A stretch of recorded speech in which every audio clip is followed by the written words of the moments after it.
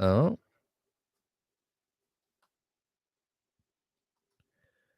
We didn't go live on Twitter.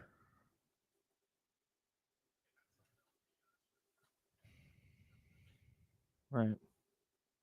All right.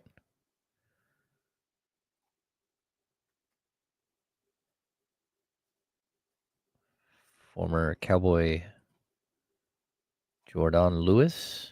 Chatty House, good morning. Happy Monday. Russ Dog, what's up? Something I don't want to do today. Yep. Is every signings, it needs to be a name. No, that's fine. It needs to be something that people are Of outside course. this area are going to give a damn about. Yep.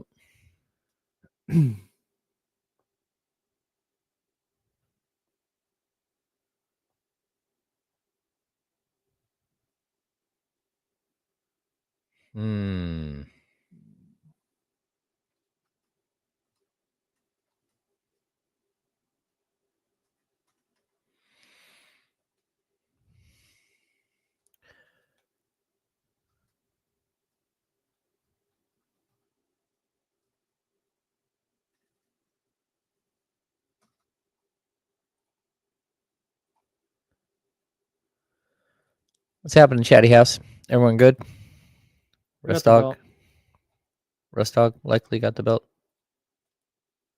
Sorry, guys. I'm trying to multitask here. We got Russ in here. We got Warren, Casey Tucker. What's up, Adam? Good morning. Good morning. Happy Monday. Wheezy up in here. Scooter. Hello. David. Zabo. Chris Ochoa. Greetings from Oxnard. Frank Hi, Chris. Anwar. Hi, Frank. I don't know if it's a bad loss, Frank. It's a loss. Yeah, that one stung. Segway Cop Dustin. Hello. That was tough. Up 7 with 90 seconds left. You feel pretty good about getting a dub. Yeah. Germs, what's going on? Alfonso Valdez. Jean Paul. Brian Cavett. Good morning. I got added in that fight up in the nosebleeds the other night, and they said they were looking for Nosebleed Joe up there. I was not. That's hilarious. I preach peace, by the way. That was not me. I was not there. Oh. All right. That older gentleman went to town. Holy smokes. There a big fight? Yeah, Russ, we've seen all of it. What? There was a fight? Is that what you're saying? Yeah. I'll tag you in it. And the Kings game? Yeah. Huh. Some older It was dude. the Spurs Kings game, yeah. It was crazy.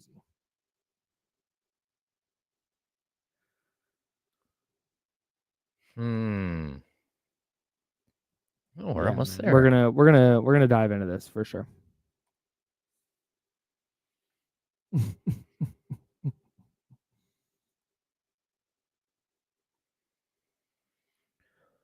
What's up, y'all? Here we go.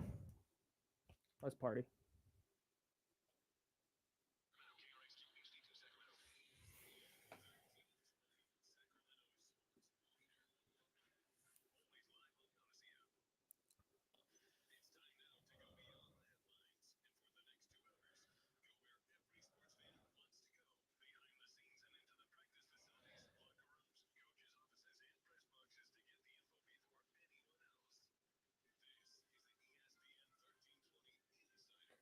All right. We have a lot to get into today. Yes, we do. And we're going to dive into the Kings-Clippers game from last night. Joe, can we pot that down some? Thanks. We're going to dive into the Kings-Clippers game from last night. He's James. I'm Kyle. Joe Brazil pushing buttons, sliding sliders, recording sound, doing so much for this program. We appreciate Joe very much. We also appreciate our sponsor, Jiffy Lube. And we appreciate all of you listening on 1320 AM on the radio. Maybe you're listening on the free Odyssey app. Maybe you're watching on YouTube or Twitch, youtube.com/ESPN1320, twitch.tv/ESPN1320, or maybe you're a podcast listener listening to the James Hammond Comments. Joe, available wherever you get your podcast. We appreciate you all. I want to get to Kings Clippers for sure. That was a brutal loss for the Kings last night. But just real quick, just very, very quickly, we're going to do some NFL today too. It's 10:01 a.m. Pacific time. The legal negotiating window for the NFL has been open for 1 hour and 1 minute. If your favorite NFL team has not made a move yet, that is not grounds to freak out. That means they're not paying top dollar for players that the teams that they were on are letting them walk. Like the Kinlaw 2-year, $30 million deal. 3 years and $45 million for Javon Kinlaw? Oh my With goodness. $30 million guaranteed? I swear to God, I think they thought they were signing Javon Hargrave. Yeah, they had just, to be what happened. just made a mistake there. Insane. But anyways, I've been obviously, prepping the show. We're on Twitter, currently X, a lot, and just the freak out of like, wow, 49ers, clearly Jed York's running the show again, not signing anybody. They never sign anybody at this point in free agency. You're not going to go spend top of market money. They have a lot of good players already. You're going to wait for the deals to start to come down and then try and bargain bin shop. That's how they do this. Anyways, it's very frustrating. You know what else is I'll get to what else I'm frustrated about later. All right. You don't want to just put it all out there now? No. We got to get to the Kings game. I want to whine about the employee appreciation brunch that's happening during our show. Oh. We'll get to it. Clippers 111, Kings 110 in overtime. So, this is a little bit semantic-y, but somebody in the chatty house called it a bad loss last night. And you said it wasn't a bad loss, it's a loss. I think I'm with you on that.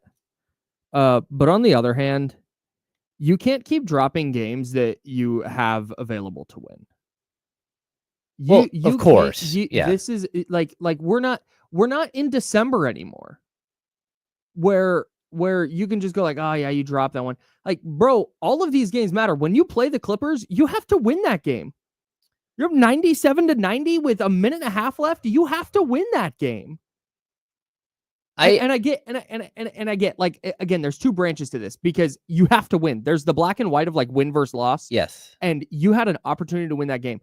But I also understand that, man, if Kawhi Leonard's shot at the end of OT bounces the other direction, we're here talking about like, man, Keegan Murray was awesome last night. How about DeMar DeRozan? Like, the conversation is very different. So I understand all that, but like, dude, at some point you have to close these games out. The Nuggets game was there for the taking. The Clippers game was there for the taking. And when you're not beating these teams, that you can't afford to lose that many of these anymore. And that's why that's particularly rough last night. Yeah, I mean, I think what we talked about earlier in the week was the moral victory of hanging tough with a really good team in the Denver Nuggets. Last night, again, there is no moral victory to losing a game like that. Mm-hmm. But that's just an NBA loss. It's two teams that are like equal in the standings, super close to each other in the standings. One team's missing two of their star players. The other team's missing their leading scorer. Like, you go all the way down to the wire. You get a bad call late in the game that changes the complexity of the final, minute of the contest.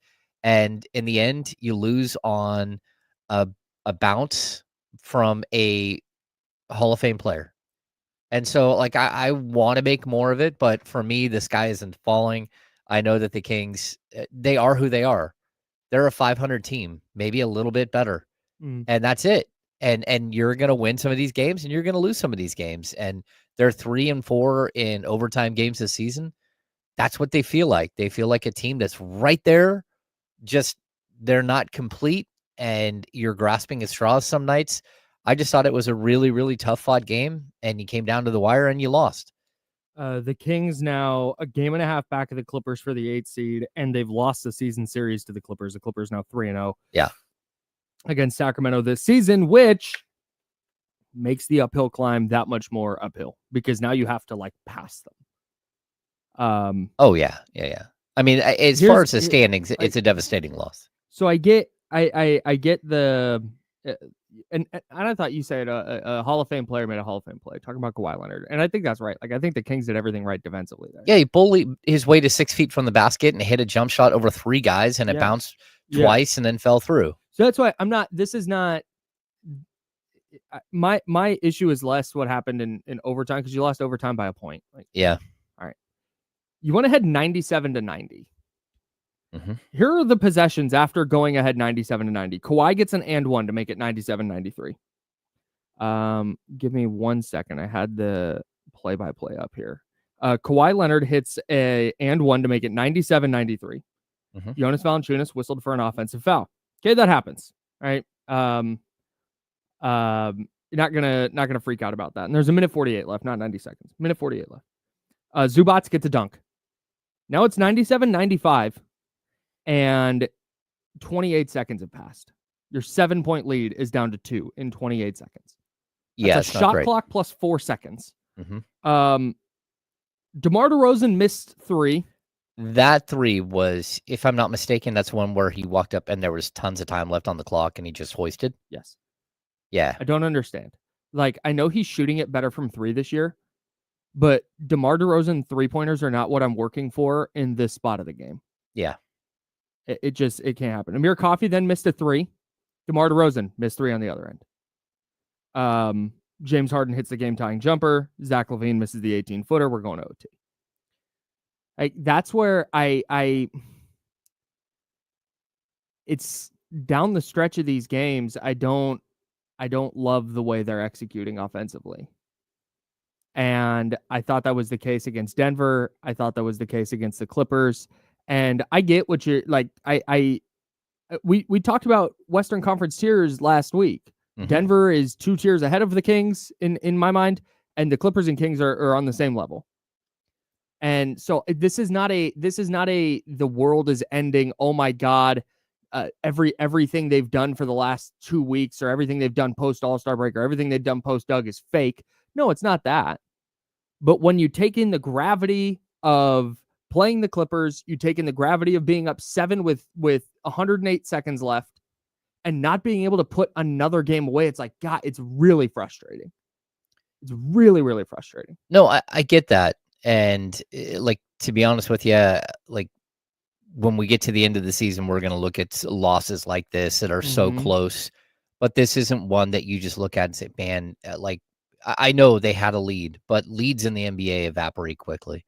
And sure, it's in the finals. There were some egregious plays that I again, the Jonas Valanciunas moving screen, just legitimate moving screen.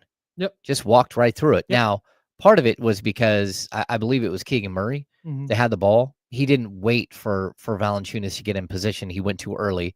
Sure. And that's a problem with, communication. It's a problem with players not being on the court together for very long and all that stuff. But at the same time, mistakes were made. The hoisting of the 3 by DeMar DeRozan after, just walking into an early 3, that just wasn't the time. Like, if I'm going to kill Buddy Hield for taking a 30-foot 3 when you're up 6 with, 49 seconds left or whatever, and there's 20 seconds on the shot clock, then you have to do the same thing with DeMar DeRozan. That didn't make any sense. And, at the end of the day, that's one of those plays that hurt you. Then we get to this weird challenge of the 3-point shot. And because that's the other 3 that's in the final seconds there. Yeah. That was a clear foul. And they called it a foul on the court. He didn't give him proper landing space. He swiped by his legs. He hit his arm. And they call incidental contact on something that has never been called that way. I have given up on this. I have no idea. And again, that was a insane overturn. But yeah, just the macro of this, I don't know what they don't. It's like a catch in the NFL. It's like, couldn't tell you. I have no idea what the legal definition of a catch is, because every time I think I know, a play happens where I'm dead wrong. And I've seen this so many times around the league this year where, like, you can high five the 3-point shooter, or you can't, or it's incidental contact, or it's not. It's like, what incidental? What's the definition of that? Because that, to me, incidental contact is like, it didn't affect the shot, right? It didn't affect anything. But, like, he got him below the wrist to the point where he couldn't finish his follow through. He got him on the forearm. Yeah, he hit his body. So that's where I would not have overturned that. When they challenged it, I was like, oh, okay. I guess they're just challenging to take a timeout and burn a challenge. But I don't know. I'm done trying to understand what's incidental contact, when you can high five a 3-point shooter, when you can't. Yeah, got nothing. and for me, like, It's look, insane. I'm not going to put the loss all on the officials. Again, you had every opportunity. You made errors down the stretch outside of that Mhm. that were legitimate foul calls. I'm Mhm. not going to put it all on the officials, but like, call it the way it's supposed to be called, and you did, and then you overturn it on some, like, you can't even nonsensical, like, I have no idea. explanation. It doesn't make any sense to me. And so again, I mean, that one hurts, especially with DeRozan at that point. I think he's 11 of 11 from the free throw line. Mhm. Like, there's a good chance he's hitting those free throws, and you're back up 5 with 1:05 left. Now, again, that doesn't mean that the Clippers wouldn't have still won the game, that they still Sure. wouldn't have got to overtime or anything else. We don't know how the game would change from there, Mhm. but it definitely hurt the Kings' chances to avoid overtime and to win the game in regulation. Oh, for sure. For sure, for sure. The other thing that I'm hoping you can help me with. Okay. Why are Keon Ellis and Jake LaRavia splitting minutes in overtime? Well, in this specific game, I saw the reason. Okay. The reason was that Jake LaRavia was doing a very, very good job on James Harden, and Okay. Keon wasn't. Okay. He got bullied to the rim. Yeah, James Harden is a big man. He's a huge dude. Yeah. Right. And so it makes it really difficult for a guy like Keon, Mhm. who, like 165, like soaking wet. Yeah. Anyway, I thought what Doug was trying to do there is he was trying to match up their two best players with two defenders of equal size. And so he was using LaRavia on Harden, and he was using Keegan on Kawhi. And to be honest with you, I thought, like, Keegan Murray may have played his best defensive game I've ever seen. Outstanding. He was off the charts incredible against Kawhi Leonard. Yep. And I was really against Harden. surprised. Yeah, I was really surprised they went to Kawhi Leonard on the final play, because James Harden had just, like, bullied his way right to the basket, Mhm. like, again and again and again to get that win. And I thought that even the defense on that final play was spectacular. I did too. Yeah, so I think that's why LaRavia played, was to match up with the size, because you're Mhm. not going to put, Keon Ellis on Kawhi Leonard.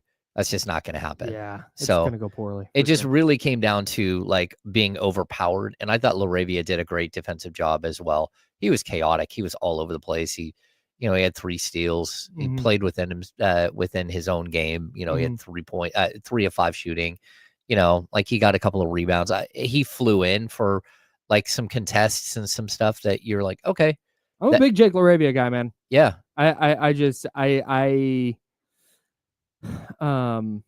I don't know that, and like you said, maybe it's very specifically matchup based because of the two primary ball handlers for the Clippers.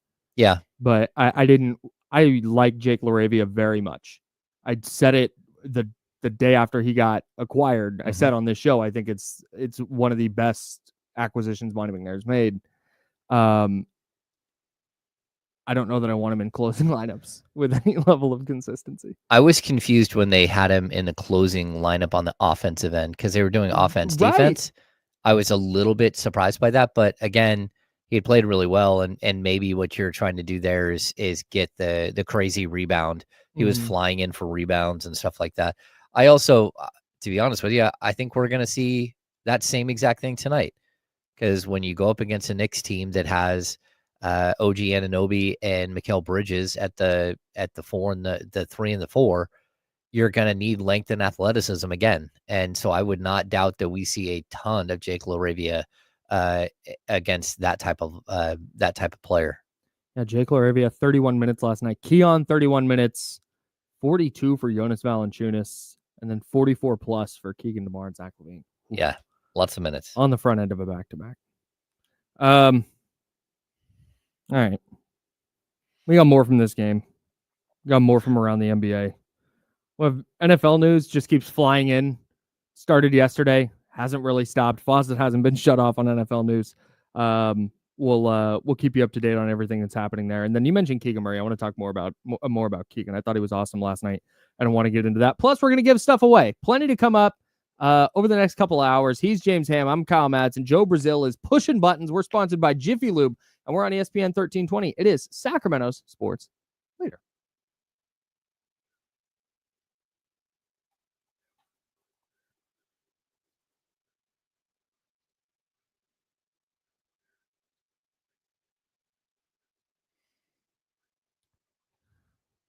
He yells at you? What does he say?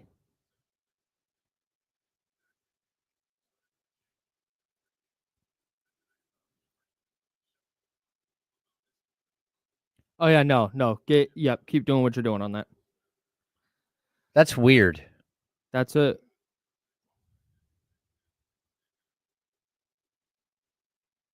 All right, good luck. You're doing great. Weird. Did we get the X thing figured out yet? We haven't talked about the A's Las Vegas patch. Oh.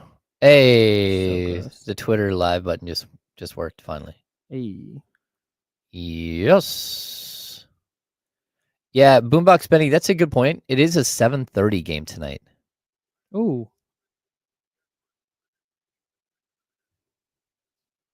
Yeah, we'll have some fun with it. Yeah.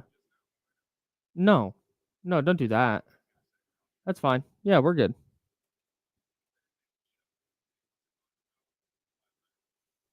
Great. Can't wait.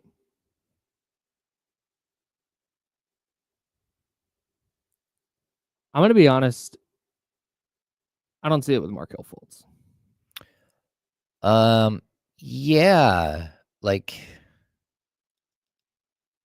I had some concerns with Markelle Fultz after just basic interview stuff. I've been doing this for a while, and you get vibes.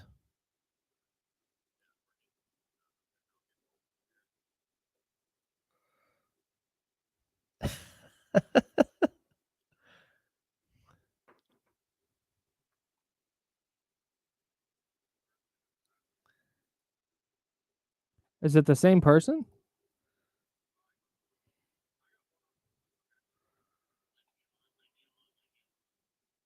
Huh. Why? We'll have fun with it. It's fine. We're not, it's not that serious of a radio program, so.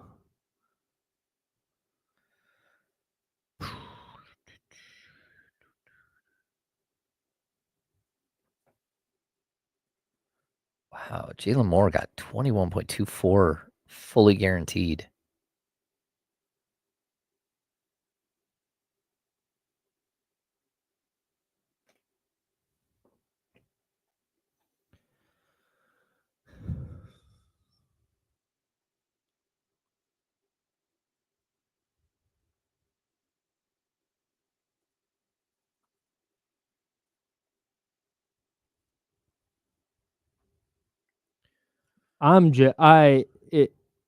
It never fails, man. Whether the free agency class is great or weak, people are spending. Yep. They do in the NBA as well. They just do stupid stuff all the time. It's like, all right, we have money to spend and we need this position. Let's give Jalen Moore $30 million. Timothy Mozgov. Yeah. Yeah, and the other one was Jim McIlvain. Wasn't there? Was it the 2017 offseason? 2016? Was that the year Mozgov got the big contract? Something like that. There's a couple years there where, man, it was just out of control. Oh, no, that's a...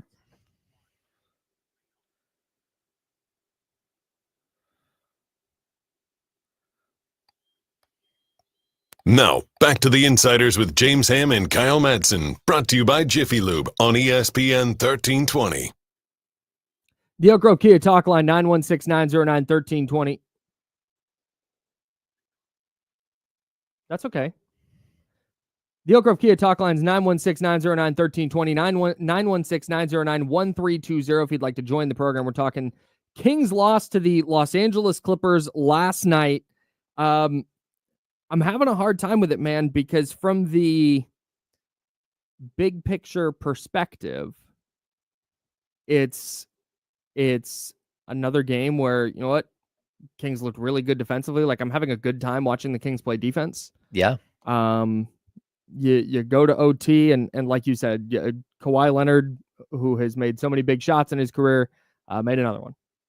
And that's kind of what that comes down to. But from a zooming in perspective, it felt like another game they could have won, coming off a game in Denver that it felt like they could have won.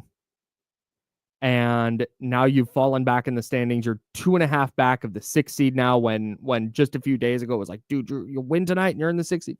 It's not it's not like, oh wow, all their fundamental flaws were exposed last night. But in the vacuum of the 2024-2025 season, it was bad. You needed to get that one, and they didn't. And at some point, like if we want to talk big picture, then okay, great. Like last night was cool because they looked pretty good again, and they just couldn't pull out the win, whatever. But for this year, man, it's really hard to generate optimism after that one, at least for me. Yeah, you're running out of games. That's it. That's why if this had happened on December 4th, it's just like, man, what a game. Can't wait for these teams to match up again. Oh man. But instead it's like, dude, you've got how many games you got left? 19. 19 games left. You can't. No, I get it. I get it. It wasn't a blowout though. It wasn't a 8-point, 10-point loss where you didn't show up, but you made a late run or something like that. I don't think that this was, I mean, in the grand scheme of things, it looks really bad on paper, but the game itself, that is a very, very highly competitive, good NBA game that you lost by a point. And, again, you do have to win more games than you lose. I get that. But I'm not hitting like a panic button over that game. Like the panic button is that your schedule from here on out is just brutal. Yeah. And like when you have a game like that where you have an opportunity, you have to win. I get that, but I also understand that the Kings aren't going to win every game, and like I just don't look at some games as like a failure as much as like that an NBA game. But it's less like that was a failure because you're right. That came down to a bounce of the ball on the rim. Yep. And a wild ass call on a foul on a 3-pointer. But that game ultimately, last play of the game came down to which way does the ball bounce? And if it bounces out, the conversation's very different today, but it's because they chalked up a W that they needed to get. And that they didn't, it makes all of the little things down the stretch, particularly the offensive execution or lack thereof, just like, man, it really makes it jump out. So I I'm on the fence here because I'm with you in that if the Kings played this game 3 weeks ago, like maybe they do lose by 10.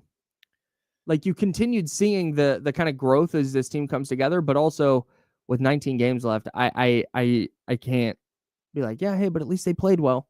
No, it's like it turns out it might not matter. Yeah. Anyways, get to the Elk Grove Kia talk line 916-909-1320 916-909-1320. Let's hit our guy Victor. Victor, what's going on, man? You guys. What's up, Vic? I dropped him. He was in the middle of saying the same thing he said last week. Oh, all right. Sick. What else we got? Who's on line 2? Brandon. We got Brandon. This is a real caller. Great. Brandon, salute. What's up? Best morning show out there. Thanks, man. How are you? I just wanted to get my comment real quick and just say, like, as a fan, it's been a lot of fun actually watching the team lately. No drama, and I actually feel really comfortable going into the postseason. I think we'll end up in a play-in situation, but I feel a lot more comfortable with the team now than it was a couple weeks ago. If we go into one of those games, losing by a couple points to the Clippers and the Nuggets, without Monk and Sabonis, if we would have had those two guys, who knows, you could have won both of those games and could have a totally different feel right now for this team. So I just wanted to overall say, like, as a fan, it's just been fun to watch. I love Zach on the team. I feel way more confident when he's taking his shots than I did a couple weeks ago with the other guys. So there's going to be ups and downs, but I'm just happy as a fan to watch the team again. So it's been nice. Oh, great. Thanks, Brandon. Yeah. Salute. I think, like, overall, the depth is better. Like, there's more quality of depth with this team than there was before. And that's, Valanciunas, Jake LaRavia, like adding like really solid minutes. Again, whether Markelle Fultz plays a lot of minutes or not, we had his sort of moments that he's played okay. And now we're seeing a little bit more Devin Carter, but I think Zach LaVine has been absolutely phenomenal. Again, another 30-point night last night. He's shooting the lights out. And then last night, I thought one of the better things was he was 0 for 6 from 3 to start the game. Mm-hmm. And instead of going 0 for 10 from 3, he just got to the rim at will. Yep. And he was so slick getting to the rim, just like that's what you're supposed to do. When the shots aren't falling, you don't just keep forcing up more, bad shots from the perimeter. You get to the rim. And so, look, I think he's been very, very good. And, am I surprised how good he is offensively? No, this is who he's been throughout his career. I am surprised that he's been a little bit better than advertised on the defensive end, but I also think the Kings are better suited right now to support him with LaRavia playing minutes and with Jonas Valanciunas standing in the middle of the key. Yeah. So just different. Yeah, and I think what Brandon said there, look, there's above all, it's sports, and if you're having a good ass time watching the Kings, salute. Like that's the goal here. Like we're trying to turn a game on and have a nice evening watching basketball. And if that's you, great. I think he hit the nail on the head though of where I'm kind of at right now. 2.5. You got to make up 2.5 games. You got 19 games left. You have a tough schedule down the stretch. That's going to be. You have Golden State team in 6 right now who's playing really well. Minnesota has gotten Julius Randle back, and he's played really well since he's come back. I think they've won 3 or 4 in a row. So I'm kind of with Brandon, where last night was a hit to the 6th seed, where I really felt going into the night. I'm like, man, you get a win tonight. You're in just such a good spot. Now you have to not only do you have to get past the Clippers, because they own the tiebreaker, but you got to also get past Minnesota and you got to get past Golden State. 2 teams playing well. But on the other hand, if they get into a play-in, I feel really good about them in the play-in against any of those teams. Maybe not feel good about them against the Clippers or Minnesota, but it wouldn't be like, oh, wow, they can't beat that team. No, you just think it'd be a highly competitive game. Yeah. Yeah. And I mean, that's the beauty of the play-in. I think right now we're seeing it play out the way it's supposed to. You have a group of 10 teams, the bottom 4 are really fighting it out. And some nights you're going to beat a team that maybe you shouldn't, and some nights you're not. But at the same time, I think that this is a Kings team that has a shot against just about anybody, especially if they can get healthy. Yep. And as of right now, they're not healthy, but we'll have to see how it goes. Let's give something away. Our friends at Jiffy Lube have given us a $50 Jiffy Lube gift certificate and a Insider's hoodie exclusive via Jiffy Lube. We'll announce the winner on Friday, but you can enter now. You go to ESPN1320.com. You find the Jiffy Lube contest page. You can't miss it. It's front and center. They're going to ask you to enter a code word. And today's code word, based on last night's 111-110 overtime defeat to the Los Angeles Clippers, today's word is heartbreak. All one word, heartbreak. HEARTBREAK. Heartbreak. Enter that now to enter to win a $50 Jiffy Lube gift certificate and an exclusive Insider's hoodie that you can only get through this giveaway, courtesy of our friends at Jiffy Lube. Heartbreak is the word of the day. Salute to Jackie in promotion. She came up with that one. That was appropriate. That's what that was last night. That was just a gutting ass loss because they played so well. Like that's why it hurts. It's like they played really well, and we're just past the point of like I did the whole like say yes to moral victories thing after the Nuggets game because I thought in that spot on the road, last game of a road trip going up against Denver, that I thought there was a chance they lose that game by 20. Oh, I totally agree. And they played really well, and they fell apart down the stretch, and all right, you know what? But you hung with Denver. That's great. Last night though, man. Can I get one more stop? One more stop. Can I get one more well-executed offensive possession? Like they were that close. That's what it was. It wasn't even so much the stops because I think they got the stops. It was the one more well-executed offensive play. Yeah. And there were so many poorly executed offensive plays. And just like one after another where you're like, oh man, what were you thinking? Yeah, and it's just we've talked about this so much, and I don't want to get into it again, but it really like crystallized on Zach LaVine's shot at the end of regulation. Got a decent look from 18 feet, rattled out, and we're going to overtime. But you just can't consistently have your late game offense be settling for tough jumpers. Like it's just it can't. I know that we've talked about this so often, but that was it. It's like, man, you just dribbled into like a fall away 18-footer. Like, that's so tough. And it's not even just the last shot of the game. It feels like that happens a lot. Like game gets tight and it's not okay. They're moving the ball. They're finding an open shot. They're getting to the paint. They're getting to the line. It's just, all right, let's hope they hit the contested jumpers. And I don't want to look like that. The one problem is that's who your team is. I mean, it's like DeMar DeRozan is your closer at this point. And in this game specifically, I thought DeMar DeRozan tried to take over for a good portion of the fourth quarter. Mm-hmm. And then Zach LaVine stepped right back up and said, no, I'm going to help finish this too. Mm-hmm. And I thought that was great to see, to see sort of the combination here. But that's something that we need to see more of especially a player who can get to the rim at any time. And if he doesn't score at the rim, he's getting to the free throw line and just stopping the game, slowing the game down. He's a great free throw shooter. Yeah. So I think that there is a value in having those two guys. I just think that, again, you have to find ways to have easier shots. And that's it. That just didn't happen. Yeah. What's your go-to play that's going to get you an easy look? Yeah. When was the 24-second shot clock violation? Because no one would shoot the ball.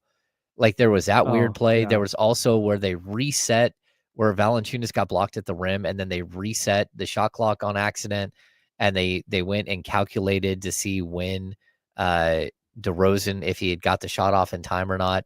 Like all kinds of weird stuff in that game that just, but what it really equated to was poor offensive execution time and time again. Yeah. That cost you. Yeah, man. I don't know. Like I said, it's so funny how different the conversation is if Kawhi Leonard's shot bounces the other direction. I totally agree. Yeah. Very, very different. He's James. I'm Kyle. Joe Brazil's hanging out with us. We're the Insider, sponsored by Jiffy Lube. This is ESPN 1320. Sacramento sports leader. 916-909-1320. 916-909-1320. It's the Elk Grove Kia talk line. If you'd like to join the show, Mitch is in New Jersey. I would like to weigh in on the Sacramento Kings. Go ahead, Mitch. Mitch, can you hear us? He's gone. Manny is on line 2. Manny, what's going on? Hey, guys. A couple of thoughts about last night. One is, and this is the thing with for me, for DeMar and Zach, is right. They're pretty redundant players. They both, they're closers. And I think the problem at the end, too, is having that point guard that can run these sets, that can get them in better positions where they're not forced, the great one-on-one players, putting them in better positions of executing one-on-one plays and not giving them the burden of having to create and sometimes take these bad shots at times. And with that, and this is my biggest criticism on this organization with signing guys is you go out and get Markelle Fultz, who hasn't played in how long? 9 months. And 9 months, James. And when you have a player that hasn't played in 9 months, he needs time to get himself back in the flow of things. And if your idea of time is 2 minutes here, 5 minutes there, he's never going to get that groove back. And so as an organization, when you're out there looking for that backup point guard, you should be out there looking for guys that are currently playing or have been in the flow of playing live basketball so you can insert them in these positions that you're trying to get to execute. And they just run out there and get guys and just hope they stick. And that's my problem with them, is go out there and get what you actually need, not hope this guy becomes what he was 9 months ago. Get a guy that's been running ball for a while so he can play these 5 minutes, 4 minutes, whatever it is, and he's already in the groove of playing basketball. Thanks for the call, man. Yeah, I mean, for me, the biggest issue with Markelle Fultz is it's so often he looks like a player who hasn't played. and he's just out of rhythm, out of sync. I was talking with Kevin John, our guy from ABC 10, and he's a big Markelle Fultz guy. It's like it's a missing piece. I'm sorry, I don't see it, and it's not. This is less about Markelle Fultz as a player, because he's a real contributor for a good Magic team last year. But this is about where Markelle Fultz is today on March 10th and what the Kings need from a perspective backup point guard. Yeah, that's I just don't see it right now. Yeah, when they signed him, you're kind of like, okay, you have to at least give it a shot. He is a player with talent. He was a number 1 overall pick, all that stuff. But you very quickly see how he's losing his minutes to Devin Carter every night. And, Doug is giving him, first run, but he took such a bad jump shot in the win over the Spurs on Friday. He took just a horrible jump shot. Yeah. And Doug pulled him and went to Devin Carter. I thought Devin Carter gave him good energy, but now we're getting to the point where Devin Carter's all of a sudden chucking up weird shots. You're like, what are you doing? Like, play within the confines of the offense. Like, there's no reason to do crazy stuff. Yep. And so you are caught in the middle here with an inexperienced player and a player who is inexperienced this season, who doesn't have a rhythm, who doesn't have a flow, and could probably use a good week in the G League just to get his game going again. And that's not going to happen with Markelle Fultz, but probably would have done him a lot of good just to get his rhythm back in the game of basketball. I would agree with you. Is Leezy still there, Joe? All right, let's hit Leezy before we step aside briefly. Leezy, what's up, man? Yo, Kyle and Ham, what's up, guys? Love the show. Hey, appreciate you. Also love my Insiders hoodie. Shout out to Jiffy Lube. My dog. Yes, sir. Hey, guys, Manny, you kind of stole my thunder. I agree with this call. I really agree that the Kings kind of need a good point guard to organize the offense. Ham, kind of, as you mentioned, sometimes we get into a DeMar DeRozan and a Zach LaVine, your turn, my turn type of thing. But yeah, one guy I wish the Kings could have got was maybe Reggie Jackson. We talked about that. Even Dennis Schroeder, he got traded like 8 times. I wish he could have landed on the Kings. But going forward, I'm kind of cautiously optimistic about the team. I like Zach LaVine's 3-point making. I like when Keegan's aggressive. The games when Keegan takes over, we tend to win. And even Valanciunas on like 80% of the league, he would be a starter. So I'm liking the pieces we got, but I agree with you guys. We still need some defense and definitely some playmaking. Thanks, Lizzie. Appreciate the call. Yeah, man. That's just it. It's not a disaster right now. That was a game you would have really liked to win last night. Oh, yeah, totally. Yeah. 7 assists on 10 makes in the first quarter. 6 assists on 8 makes in the second quarter. 8 assists on 10 makes in the third quarter. Those are all really good numbers. So that's through 3 quarters. 21 assists on 28 made baskets. Feel good about that? Yep. Fourth quarter, 3 assists on 8 makes. Yeah, that's not good enough. It just stops. It becomes hero ball. It's too, like, last possession, Zach LaVine dribbling it around and getting to his spot and getting a shot. I don't hate that. Like, that's how the sport goes. It's when that starts happening with 8 minutes left in the game. Every game. That's the problem. Right. It's not just that's once. What they got to figure out. I'm going to keep harping on that too. If you would like me to stop harping on that, sorry, it's not going to happen. All right. He's James. I'm Kyle. Joe Brazil's hanging out with us. We're going to put a pin in some basketball stuff. We got a Kings-Knicks game to look ahead to, but we got a bunch of NFL news to get to as well. And we're going to do all of that on the Insiders. He's James. I'm Kyle. Joe Brazil, Jiffy Lube, 1320. Let's go.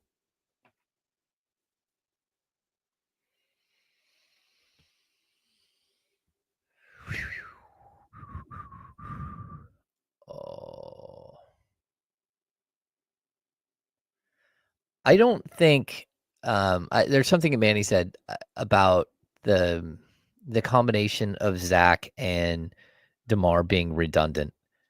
I don't think they're redundant. Like they have very, very different skill sets. But I do think that there is a world in which a team doesn't have to have one closer, where you just continue to play regular everyday basketball. You know, That like where you're passing and you're doing what a normal team should do. Like for whatever reason, like you get to the last 3 minutes of a game, okay, I get it. It does slow down and all that stuff, but it just feels like the Kings like lose their way too early in games, and it becomes way too much. Yeah. So. I'm really interested to see how this all looks when Sabonis and Monk come back. Yeah. Also, Drew, we're stealing jokes now. All right, I see you.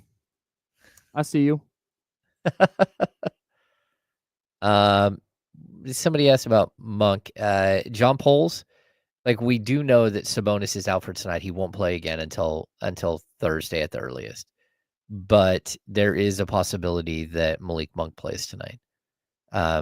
Like the wording of the press release was very ambiguous, but they made sure to tell us that Domas was out the next 2 games, but that Monk was officially out for yesterday's game. I think there's a possibility he plays tonight. And I think that would help the Kings. Especially with Jalen Brunson out.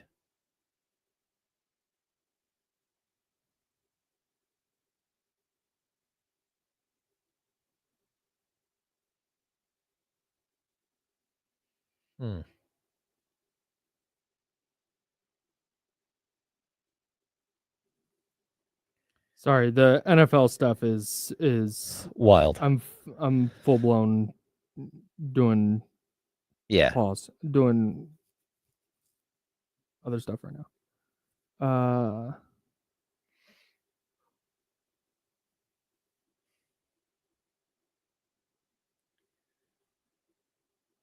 Miss Mac, I think you would have had a better chance of winning with Sabonis. Although, to be honest, Sabonis has had the same problems this season and last with the Clippers that Valanciunas had. He gets in foul trouble, and Zubats has become a much better player than anyone, I think, predicted.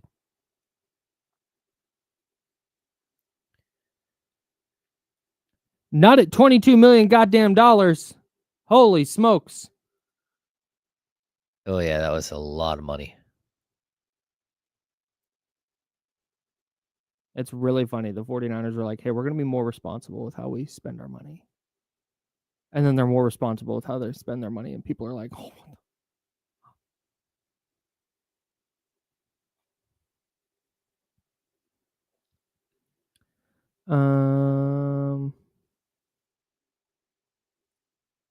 Yeah, we're going to talk about Kings Spurs in a little bit.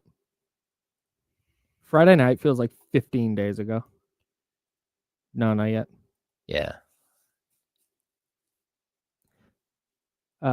Yeah, this is where I was at with Devontae.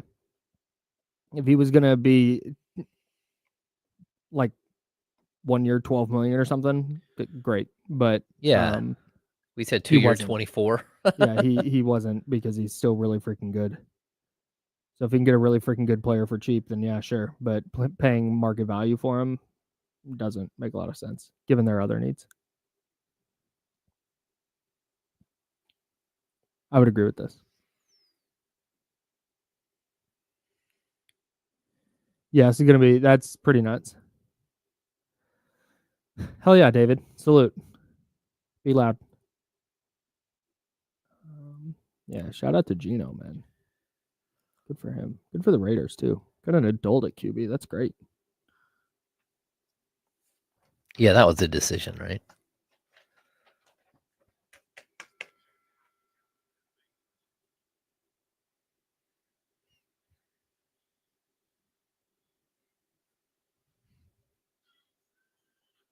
Now, back to the Insiders with James Ham and Kyle Madsen, brought to you by Jiffy Lube on ESPN 1320.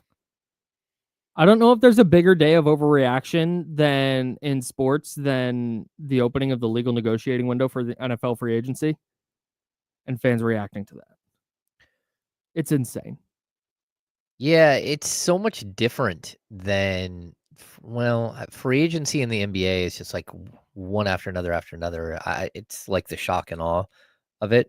This is, I mean, it's at least fun. It's fun to watch, right? From the 49ers standpoint, they said they were going to be smarter about how they spend their money. They were going to stop spending money, but they were going to stop doing deals that wound up kicking money down the road where they're paying $65 million plus $70+ million for a bunch of dudes who aren't on the team anymore. Mm-hmm. So it makes sense that when free agency opens, they're not out paying top dollar for a cornerback or a wide receiver. They were never going to pay Drew Dahlman, the former Falcons center, best center available. The Niners need a new center. He was never an option. Mm-hmm. If he was going to be super cheap, great. But he's a 26-year-old, really good player who got top of market money. Like, they weren't going to play in that pool. They were never going to play in that pool. And if that was the expectation, like, you weren't paying attention. So that's where I'm at on this. I do like what the Bears have done with that offensive line. Yeah. They got the center that you're talking about. They also went out and got 2 really good guards. Yeah. And next thing you know, they've like fortified an offensive line for Caleb Williams. Yeah, man. And good for them. Yeah. DK Metcalf was traded to the Steelers yesterday for a 2nd-round pick. And then he got a massive new contract. Salute. They needed wide receiver help, and they got the best available wide receiver. Man, they might have the 2 like biggest like ripped dudes ever at, like, you wouldn't want to fight their wide receiving core. No. Yeah. No. George Pickens is a maniac. Yeah, both of them are just like gigantic, like ripped dudes. Absolutely. Gonna be fun to watch. That duo. Yeah. We mentioned Devontae Adams of the Rams. 2 years, $44 million, $26 million guaranteed. That's a lot of cash. It's a lot of money, but man, the Rams with Matthew Stafford have a pretty small window, so they're trying to maximize it. And here's where the Rams too, and this is circling this back to San Francisco real quick. The Rams are able to do this because they don't have a ton of high-priced guys on their roster. Yep. Their defense is all like 2nd and 3rd year guys. So they're in a spot where they can afford to do that. The 49ers are not. That's why they're not going to go be players for these big money, these big money free agents. Mm-hmm.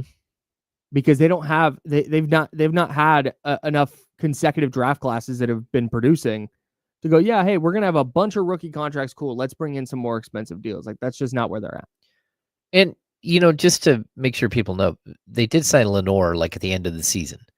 So, like, it's not part of the free agency window here, but they did make one of their big moves before the season ended to lock up Lenore for long term. Yeah. So you got a really your team friendly deal. Yeah, you got your defensive back that you might be shopping for right now. Mm-hmm.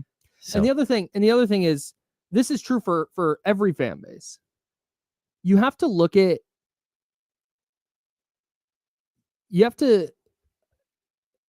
when a player you like leaves, like Talanoa Hufanga, it looks like he's going to the Broncos. Talanoa Hufanga is a really fun player. But from the 49ers perspective, they're going, okay, we can re-sign this guy. But man, for as many plays as he makes a lot of mistakes. Mm-hmm. He had an ACL.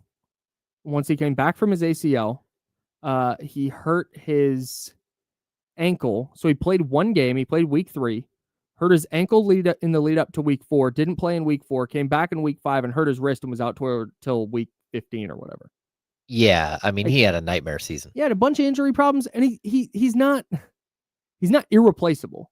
Mm-hmm. So yeah, you'd love to have him on the team, but yeah, you know what? He's probably gone. Trevarius Ward has made it clear he doesn't want to be in the Bay Area anymore because of the personal trauma that he went through while being in the Bay Area. Salute, bet. Dre Greenlaw. Dre Greenlaw is a massive question mark because of his Achilles injury. He looked awesome last year, but he played half a game against the Rams and then had to get out because of a knee. Mm-hmm. And then he played 4 snaps against the Dolphins and had to get out because of a calf. Yeah, so it's a huge question mark. If some team wants to pay him top 10 linebacker money, all right, see ya. As bad as they might want him back. So, and for players who were signed before the legal negotiating window opened, if they just re-signed with their teams. There's nothing any team could do about that. 49ers, Raiders, or otherwise. The Jets were going to bring back Jamie and Sherwood, for example, linebacker who was connected to the 49ers because of Robert Saleh and all that. They just re-signed him before he became a free agent. Nothing you can do about it. Nope. And he got good money. Got really good money. Got paid. Yep. So if your favorite NFL team is inactive in the first, let's see, what are we, an hour and 51 minutes into the legal negotiating window? It's not time to panic. You're good. Yeah. I mean, like, look, I know everybody, you want your team to go out there and be aggressive, right? Especially the 49ers have, I don't know if they have a defensive tackle on the roster right now that is even remotely close to starting quality. And defensive tackles all of a sudden are getting a bunch of money. The 49ers cut a couple of defensive tackles, in Hargrave and Malik Collins, right? Over the last few days. The Collins one surprised me. Yeah, because he at least seemed like low-cost insurance, right? Mhm. Like whether he's great or not, at least he was. Started 17 games for you last year. Yeah, and he was you're on the hook for like 10 or 11 million, right? Mm-hmm. It seems like that would have been a more like reasonable player to keep around, especially if defensive tackle money's going to go crazy. That was surprising to me, for sure. Maybe they've just like circled the number 11 pick in the draft, whatever it is. Yeah, that was kind of my takeaway, is they feel good about a player they can get there. Yeah, they have to have some sort of mindset of who they're targeting in the draft. I don't think that either that or they have a trade lined up for somebody else.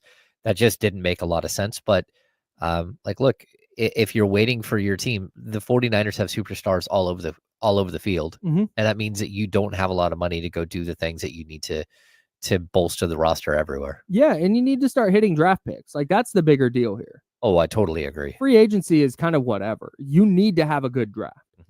That's the bottom freaking line. That's how they built their first Super Bowl window. If they're going to open another one, it's going to be via the draft. It's not going to be via free agency. If they sign Joey Bosa, who he's in talks with the 49ers, if they sign into an affordable, if it's 1 year, $12 million, that's just the number we keep landing on, $12 million. If it's 1 year, $12 million, cool, man. Like $8 million guaranteed, whatever it is, awesome. You bring them in, but you still need to draft somebody. You still need more depth there. Yeah. So that's what it all comes down to for me. On the other side, the Raiders, Robert Spillane, bad news, leaving Las Vegas for the Patriots. Really, really excellent player for them last year, had a breakout season. He is now signing with New England. But man, they traded for Geno Smith over the weekend. And I got to tell you, man, I don't know that Geno Smith is a guy who's going to go win you a Super Bowl, and I don't even know if that's Vegas's expectation this year. For Pete Carroll, it is. Pete Carroll, it's always compete or win forever, whatever the title of his book is. But that's a legitimate, bona fide NFL starting quarterback who can be there for a year, 2 years, 5 years, and he's going to be an adult in the room, and he's going to be a good player. He's going to be an effective player. And that is so much better to me. I love that they did this. Because whether he ultimately becomes a stopgap quarterback or they're like, no, he's the franchise guy. It's, to me, such a better position to put your team in as you're trying to establish a culture and a foundation. It is such a better spot to be in than Aiden O'Connell v. Joe Flacco quarterback battle, and you're dealing with that all season. And signing Desmond Ridder off somebody's practice squad. Or even going into the draft and maybe getting a quarterback that makes sense, but probably not. Like, they extended him. Like, I do look at this as like, you probably just bought yourself a good, I don't know, 2-3 seasons where you don't have to draft the next quarterback for your franchise. And for the Raiders specifically, to not have a franchise quarterback, to not have someone who is competent at the position for so long, it's really difficult. It's difficult to do anything positive, to build anything. And so this is a good move. Competent is the perfect word. Yeah. Because that's his baseline. If you get a good offensive line in front of Geno Smith, you get you already got Brock Bowers, you already got Jacoby Myers. That's a really nice little 1-2 punch in the passing game. I'm sure there'll be a draft pick in there. I'm sure there'll be another free agent in there. Like, they're in a spot to have a pretty dramatic turnaround. thanks to the acquisition of Geno Smith. And they traded, what, a third-round pick for him? Yeah, something like that. That's way better than any quarterback you were going to get in the third round this year. I'd so much rather have Geno Smith than Jackson freaking Dart or whoever. Yeah. Dylan Gabriel. Like, maybe those guys will be good players, but you have no idea. I know Geno can hoop. I will take that all day as you're trying to establish what Las Vegas and their new regime is trying to establish. So salute to the Raiders, making one of the many seismic moves in the NFL over the weekend. All right. We'll have some more NFL stuff coming down as free agency continues. We got to look ahead to tonight's Kings-Knicks game. Last night was a brutal loss for the Kings, 111-110 in overtime against the Clippers. But I actually think good news that they're on a back-to-back. Not a lot of time to dwell on it. You got to get right back in the saddle tonight, and we will discuss that coming up next on The Insiders. I'm Kyle Madsen. He's James Ham. Joe Brazil on the ones and twos. We're sponsored by Jiffy Lube. It's ESPN 1320, Sacramento Sports Center. Right now. I got it.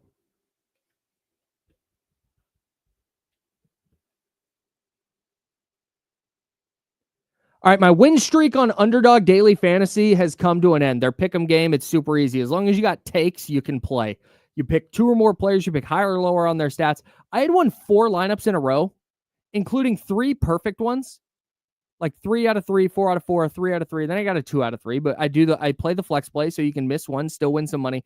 And then last night was a disaster. I had Jonas Valanciunas. I had less than 29.5 points, rebounds, assists. He went way higher than that. I had James Harden to get a double-double. I don't know if he got there or not, but it didn't matter because I had Zach LaVine, who's been scorching hot from 3. I said, Zach LaVine is going to keep cooking. He's going to get some shots up. And he did. I needed him to make 3 3-pointers, though, and he only made the 1. Couldn't get hot for me in the fourth quarter or overtime.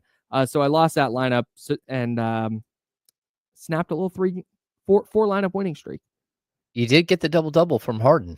Did he eventually get there? He did. I gave up when I saw that LaVine wasn't going to get to the 3-pointers I needed, but would love for you to play along. Download the Underdog app and sign up now using the promo code KyleM to unlock a special offer of up to $1,000 in bonus credit when you make your first deposit.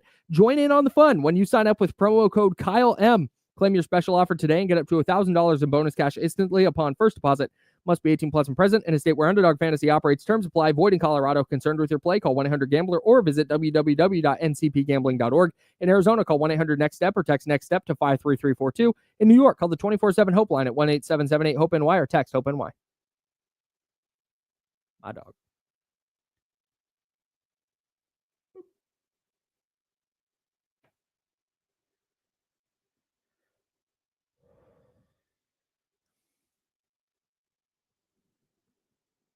Oh my God, Twitter's down again.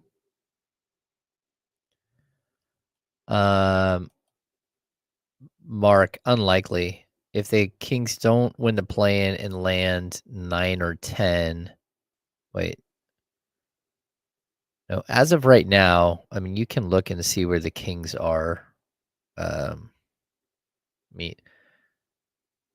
of right now, the Kings pick would be the 14th pick, which goes to Atlanta. You got to get in the top 12, and the teams above them, number 13 is the Mavs, number 12 are the Suns, number 11 is the Heat, and number 10 are the Blazers. But you also have to remember, it's top 12 protected, but that's after the actual lottery. So they don't like lose their pick instantly and then that pick moves into the top 4 and the Kings are out their pick. So there's always like a 0.01 random chance that you could move up. But yeah. Hey, this is super off the reservation here. Okay. Have you guys seen the new MLB hats? No. From New Era? These are the worst hats I've ever seen. And I've seen I've seen a lot of NFL draft hats. Look at these. What is this? Oh, no. What is happening with this? No. Look at the Texas one for my Spanish speakers. Look at that. What? What an insane thing to do. Hey, y'all do not want to see me when I pull up in my Fippies hat. What is happening? Look at this Rockies hat might be the worst hat I've ever seen in my life. What is that? Oh. What is that? Oh my God. Hey, for you Ariana Grande fans out there? Oh yeah, look at that. What is happening? Eric, look at the Angels. Oh yeah. We saw the Angels. Hang on. I'll get to that. Oh no, I'm starting to put 2 and 2 together here. Uh-oh. I haven't seen it either. Hang on. Let me pull it back up here. Pause.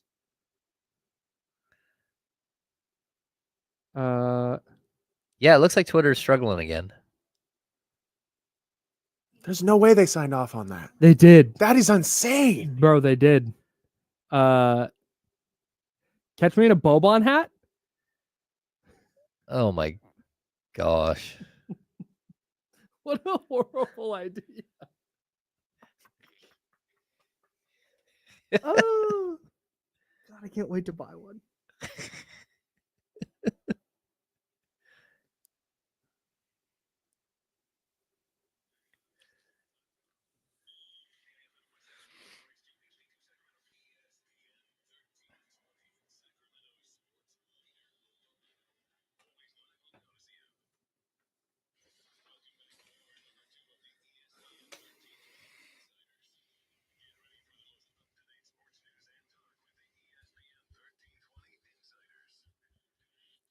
Hour number 2. That's James Ham. I'm Kyle Madsen. Joe Brazil is here as well. We're the Insiders. And we're sponsored by Jiffy Lube. Jiffy Lube. Hanging out with you till noon. Then we'll hand it off to D'Lo and KC. I am fighting a hiccup. I am fighting for my life right here. Yeah? Hold your We're breath. good. We're good. I got it. We're all set. Here we go. Kings-Knicks tonight. Kings looking to bounce back from a brutal loss to the Los Angeles Clippers last night. Some good news for the Knicks. Some good news for the Kings. They won't have to see Jalen Brunson tonight, who is unfortunately dealing with a pretty bad ankle injury. It's going to keep him out for a while. He is still not back. He suffered that injury last week against the Lakers. I know Davion Mitchell told me a couple of years ago that the most difficult player to defend in the league for him is Jalen Brunson. He said it's like his low center of gravity and everything he does is like off the wrong foot. Yeah. And so he just catches you off guard and like in an awkward situation. Yeah. He's the player I would least like to try and guard because look, this is not a like, oh, I could hang within it. No, every NBA player is cooking me. Oh yeah. Without like, not even like to the point that it doesn't matter if I'm guarding them because they're just going to go by me before I can. But I feel like Jalen Brunson would go just through my chest on purpose. Mm-hmm. Like he would purposely make it hurt.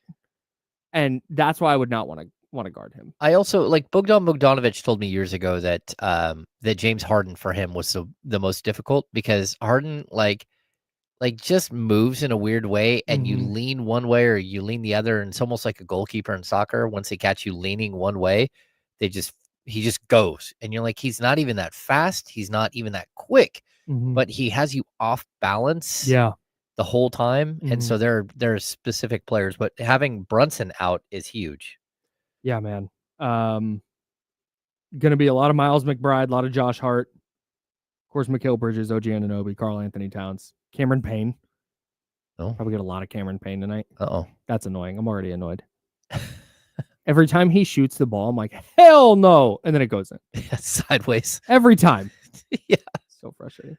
It's my maturation as a person can be traced by my thoughts about the New York Knicks and Madison Square Garden. Okay. I know they're not playing in Madison Square Garden, but I used to be like, this is dumb. The Knicks stink. The Knicks have stunk basically my entire life. Why does everybody fawn over the Knicks? Why are they important? Why does anyone care? Madison Square Garden, the Mecca, what? They haven't hosted a finals game since the 90s. Like, why are we, what is the deal here? And then I get it now. I understand now. I understand why the Knicks are important. It's an incredible building to go visit. Yeah. Like, I was there for All-Star Weekend years ago. Right. And just an incredible building. Mhm. And weird, like because a modern NBA building is very, very different. Mhm. Modern NBA building is way steeper. Like the sight lines are better. Like everything, like if you're sitting upstairs in New York, you could be like 100 yards away, 200 yards away from the court. You're like so far away. It's ridiculous. Almost like sitting in the media booth at Levi. You're just so far up there. away, and you're really, really high. But still, it has a vibe to it, and it's something that's totally different. Yeah. I think every player, like, that's their goal, is to go play at least one game at Madison Square Garden, just so you can have that feel. Yeah, so the Knicks are a weird team this year because I think they were, it's a Tom Thibodeau club. Mhm. They have OG Anunoby. They have Mikal Bridges. They have Josh Hart. They've got what's his name? He's always hurt. Big man. Oh, Carl Anthony. Oh, Mitchell Robinson. Mitchell Robinson. Of course. Like, okay, you can see where this might just be a really suffocating defensive team. And they're not. They've been a pretty bad defensive team. Yeah. And offensively, they're a nightmare. Even without Jalen Brunson, they're going to be tough. Yeah, their offensive rating, according to Basketball Reference, are 5th in the NBA in offensive rating. Defensive rating, they're 15th. It's better. They're a good team, for sure. They're just built differently than you thought they play differently than you think their build looks like. Because they do have really good defensive players at like multiple positions. 3 of their starters are like excellent defenders. Mm-hmm. And then, you have Brunson and you have Cat typically.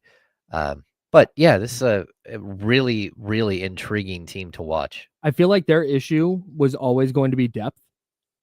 Mhm. And I think that you're going to see that even more with no Jalen Brunson on the floor.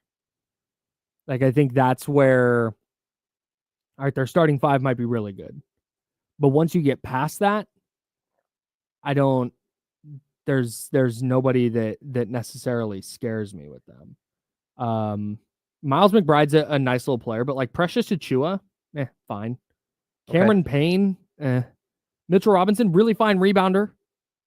Can alter a shot at the rim, but not somebody that you're freaking out about when he gets into the game. Like Landry Shaman's getting minutes. Yeah, Mitchell Robinson just has not been able to play at all. Yeah, he's played 4 games this year. Yeah, it's just really tough. When he plays, he's good. When he plays, he's a nice player. Yeah. But, yeah, man, I just, you take anybody out of their starting 5, and they're just a lot less formidable. You make that player Jalen Brunson, and and again, this is a Tom Thibodeau team. They're going to play hard. Mm-hmm. They can score the heck out of the ball, even with no Jalen Brunson. But like that's the tip of the spear. That's the head of the snake. And when you remove him from the equation, they just become a lot less formidable. Like they scare me a lot less with no Jalen Brunson. Yeah, and they've lost 3 in a row. Mm-hmm. So they're in a stretch where most of their games are on the road, and they haven't fared well on the road. They're in the middle of a 5-game road trip right now. Where they've already lost to the Lakers and the Clippers. They lost to Golden State right before that at home, but then they had 2 games on the road, and then 1 home game, and then 2 games on the road. Like they've played a lot. So what is that? 9 of their 11 games, they're in a stretch of 9 of 11 where they're on the road. And that's just tough. Especially when you lose Brunson, they just look like a different team without him. So you got to see what team shows up. But this is a team that gave the Kings problems early in the season. And I remember specifically OG Anunoby just blew up the Kings. Just absolutely trashed them. They beat the Kings 143-120. They are regardless of Jalen Brunson's status, Mhm. they're just going to be a tough matchup for Sacramento. Yeah. That's what it comes down to. But like I said, Sacramento's depth might help them here in this game against the Knicks. You got some keys for today? Yeah, I got some keys. Okay. What's number one? Number one, play through the pain. Oh, Everyone played major minutes last night. Nobody cares. Like, you're a basketball player. Again, it doesn't help that the Kings had three players play 44 minutes or more, and then they had to get on a plane and fly home and get in the middle of the night and like, hey, you got to be ready. Got to be ready to play, and you might get some reinforcements with Malik Monk potentially playing. Maybe not. We don't know yet, but again, this is the NBA. Nobody cares if your legs are sore. mm-hmm. They just don't. Number one for me, and this might be a little tougher playing on the second night of a back-to-back, but to me, you have to turn them into playmakers. It can't just be OG Anunoby gets to hang out and shoot threes, and Mikal Bridges gets to hang out and shoot threes, and Karl Anthony Towns gets to hang out and shoot threes. It's like not that you can just be like, oh yeah, OG Anunoby puts the ball on the deck and you've won the possession. Like, no, because he'll just get into somebody's chest and he can go score inside for sure. But it's in baseball. You know, when you're in little league and in high school or maybe play travel ball or whatever, and you're told like, you want to hit the ball on the ground because if you hit it at somebody, they got to make 2 plays. Mm-hmm. Well, they got to make 3 plays. They got to field it. They got to make a good throw. Then first base got to make the play. Versus a pop up is like you got to make 1 play. Yep, that's a little bit how this feels to me. If you're letting the Knicks do what they want to do offensively, and you're letting OG get open for 3, and you're letting Mikal Bridges sit open for 3, and you're letting Karl Anthony Towns get out and shoot some threes, you're gonna have a really, really tough time. But if you make them put the ball on the deck, I think you can force them into some mistakes that they wouldn't make otherwise. No, I totally agree. I mean, the last time these 2 teams played, OG had 33, and Mikal Bridges had 27, and Jalen Brunson had 25, and Hart had 20. We'll get to that in just a sec. And Karl Anthony Towns had a quiet 18. Like, you gave up so many points to their starting players. Yeah. Yep. They scored 143, and only 20 of those came from the bench. Whew, man. Number 2. Number 2 is if you don't put a body on Josh Hart, he will end you. Yeah. The last time these 2 teams played, 20 points, 18 rebounds, and 11 assists for Josh Hart. Good God. A 20, 18, and 11 triple-double for what amounts to their 5th option in their starting lineup. He just forces the issue, man. Josh Hart does the thing, and they're different players, so I don't want to. But when we talk about Keegan Murray and wanting him to be like more aggressive and like, hey, they're not gonna manufacture touches for you, so go make the touches. Mm-hmm. That's what Josh Hart does. Oh yeah, he just creates possessions for himself 10 times a game. Yeah, he busts up the Kings every time they play him. He's a player that was available multiple times, and it's like, hey, why aren't you going out and getting this guy? Because he just crushes the Kings. Mm-hmm. He's going to stay there as long as possible, and just a phenomenal player. He's good defensively, and he does a lot of everything. And the Kings don't have a guard that will put a body on him and keep him off the glass, and that's going to be a problem. You have to play him with a bigger player, and that's not easy for the Kings. They don't have a bigger player to put on him. Maybe we talked about this guy earlier. Maybe it's Jake LaRavia. Yeah, maybe. Like, hey, just go hustle with Josh Hart. Yeah. Number 2 for me is something that you just alluded to. There it is. You have to play their starters to a draw because you can beat their bench. Your bench can outscore their bench, but can you play their starters to a draw with Karl Anthony Towns, with OG Anunoby, with Mikal Bridges, with the problems those guys present just size-wise with what the Kings have defensively? That's going to be really key. You need Zach LaVine to be good tonight. You need Keegan Murray to be aggressive. You need DeMar DeRozan to be good tonight. If you can play their starters to a draw, I really like the Kings' chances. Yeah, that's a very, very good point, because that is a very like, their depth is totally in question, and it has been since they made the big move this summer to go get Mikal Bridges. Yep. Number 3. Let's see. Somebody has to chase Cat. Like, this is a problem because Valanciunas can beat up Karl Anthony Towns inside, and he can even help you out with that rebounding issue. But the Kings don't have, I mean, whether it's Trey Lyles or or maybe Jake LaRavia, or maybe Keegan Murray, whoever's going to chase Cat on the perimeter. He's very good getting down in the post and scoring over you, but he's also like a three-point shooter, and that's not where Valanciunas is comfortable at all. So it could be a big problem. Yep. Last one for me. Turnovers. Oh, no. Got to cut down the turnovers. No, but seriously, you have to execute in the half court, man. This is not a good defensive team. When you can get out in transition, get out in transition. They have good individual defenders, but they also have guys you can pick on. And if you're giving them free possessions, that's where this thing can spiral out of control. So it's my new thing. Every game is going to be about this. Okay. Turnovers. That's all three of my keys. Win the 3-point line. Yep. Rebounding. Turnovers. Okay. That's it. Okay. Kings-Knicks tonight. Golden One Center. Can't wait. Should be a good one. We'll have more Kings. We haven't gotten to talk about De'Aaron Fox's return yet. We'll get to that and any other NFL news as the legal negotiating window enters its second hour.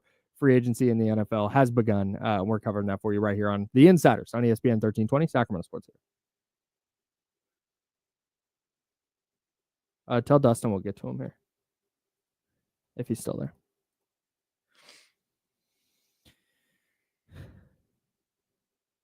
Dang. Milton Williams got $26 million. Boy, the Patriots are spending like crazy. Yeah, they are. They have a lot of money free. Merrick heading to the Panthers. 3 years and $51 million. Holy smokes. Wow, that's a lot of money too. Good for him.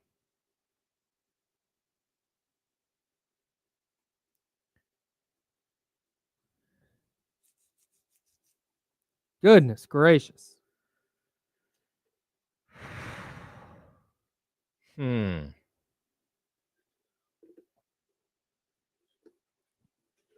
Oh, okay. Yeah, we'll get to them both. Cool.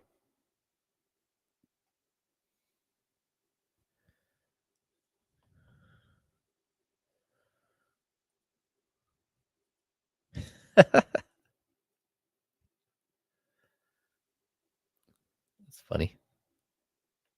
Joe's playing goalie. You're doing a great job, Joe. The other guy didn't even get his words out. You guys thought, he was yelling. I did hear it. But why is he yelling? I don't know. That's a really good question.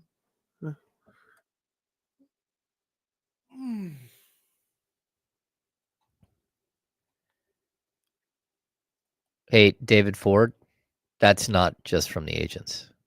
And you could see multiple times where he said team sources and other stuff. No. And in all honesty, he could have been much, much harsher on the Kings. That's facts. Did we get official word on Monk yet? No, let me look one more time. We got another injury report coming up in a few minutes. No, Lizzie, we just talked about it at one of the breaks.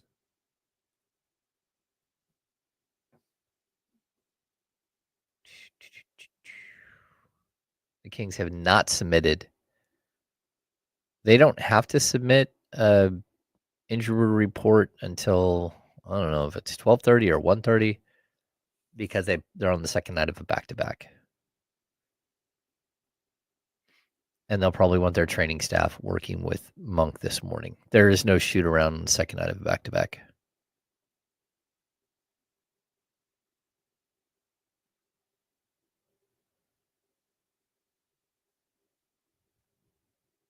Yes, Matt Fisher. And Mark Souza, I don't get that either.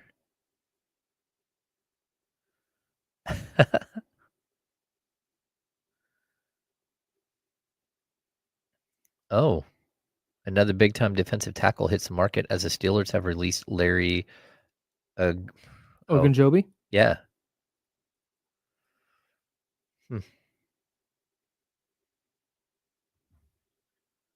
Your face is 15 seconds. You said that it hurt. It hurt more this time, Got him. actually. It hurt more this time than Got last him. time. It really did.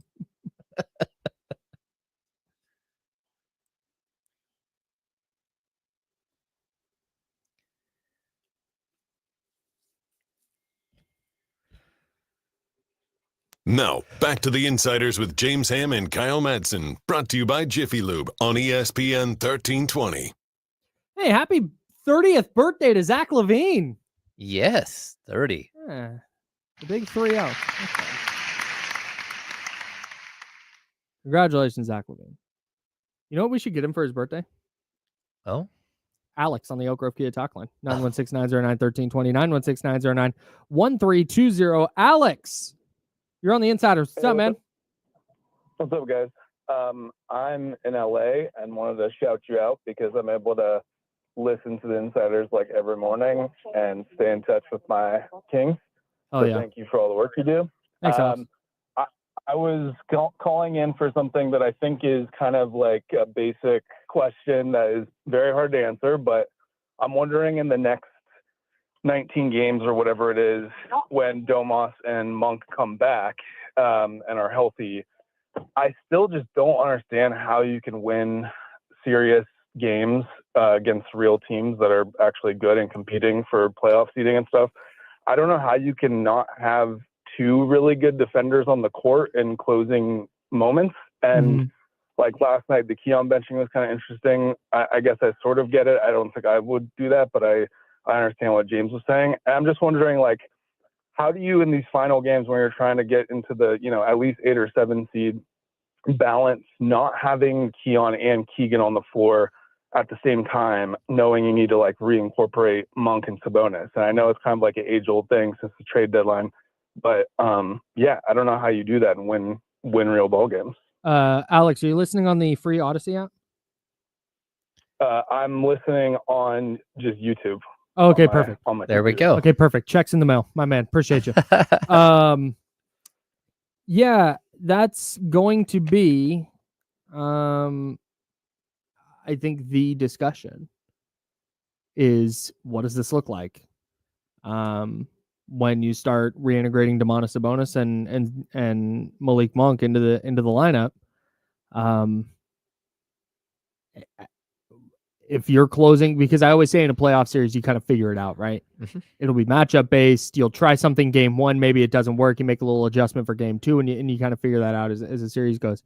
I think though, in a play-in scenario, I don't envy Doug Christie at all, because you're either rolling out a lineup with only one of Keegan Murray or Keon Ellis on the floor, or you're running both of them out there and you're benching Malik Monk to close games. We can't do that because he's your primary ball handler. Okay, you're benching Zach LaVine. Oh, you can't do that. You paid him to be on the court in those moments, or you acquired him to be on the court in those moments. He's ostensibly their one, right? All right, so you benching DeMar DeRozan? Like, nope, he's too good down the stretch of games, or capable of being too good down the stretch of games.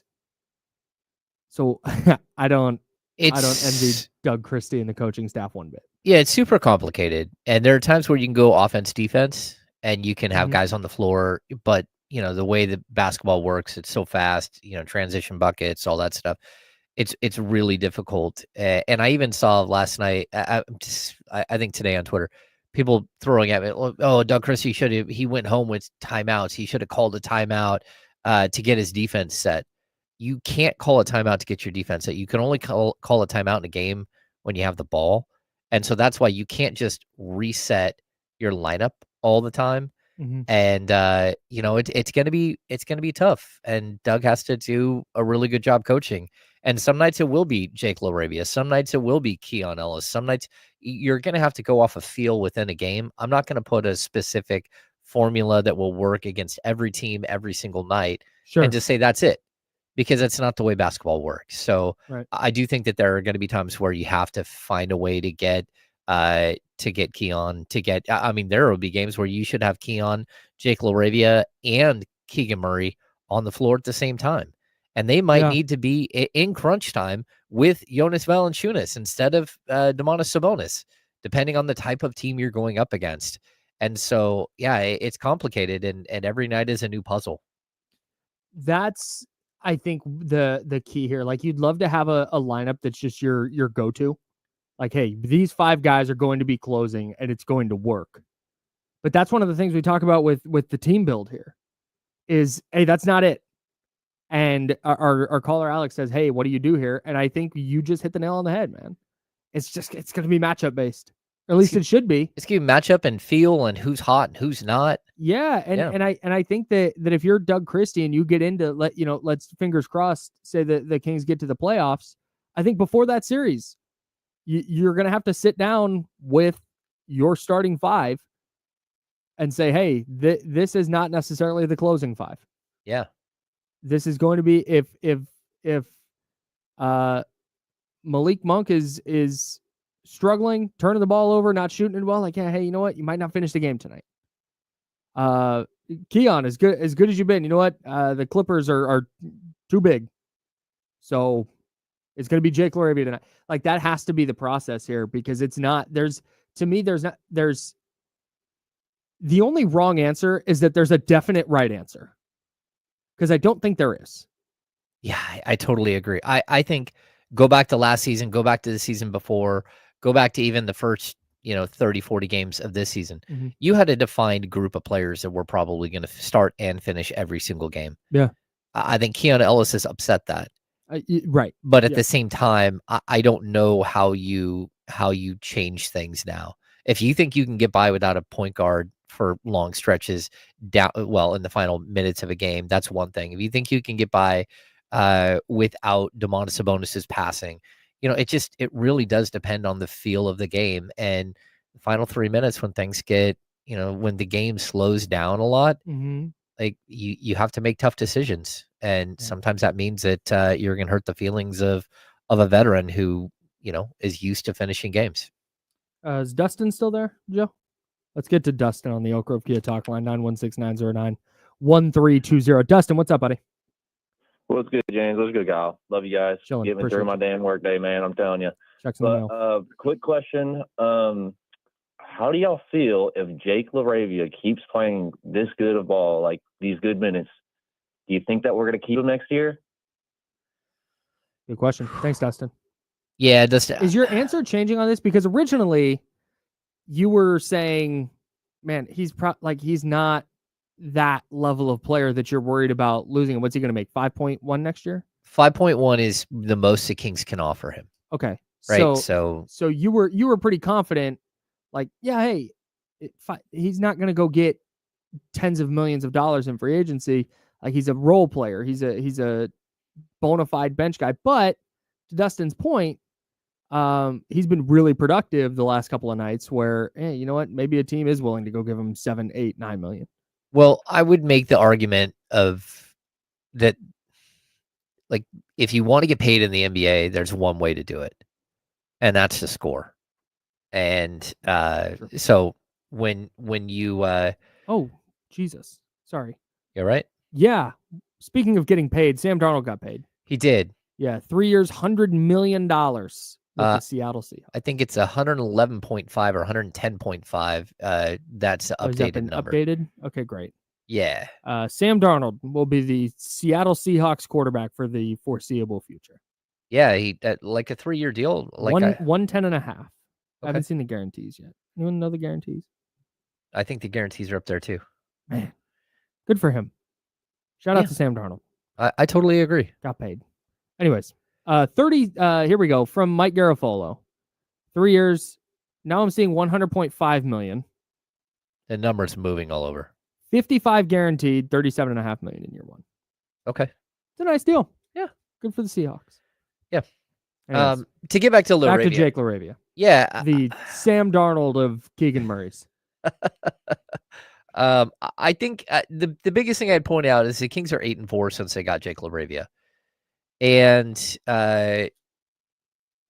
he means something to the court. Like, when he's on the court, you see him. Sometimes it's chaos. I know my friend Sean Cunningham likes to say that sometimes he looks like a deer on skates. And I think that that's accurate. There are times where he's kind of like erratic and all over the place. But this is a type of player that the Kings have needed forever. And if he is going to score a bunch of points or get his 3-point percentage back up to where, like, again, you would hope that it would be by the end of the season, it's possible that he gets a 3-year, $18 million offer or a 3-year, $21 million deal. But right now he's looking more like a 2-year 8 or a 2-year 10 or a 3-year 15, a 3-year 12. That's what he looks like right now. And he has a say.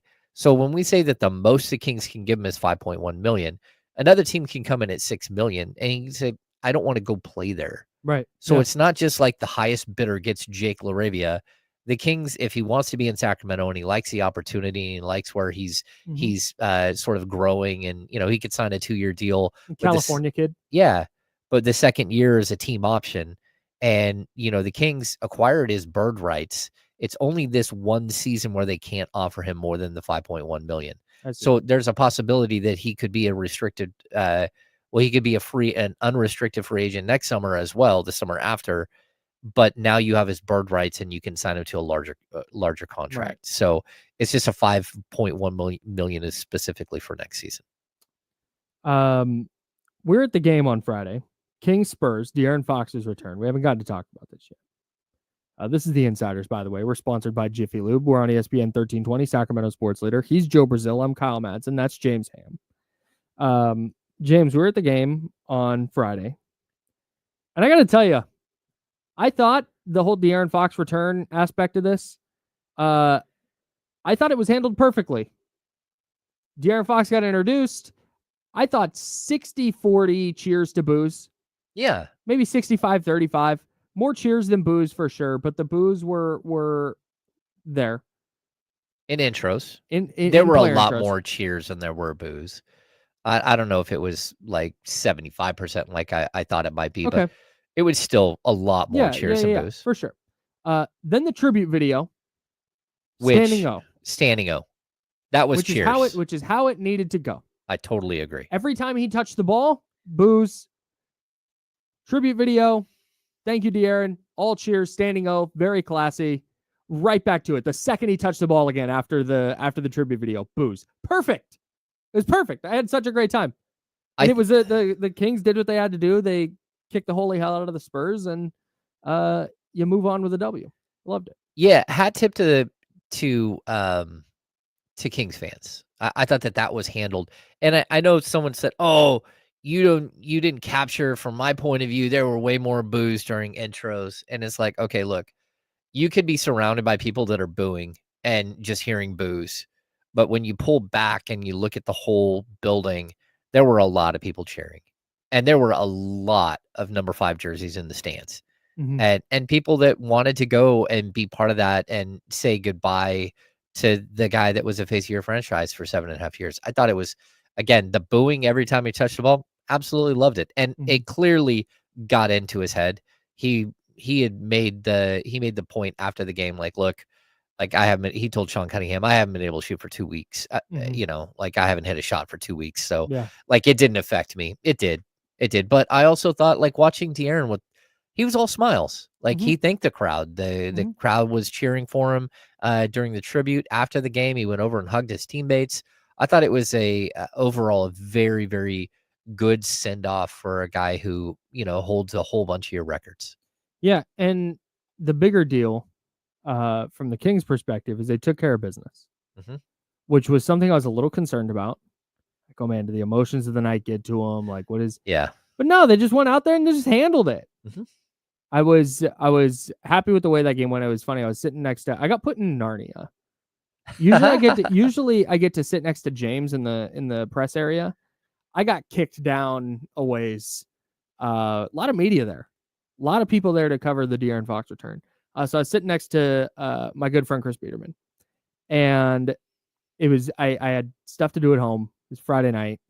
I got an hour plus drive home, so I'm like, all right, am I gonna stick around to the end? Because if I stick around to the end, then I got to go to pressers and I got to do all that. It's like, oh god, okay. So I'm going, okay, I'm gonna leave after 3. This game's in control. It's like this is when they were up 27, and I went, all right, what's this number got to get down to for me to have to stay the fourth quarter. And we agreed that 13 was the right number. And it got real close for a second. Mm-hmm. But they got it back to 17 or 18 by the end of the quarter. So I was like, all right, I'm out. I'm going to head home. Before I could get from Golden 1, and now keep in mind, there's an exit right behind the press area. I walk across the concourse, straight out the door. I hang a left. I go down to the parking garage. By the time I got to my car, it was a 12-point game. And I'm like, oh no. I'm going to have to go in on Monday and say that this is my fault because I left early. Yeah. By the time I changed my shoes, I have driving shoes. I have Crocs. What do you want from me?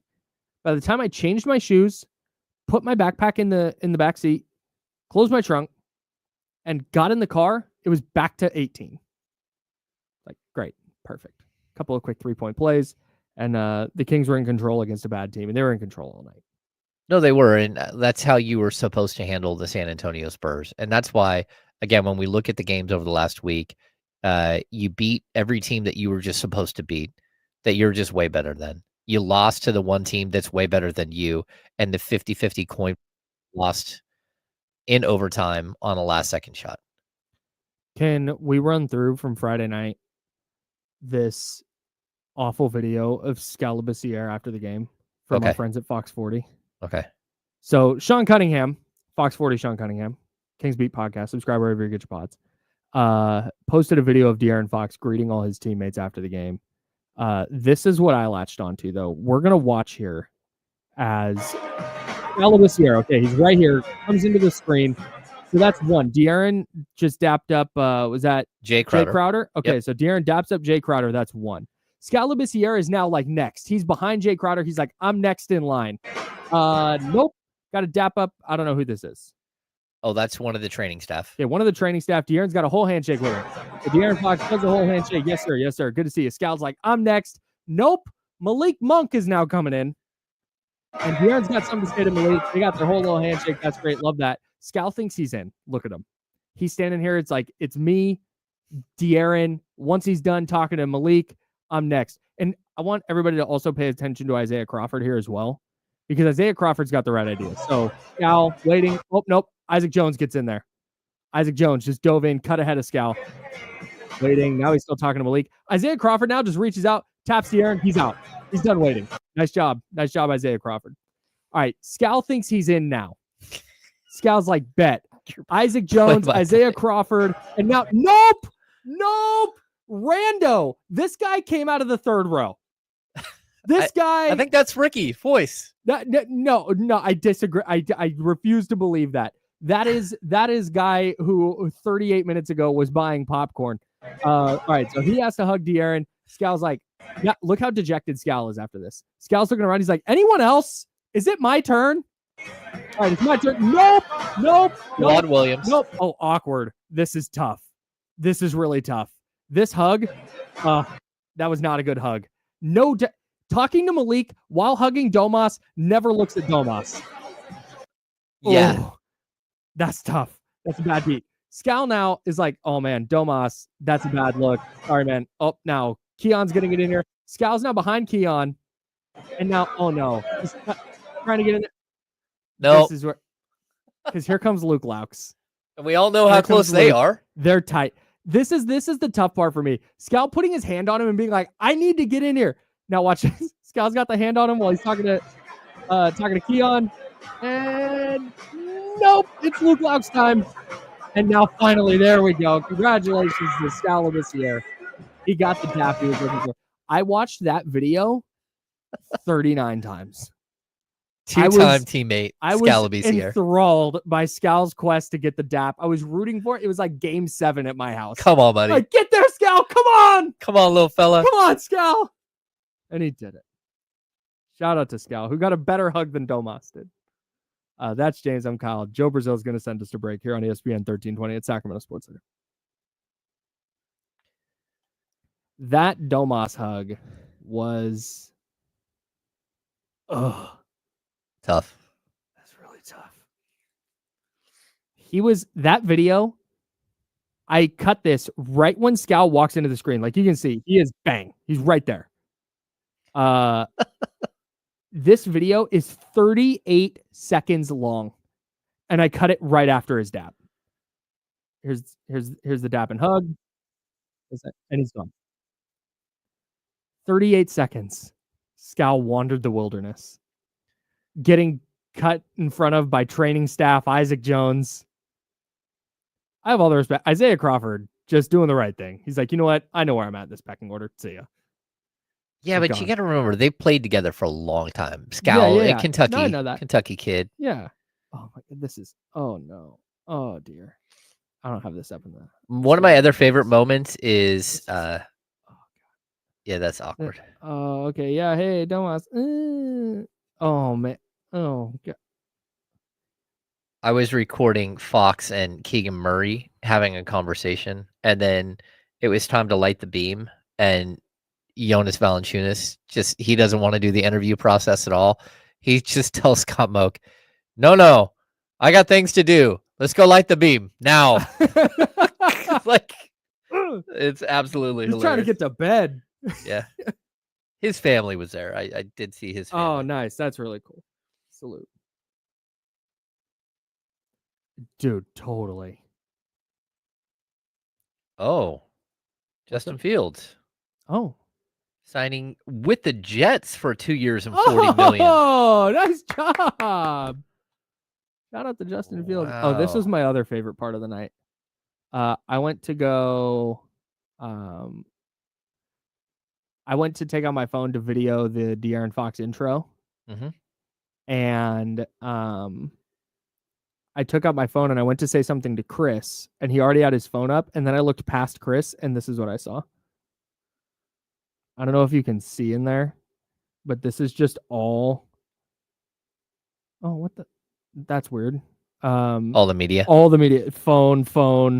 Chris has got his phone. Phone. I'm over there. James is over here. I want to make sure, like, one of the reasons why you were over there is because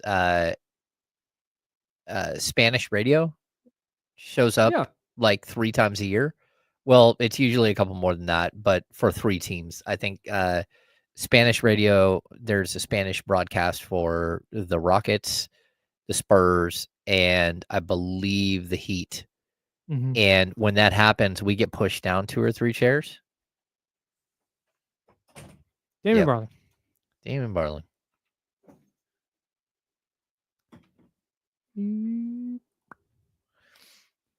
Now that I've Darius completely Slay is signing with lost the Steelers. this. Ooh. Darius Slay's a good player. What? I'm told the 49ers and the Chargers have been in conversation with Jameis Winston. Yes. Wait, who are? The 49ers and the Chargers. Oh my gosh. Brock Purdy backup plan, baby. Oof. Well, it seems to have worked for Sam Darnold. Oh. Yeah, good for him. Did he sign today? Yeah. With- Seattle, 3 years, Oh, 55 he did sign with guaranteed. Seattle. 110.5 is what. That's a 2-year deal, 2-year, $55 million deal for Sam Darnold. Probably. 55 in total? 100.5 total. 55 guaranteed. Yeah. Justin Fields, 2 and 40 with the Jets, 30 guaranteed. Good for him. That's Yeah. a good deal for him.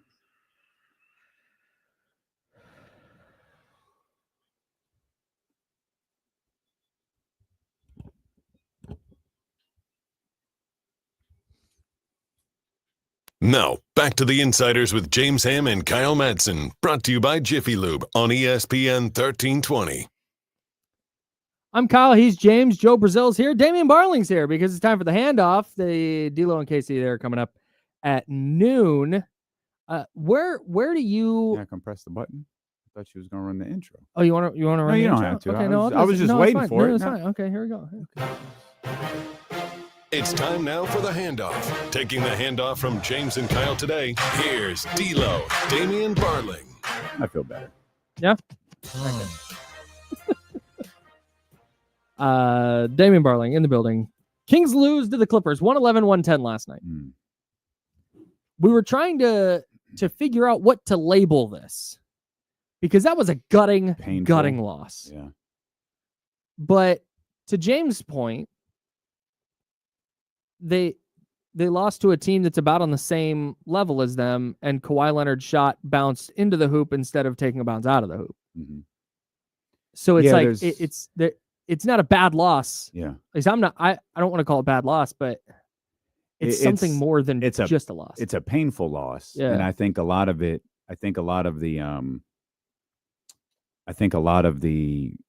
feelings about it could, maybe fall into place more tonight. Because if you got kind of a desperate New York Knicks team that's lost 3 in a row, has played a couple of, they're going to play a while now without, their star Jalen Brunson, but still a more than capable basketball team. But I think we'll look back at last night's loss and feel way worse if they lose tonight.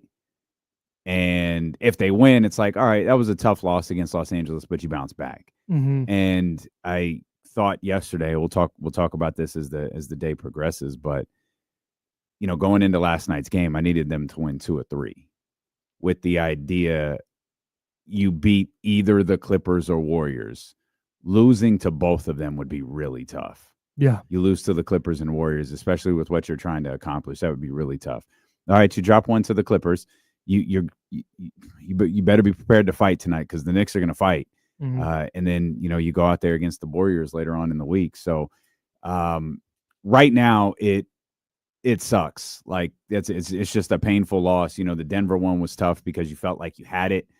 They played well enough to win that game. They let it slip away in the fourth quarter. They had a 7-point lead with 1:48 left, and got to close it out. They couldn't close it out. You had that overturned DeMar DeRozan 3. Couldn't score again in regulation. Still put yourself in position to win in overtime, and then Kawhi does what he's capable of doing. I felt like that ball bounced on the rim. It wasn't felt like Philadelphia. It did. I know it wasn't. Yeah. But man, in the moment, it was up there forever. Oh, that was brutal. It was up there forever. Especially the first bounce. It was like, oh, that's out. And then nope. One and in. Yeah, like the way I look at it, like, again, they've beat a bunch of bad teams the way that you're supposed to beat bad teams, right? You lost to a good Denver Nuggets team, and they beat you. Like, sure, you had a lead. You could have won that game, but still, they're the better team in that matchup.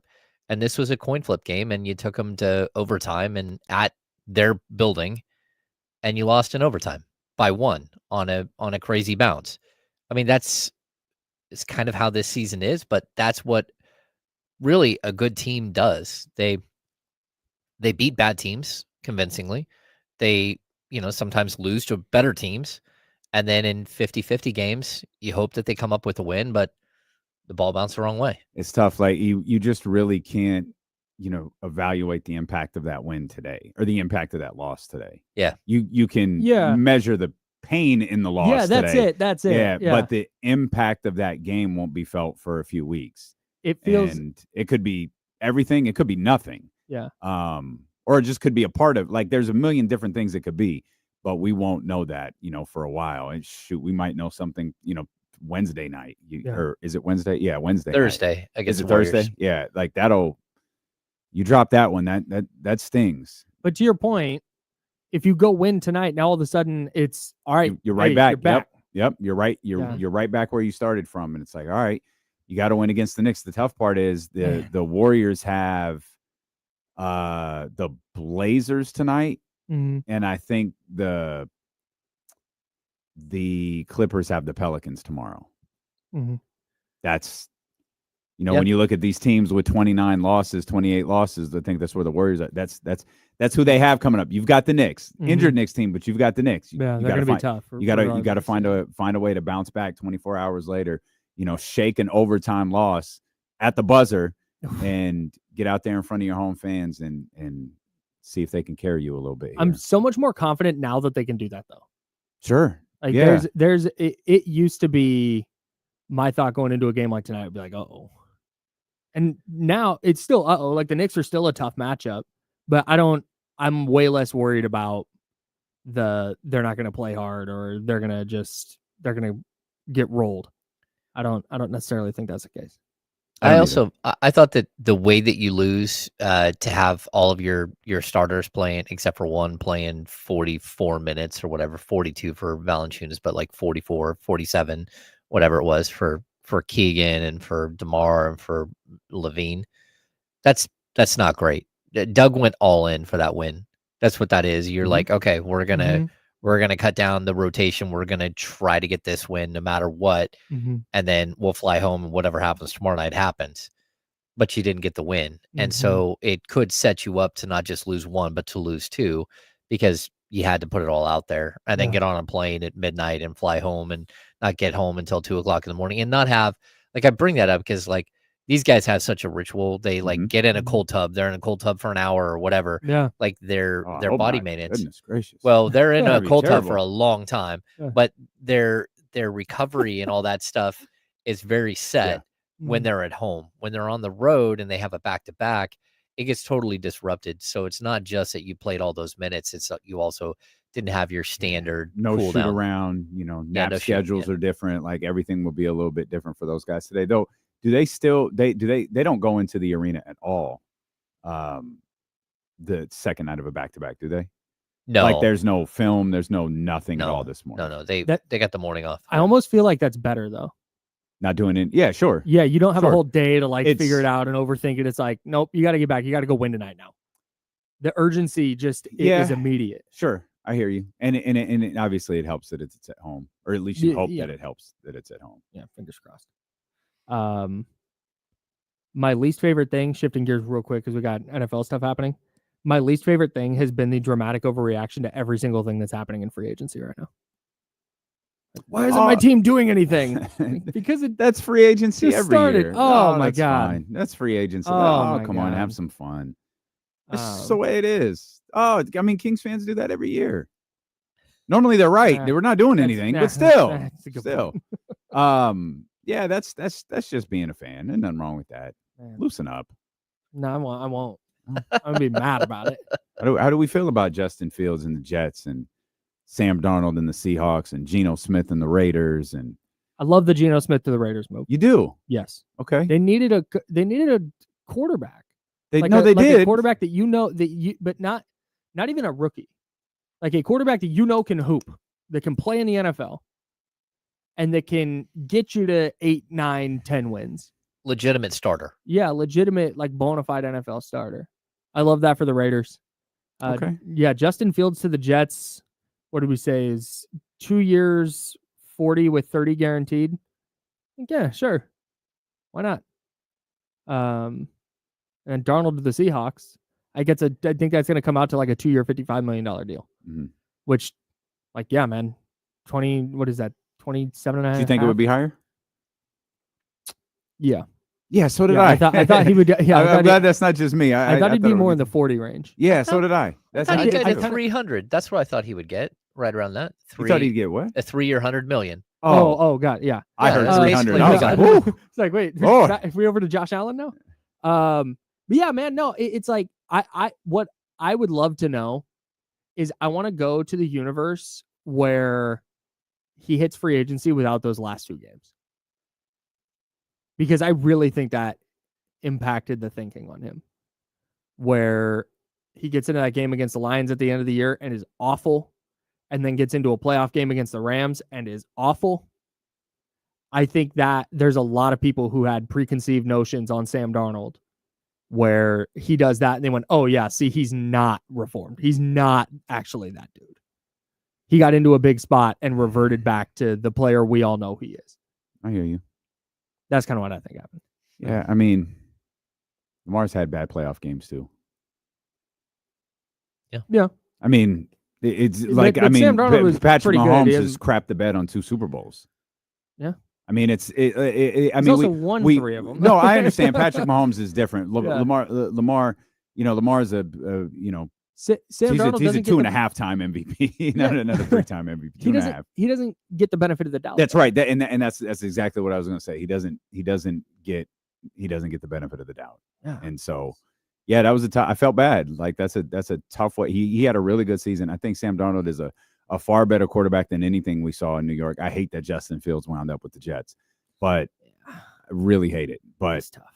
I don't know that Justin Fields is a good quarterback. I really don't. I wanted to believe that he was, but I really hate that he wound up with that franchise. Yeah. That franchise is death It's at that position. so bad. What do you guys got coming up on D-Lo? A lot of reaction to the game last night, not just the game last night, but the games this weekend. And then we'll follow free agency. Myles Garrett, Josh Allen, all of that stuff. Can't wait. D-Lo and KC coming up next. That's James Ham. I'm Kyle Madsen. Joe Brazil. Appreciate you. We are sponsored by Jiffy Lube, and we're back tomorrow at 10 a.m. Until then, drink water and be nice, people. Bye. Thanks, Chatty House. Thanks, Chatty House. Have a great rest of your day, Chatty House. Appreciate y'all. There you go.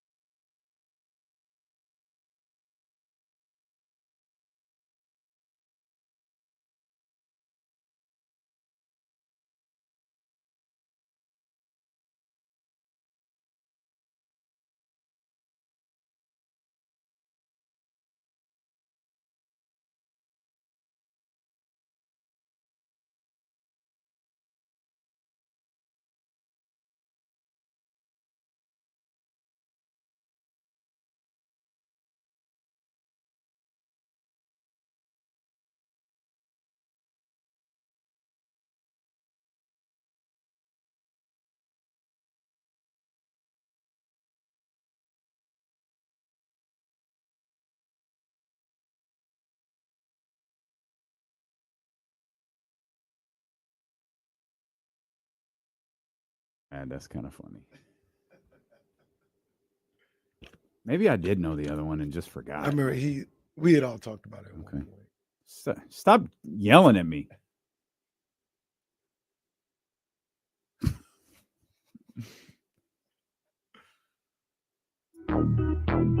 Hey, Riggs. Yeah. We got them screaming D-Lo, KC, D-Lo, KC, D-Lo, KC, D-Lo. We got them screaming D-Lo, KC, D-Lo, KC, D-Lo, D-Lo. We your number one spot. We your number one spot for some sports, huh? Got the city going crazy when we work, huh? We top two, but we ain't two, we in first, huh? And when you need the real, we is who you search, huh? D-Lo, KC, D-Lo, KC, D-Lo, KC, D-Lo. We your number one spot. Talk to me, baby. Hey. One more time for the Monday. Come on, man. Ain't nobody feeling good. They took an hour of sleep from us. Got a stupid ass 7:30 start tonight. Well, that's not the worst thing in the world. I ain't gonna see the end of that game, man. I swear to God, I'm gonna be asleep. I might be. The 30 minutes do. Yeah, I might be asleep before tip off. Got your boy outside. Your boy walked in the house at 1:59 on Saturday night, Sunday morning. That boy was outside. And watched that clock switch. What was that like for you, though? To 3 a.m. Awful. Oh, yeah, I was going to say. It was terrible. Absolutely terrible. It was, it's 3 a.m. Because it doesn't matter what time I go to bed. Sprout wants to eat. So, sure enough, a couple hours later, like, there we go. Gotta get up. Gotta get up. Get after it. We went to we had a time on Saturday. I hear you. The concert was ass. What do you mean? The concert was terrible. What? That Mary J. Blige concert was not good. What? It was a karaoke night. She ain't even sing. No, she was singing. She, but I know what you barely mean. sang. I know what you mean, but she was singing. She was singing. I believe she was singing. No, I mean when she sang. She had her moments. She had her moments when she was singing. I thought that show was whack. I mean, I'm gonna have fun, but I'm like, we got up to go to the bathroom, and it was like, we can meet the crew at the Roost at 10:45. Let's just leave. Was that in the middle of her set? No, what was she performing? Because she got done at about 11, so it wouldn't be the middle. So it was 11 that she got done. Oh, then we left like, right before it ended. I think like it was 11. I think when we were headed for the door, No More Drama was on. I think that's what was on. Yeah, that was like the last. Oh, okay, yeah, we didn't miss nothing. The one thing that I didn't like about Mary set was she would sing two verses of the like new stuff, and the random songs, and the hits. She just speed right through them. I'm like, no, don't. Well, I don't want to, and I like the song, so I'm just using an example. I don't need two verses of "Good Morning, Gorgeous." Yeah, okay, give me two verses of "Love You." I can love you better. She was also doing remixes of songs too. It was like, I don't want the remix to "Love Without a Limit." Yeah. Sing the one from. I don't want the "What's the 411" remix album. Like, sing this. I started getting it. She was mad at the sound guy, like.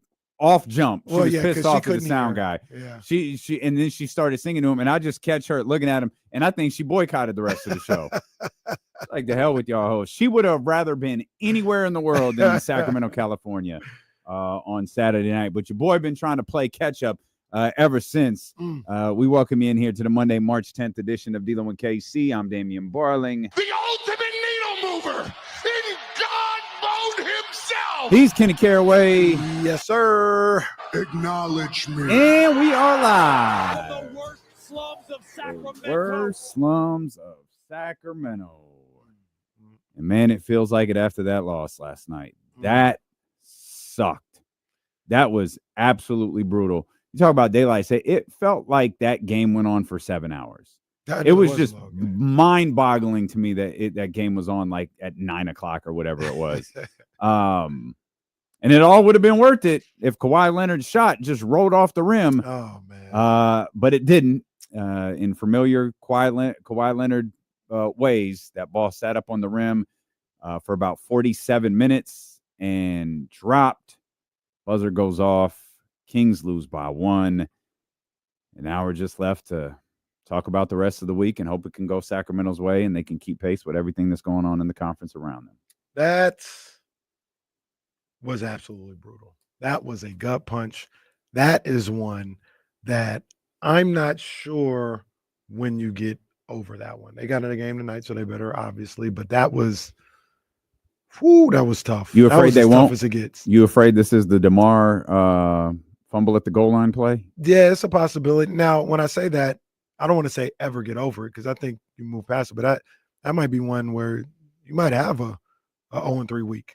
Ooh. You might have a 1-2 week. You probably don't come back from that. In terms of 6. Yeah, yeah. In terms of 6, you probably don't come back. I think you're good at 9. You know what I'm saying? I think you're good there. So you might have been right about Dallas. Them hoes might not win another game, man. I want to feel bad for them. I don't, for the record. Do not. Yeah, I don't. Yeah, the number was set at 5.5 for the rest of the season as far as wins they could get. Have they even reached like 2? No, I don't think they've won. Have they? Won at all? No, I think they've lost 5 in a row. I took the less on that one. Yeah, I don't think they've won since that D'Lo and KC line was put out. Shout out Nico Harrison. You said 5 and 8. Yeah, they really might not make it. Yeah, and really might not make it. And AD might not ever play a game again in the Mavericks uniform. Yeah. But yeah, that was brutal last night. Where did Carmelo once get traded to? Was it like the Hawks? The Hawks. I was about to say, I think it was Atlanta. What's more epic, Carmelo's run with the Hawks or AD's run with Dallas if he gets traded? AD's run with Dallas because he at least played. Yeah. Or what about your boy Rasheed Wallace? Once again, went to the Hawks for a game, played, and then was traded to Detroit and won a championship. Yeah. Well. He played one game with the Hawks. This was all in the season. Melo was never meant to be in Atlanta. No. They were a facilitator. Probably similar to Rasheed Wallace. He probably wasn't gonna stay. Anthony Davis was supposed to stay. If he winds up getting traded, this is Anthony Davis was supposed to lead you to the finals. Right. Wow. Man. Anyway. Wow. Lose Dallas, lose. Yeah, I'm not one. Oh, feel bad for them. Like I have empathy. I understand how brutal it is, but the D in Big D stands for despair. Good morning. Yes, they're down and out, and I hope they burn in hell. Well. So I guess at worst we got 9. So yeah, you got that. But this was tough. This was so tough. I was trying to think about it, and maybe in a chat, and people can call in, and they could, give some answers to this. This might be the worst loss in the 3-year period since being Team 1. The worst loss? Like, just devastating. Like, the only other one that I thought about, obviously Game 7 because you lost it, but Game 4 was heartbreaking. Game 4 was. Oh yeah, no, you can't compare these to the playoff losses. In my opinion. I think it's 2. Was it that bad? It can't. Nah, but we don't even know the results of this. You come back and you beat New York and Golden State. It's the loss isn't even that big of a deal. Sure, things change, but today, this is heartbreaking. That loss last night. I said, give me in the 3 years, give me another Milwaukee. Loss. That was tough. That's a good call. But I don't know if it's as tough as this one. But that was tough. I forgot about you missed free throws. You had that game. Like you had a 7. This is tough. You had a 7-point lead with. 108 seconds left or something like that. Yeah. You couldn't score again. One of the most incredible overturned calls I think I've ever seen in the league. The DeMar DeRozan foul on the 3. That would have ended the game. Like DeMar hits those free throws. Game's over. That's game's what I'm over. Saying. Like I hear you. So look, I want to go there for a quick. I mean, hell, the Denver game cost Mike Brown his job probably. You said Detroit. The next day. Detroit was brutal. Yeah, Detroit was. No. Denver. I'm talking about the fumble. I'm talking about the fumble pass. Detroit definitely cost Mike Brown his job. Denver might have. That 5-game losing streak was bookended by those 2 losses. You're right. A lot of hyperbole going on here. Last night was tough. It sucked. Those 2 games though, and we're just talking about the. De'Aaron Fox got traded because of the Detroit game. He did. But you missed a buzzer beater. You didn't have a buzzer beater hit on you while you were winning. You know what I'm saying? Like, I'm not saying I hear you. But you're like, we got the win, and then you fouled on a 3-point shot. Yeah, I made 3-point shot. And as much as a miracle as it was, you had a little bit of time to digest that. You had a shot afterwards. Mm-hmm. This one was, you're about to win. They've got them bottled up. Left-handed hook, nah, fuck it. Just the deflation. And I was with you. I was down 1 I was really surprised they took the clock down like that. Normally, it's get a shot up, ball comes off, you can extend the game if you have to, or you give yourself a second opportunity. Kawhi was just like, no, ain't gonna do that. And I wonder if there's Kawhi just said no. I got it. No, we're just gonna take this down to the buzzer. We gonna win. Kawhi, who was like ass yesterday, too. Couldn't do anything. Couldn't hit anything. Great job by Keegan Murray defending him. Really good all night long, and even on the last. He did a good job. Yeah. But Kawhi had there was a little subtle spin. I don't even know what you call this move, but he spins to change directions, and then a little drop step to get the angle on Keegan, and it was a great move by him. Got enough of an angle to create a step back situation for a separation, and was able to hit that over three guys. That was just tough. You mentioned it, and we could talk about it some more. You know how I don't like to blame the refs and all this other stuff. It's not my bag. I'm finding it real hard and real difficult not to blame them for that 3-point shot. That overturn. That is, to miss that is one thing. To overturn the call on the floor. So they don't. So you're talking about officials in general, because the crew didn't overturn the call, right? The replay center does. Yeah, I guess so. I'm even a little unsure on that one, because it's like, are the refs? They're communicating with people at the replay center, I assume. But so here's the thing. The replay center, if the replay center says that was a foul, or excuse me, that wasn't a foul, like, oh, we see evidence where that wasn't a foul, and the refs were like, no, I think it was. Well, what are you sitting over there with the headphones on? I'm asking. Yeah, no, I literally don't know. Bitch, who are you talking to? I have no idea. Because I know. was about to ask, like, if the replay center says that's a foul, but the refs say, I think that was contact that messed up the shot. Who's in control? Well, I assume the replay center is, because what the hell are the refs doing on the floor? Like, the replay center can just call every foul at that point, make every call. Because if they're seeing something in the replay center and the refs are like, no, I see something different. How do you here call on it on the floor then? Huh? How do you call the foul on the floor? Just ring a bell. Oh. Because that's what I'm saying. If the replay center piped into the arena, foul. Because if the guy gets on the microphone, foul. If the replay center has final say, then what the hell are the refs doing on the floor? I don't know, but I swear to God, and I know you're listening, stop screaming Yahtzee. For the love of everything, I love you. You are our brother. You have to stop that immediately. Yahtzee! Stop it. This is done out of love. Stop it. We'll come back. Man. We'll come back. I don't know, man. You know what sucks is your boy is balling too. That was the killer. Your boy is balling. We'll talk about Zach LaVine, Keegan Murray as well. We'll get back to Friday night's game at the Golden One Center against the San Antonio Spurs. Hey, rookie looked like an NBA player this weekend. Yeah. He looked like an NBA player this weekend. He looked like a nice little NBA player yesterday. So we've got a lot to talk about in regards to the Sacramento Kings. We'll open up the phone lines for you as well if you want to hang out. 916-909-1320. It's the Elk Grove Kia Talk line. We're thrilled that you're here with us. It's D-Lo and KC on Sacramento Sports Leader, ESPN 1320.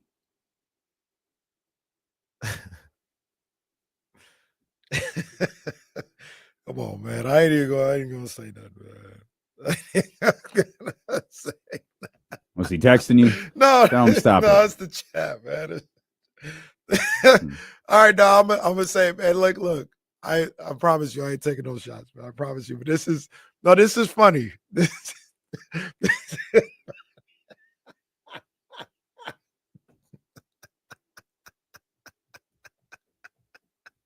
Because I had the same thought. I was like, I get it. I understand what's being said and what's being explained, but how about just don't turn the ball over at all?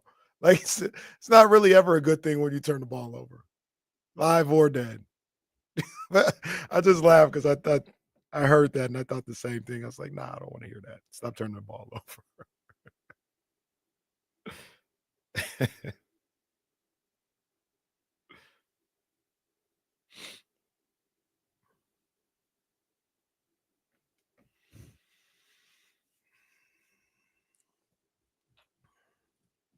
St. John's starting it. Man. Shout out, Bill. I got morbid thoughts when it comes to Bill, man. So I got some morbid, ain't that what you say? Morbid thoughts when it comes to Bill, my boy Bill Raftery. Getting up there, man. Like I'm right now, I'm like kind of preparing. I'm gonna be sad like when he's not there. Oh, that's for sure. Damn.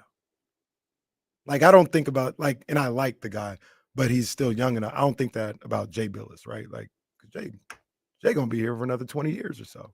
I'd be like, damn, how old is Bill Raftery? Ain't gonna be another like him.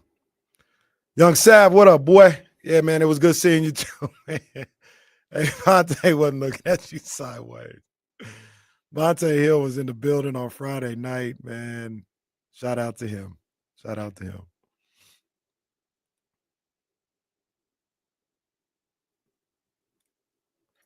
Oh, a little nickel and dimer.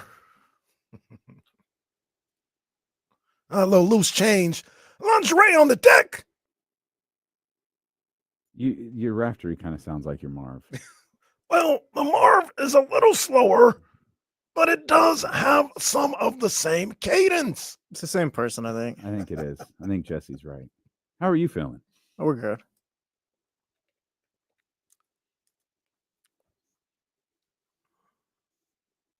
Oh, man. Damn, brother.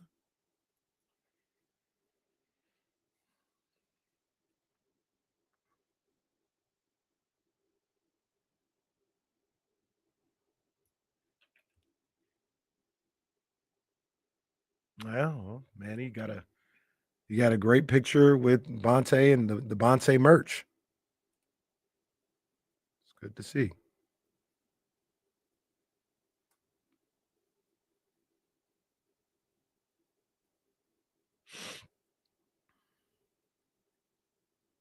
Thank you, Zabo.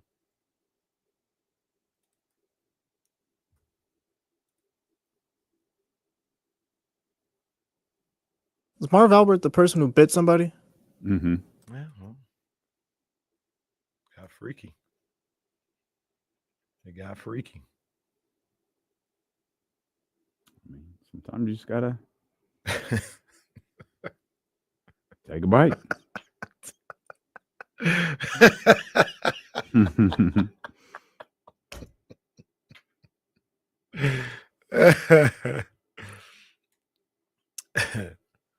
Jacob, I did hear that. I mean, I chose not to read anything into it too much, but I could understand.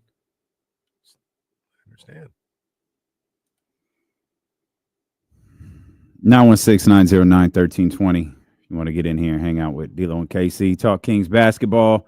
There's a lot to talk about today, man. Obviously, with the Sacramento Kings, the game last night, the loss versus the Clippers, the game tonight at the Golden One Center against the New York Knicks. Lots of basketball to talk about, get you caught up on all the standings. And, man, moves are being made in the NFL exactly 1 minute after we signed off on Friday. The Raiders acquired Geno Smith and signed Max Crosby. So a lot to talk about in the world of the NFL, which will be fun as the show progresses. Of course, James Ham, final hour of the show. You said something that I thought was spot on. And, like, you know, I asked to have honest conversations. Like, it's not as much as I always say, hey, you can't blame the rest for a loss. There are times when their mistake leads to a loss. And you said something that was perfect, that I can't get past, even when I try to always say, hey, man, you know, there's other plays that you could make. You know, there's other things that you could have done outside of the refs or whatever. That DeMar foul, that was going to end the game. Yeah. That was going to end the game. It's over. Like, I know, like, you still had opportunity, all this other stuff. It's over. You were going to be up 5 with 48 seconds to go. Mm-hmm. The probability at that point had to be 97 plus %. And of course, I don't know what it was when you were up 7 with a minute 48 left. Might have been 93. But that was going to be the win. Yeah. Like, that was the play that you needed. That was the momentum killer that you needed with them making that run right there. And to have that snatched away from you, once again, the killer of it all wasn't a missed call. It was called on the floor, and they decided to overturn it. And I'm going to need somebody, and this goes outside of the Kings and just in basketball and the way the NBA goes about things.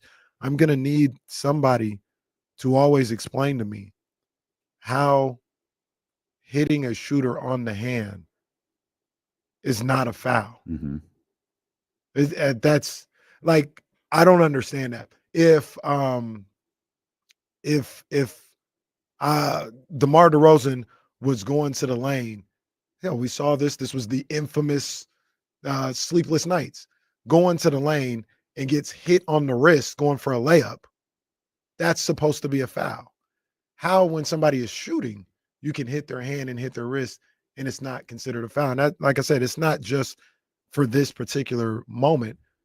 It's taught, like, hey, the whole high five thing. I said that a week ago. Stop the high five. Like, that's a foul. I don't care what people are talking about. I just don't. It feels like the people who came up with that rule never play basketball, because I don't understand how that's ever legal. Yeah, I don't either. That sucks. Like, I don't know what to. There's no other like descriptor of that. You're 100% right. That was. So the refs just don't think that affected his shot in any way, because it's not like he hit his hand and got some of the basketball or anything like that. Like, the ball went. He got no part of any part of the basketball, I guess. Like, I don't get how that's not a foul. You know what else gets me is, I mean, there were fouls called in this game too. It's not like it was a, single digit foul call game. Like, these teams went to the line. Mm-hmm. The longer it takes you to explain something, the more I think you don't believe what you're saying. Nah, he didn't. No, there's no foul on the play. Contact was marginal. Keep it moving. It took him 10 minutes. There was legitimately a point where he was talking, and I got confused, where I was like, what is he talking about right now? Did he foul him or not? And he just kept talking before he got to, so the call on the floor is overturned. DeMar looking out there like, what? That's crazy. That's crazy. I got a rule that they should implement in both football and in basketball. You challenge or whatever, you got a minute 30 to watch stuff. If you can't figure it out in a minute 30, you can't overturn it. And you've got 6 seconds to explain it. If it takes you longer than 6 seconds, you're out of here. Yeah, that's what I think. The last 2-minute report comes out at 1. There's no chance in hell they acknowledged an overturned call was wrong. No, not absolutely, because the amount of people you would be calling an idiot on that play or on that write-up correctly is what's going to be said. And then the other thing, it's probably the same guy who overturned the call who's writing the last 2-minute report. Right, same guy. He's the one typing it up. And then the other thing, I've never, in all my time of watching basketball, had the whole shot clock thing happen, and it was incorrect. Like, it shouldn't have been reset. I'll say that. But a play went on and happened. A play happened.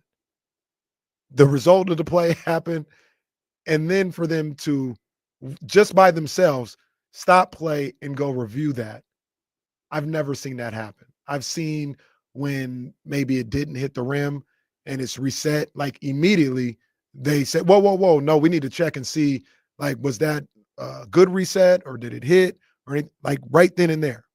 I've never seen play continue, an outcome happen to a play, them stop it after the outcome and then say we need to check that. That is. Do they do that for goaltends sometimes?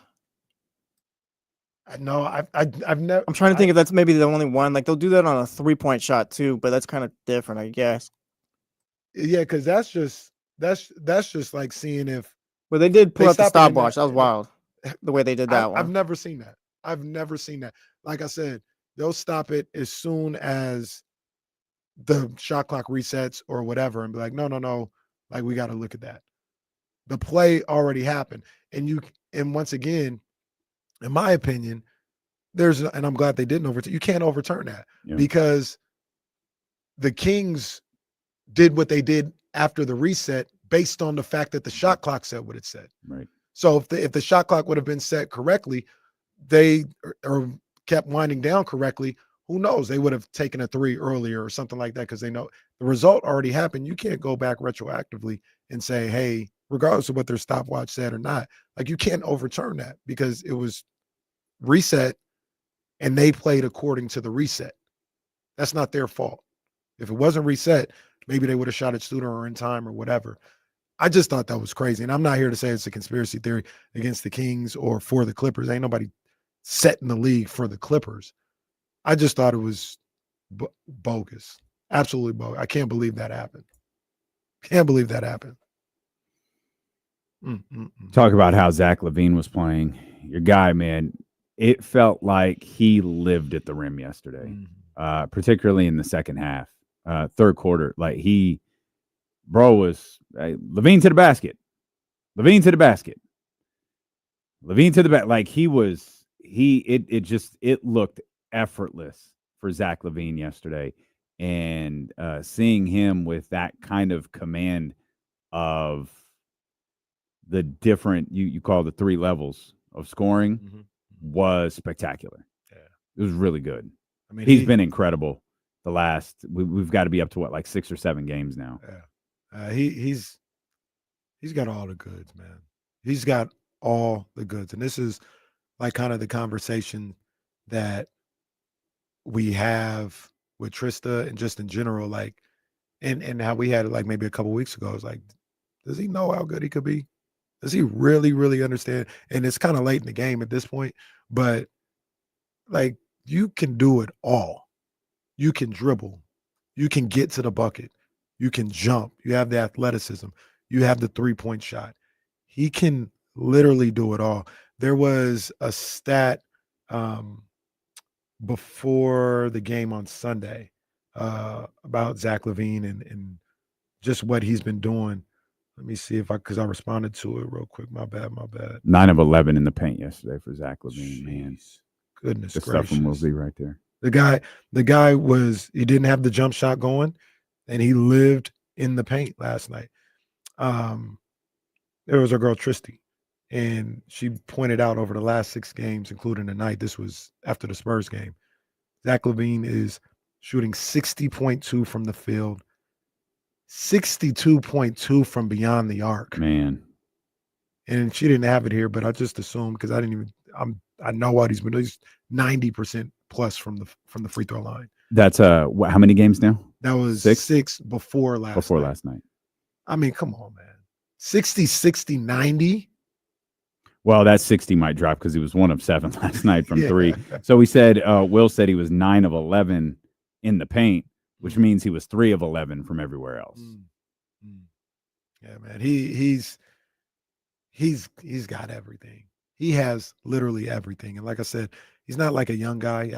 Actually, I'm sorry. Air horns.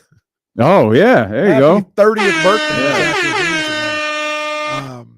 So it's not like he's this super prospect.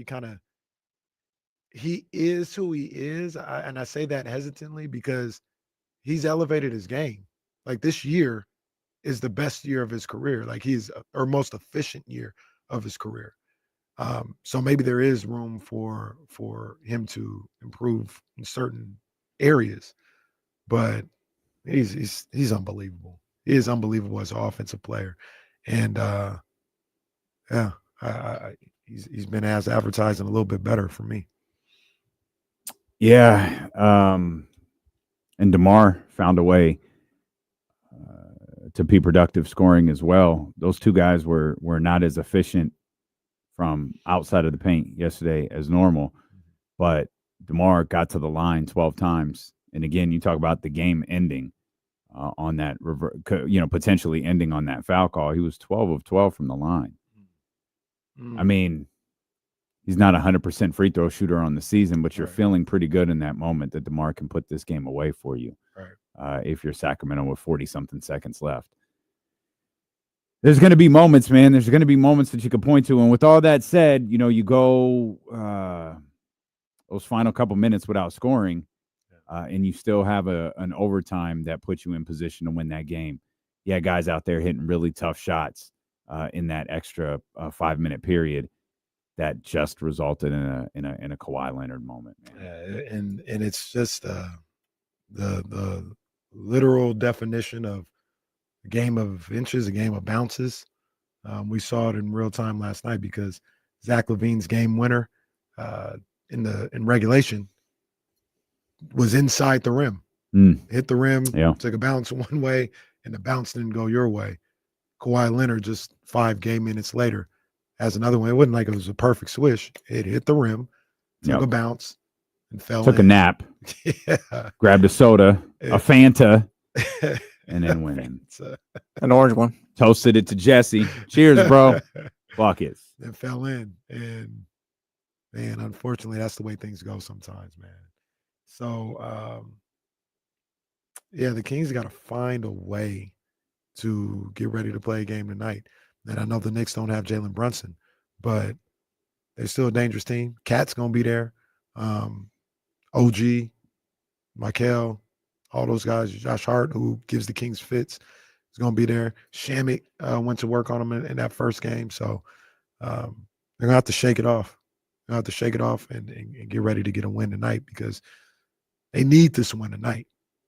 They need this one tonight. I thought you laid it out perfectly last week, and we'll talk about it a little bit today, is you said they need 2 of these next 3. Yeah. And at the That's time, how I we were felt. talking about the Clippers game. So between Clippers, Knicks, Warriors, you've got to find a way to win 2 of them. My main feeling was with the idea of 2 of 3, with all due respect to the injured New York Knicks, is you needed to find a way to beat one of the Clippers or Warriors. Losing to them, you've probably solidified a play-in spot, and you got to continue to win games, but you probably have taken yourself out of the 6 a little bit, and you're going to have to work really hard now, because the next goal to me is, if you can't get to 6, and the Warriors are playing really, really well, if you can't get to 6, you got to land at that 7 or 8. Don't be put in a position to have to win 2 play-in games again. Try to get to 7 or 8. Now you have 2 opportunities to win 1 game. Yeah. And that loss yesterday, that's another thing that kind of frustrates me with that loss, and like kind of has me a little leery of what can happen moving forward. Is, man, the 8 is looking tough right now. A lot of basketball left to play, but I look at the Clippers schedule that doesn't look, too difficult. Kings are playing the hardest stretch of games of the season for them, probably. And yeah, I don't know. You're a game and a half back of 8, but essentially like you're 2, because you don't have the tiebreaker. You're gonna have to jump the Clippers to get 8. It's just looking tough. It's looking tough to get into that 7-8 spot. And now the question I've kind of turned to is, this team is playing good. The Kings are playing really well. You've got DeMar playing well. You got LaVine playing well. Valanciunas with another good game. Monk and Sabonis should be coming back, hopefully, in a week or so. Is this team, what's the confidence level of this team winning 2 games? I know just in theory, like, that's difficult, but this particular team, you think they can beat a Suns team and then go on the road and beat the Clippers? It feels like, do you feel they can? Like 2 weeks ago, we Yeah. probably didn't feel that way about this team. Yeah. But we've seen them play and get better. Like, do people feel a little bit better about their chances the way they've been playing as of late? At this point, it kind of feels 50-50. Like, I'd say, like we don't know, but I know they can get the Suns or the Mavs. I'm not too worried about that one.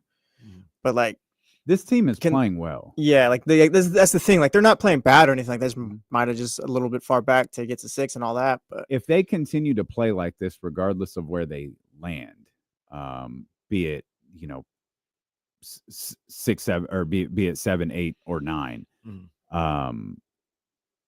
I feel like if they continue to play like this, you'll feel confident in them. You won't feel great. It'd be better to just have to win 1 game. But could you have some confidence going into that? Sure, you could. I feel a lot better if it was Suns, Mavs, and then the Wolves rather than the Clippers. I think they can get the Wolves. See, I feel a little bit better about the Clippers. I think they can beat the Clippers. I don't think there's a team in this mix that they can't beat. I don't. For me, it's just avoiding Kawhi and, can't believe I'm going to say it, James Harden in a play-in scenario. Just guys who've been their vets. Yeah, that's understandable. Like, to be honest with you, I'm not. I guess it's just my Achilles heel for the entire season.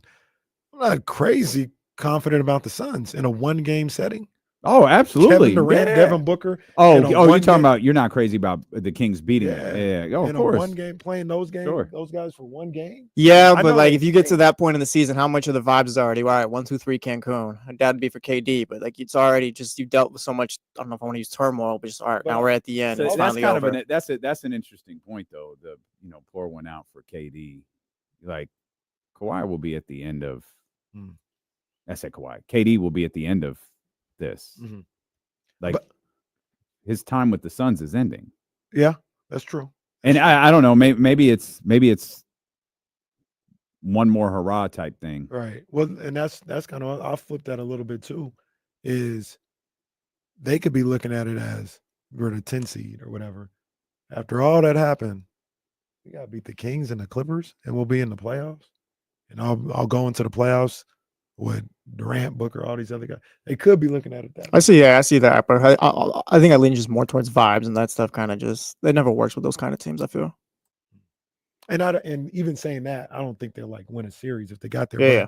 We talking about 1 game where KD, him and Booker, I think they're ultimate competitors. Mm-hmm. So you get them in a situation like that, they're gonna be like, "Come on, we here, let's win." Mm-hmm. And that's KD's the type of let's go out with a bang. Mm-hmm. Yeah, I don't think KD will roll over. But I do wonder. I thought Keegan was really good yesterday. He was. We talked about his defense, and he was terrific on the final play. It's just maybe we've allowed ourselves to forget like Kawhi is one of them guys, and James Harden was kind of carrying your boy. James Harden was carrying the offensive line. Does anyone want to apologize? My boy. Well, that's the question that needs to be asked. But he ain't my boy. Question don't need to be asked. Nobody. He carried the offensive load for him. I was surprised it was Kawhi with the ball in his hands like that. Yeah. Because there comes a certain point as the play is developing that it's not a play.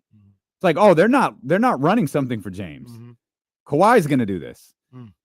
And there was a fleeting moment where I was like, is he going to dribble the clock out? He starts to make the move, and I'm like, he's going to run out of time before he gets into his shot. Yeah. And he turns, and it's like, no. Oh, no. Oh, no. Okay. Man. Damn. Heartbreak Hotel. Yeah. Heartbreak But anyways, Hotel. Keegan defended that play. Keegan defended that play He well. defended him well all night. Keegan has been really, really good since the All-Star break. And to be honest with you, this is where you kind of tip your hat a little bit. All these guys have been really good since that conversation. Yeah. Like Yeah. whatever was said in absolutely. that conversation may have resonated with those guys in the starting lineup because they've played great basketball since that moment. And Keegan's part of that, man. He's been really good, really good. This is the Keegan Murray that we expected coming into the season, and that has everybody so excited, when they see him play, because this guy has been a two-way threat. You know what I mean? He's been a guy that on both sides of the basketball is a force, and hopefully this is just like who he is now, not just a run. You know what I mean? Being aggressive on the offensive end and on defense. And once again, He was talking a little bit last night. He was talking a little bit. He was talking a little bit on Friday. He locked up James yeah. Harden on one play in the fourth, and it looked like he locked him up, and it looked like he wanted to smile and just kind of show some emotion. He's like, "No, I'm not allowed." Like someone sound like, "You're not allowed to, Keegan. You can't do that." It's like it's all right, bro. Like yell or something. He hit that three, and I think Katie Christensen pointed out him looking at the bench. Someone did the as he took the shot. And Keegan hits the three and looks right at him. Like, I don't think his facial expression changed, but he looked at him. Yeah, that look alone is just like he could have that same monotone facial expression, but just the look. That makes it even better. Yeah, it was like, oh. Would you see the video of him trash talking Fox? talking about go get your rookie. Like he says it in the most monotone, no emotion at all. Just go get your rookie, Fox.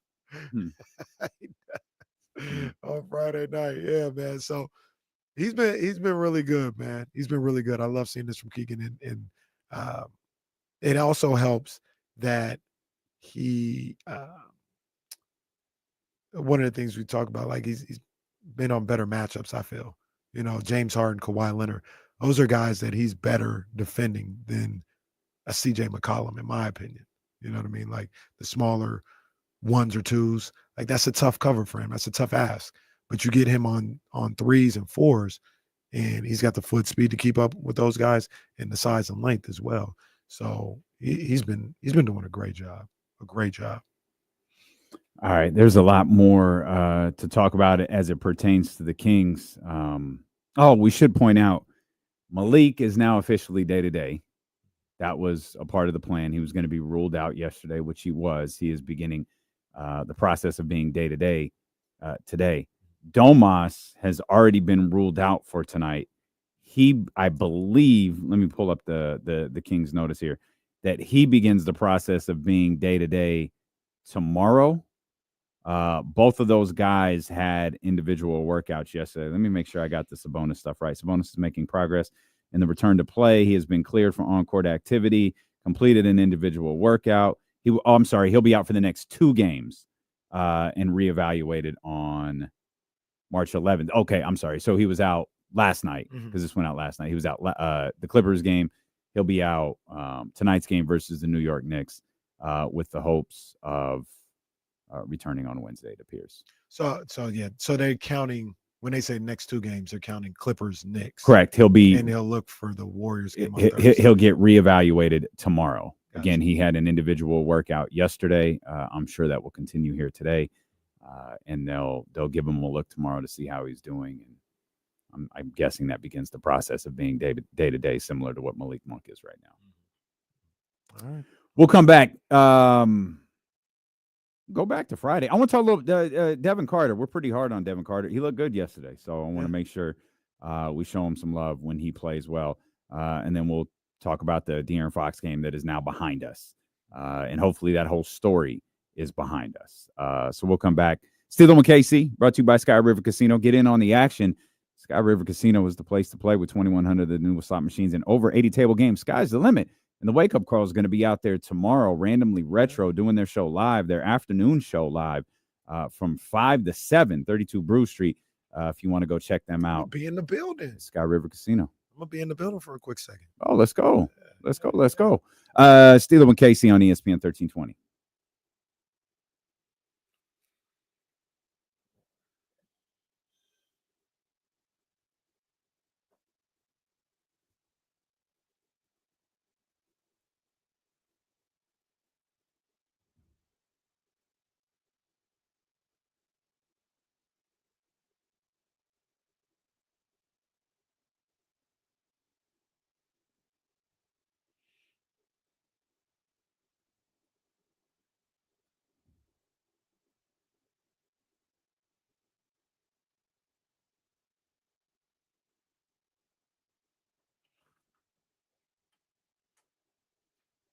Charlie O. Happy Monday.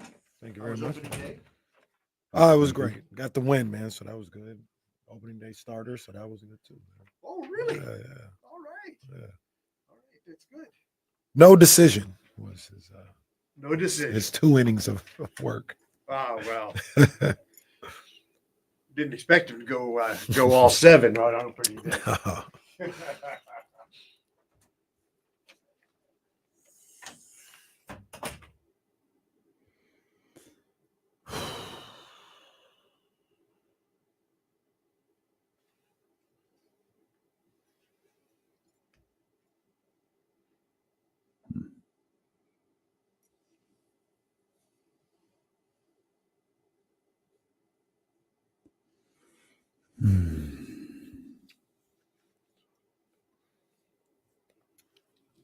I enjoyed Neo. I thought Neo was great. Yeah, he did a really good job. I thought he was great.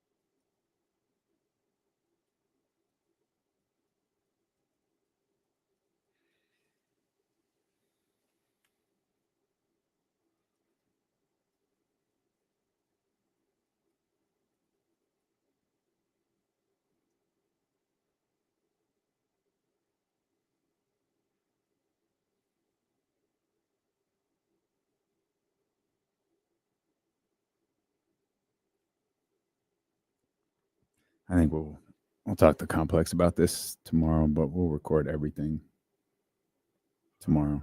Okay. 3 to 7. Okay. So we can get out there. For sure. That works. I didn't like it, John. I think Casey liked it more than I did. Well, John. Like I said, I have fun. Like, I enjoy concerts. I enjoy live music. I just wanted a little more from Mary. I've seen more from Mary. Maybe that was part of the problem too. I thought she was annoyed, like, from jump, and I felt like she wore it the whole show. So my thought about, I had this conversation afterwards about Mary J. Blige. She is at the point of her career. We'll never know. We're back. Oh, man. KC was about to get prophetic. We gonna get into it. We're gonna talk about it. Mary J. Blige at the Golden One Center. And I got a thought. I want to know what you think about Okay.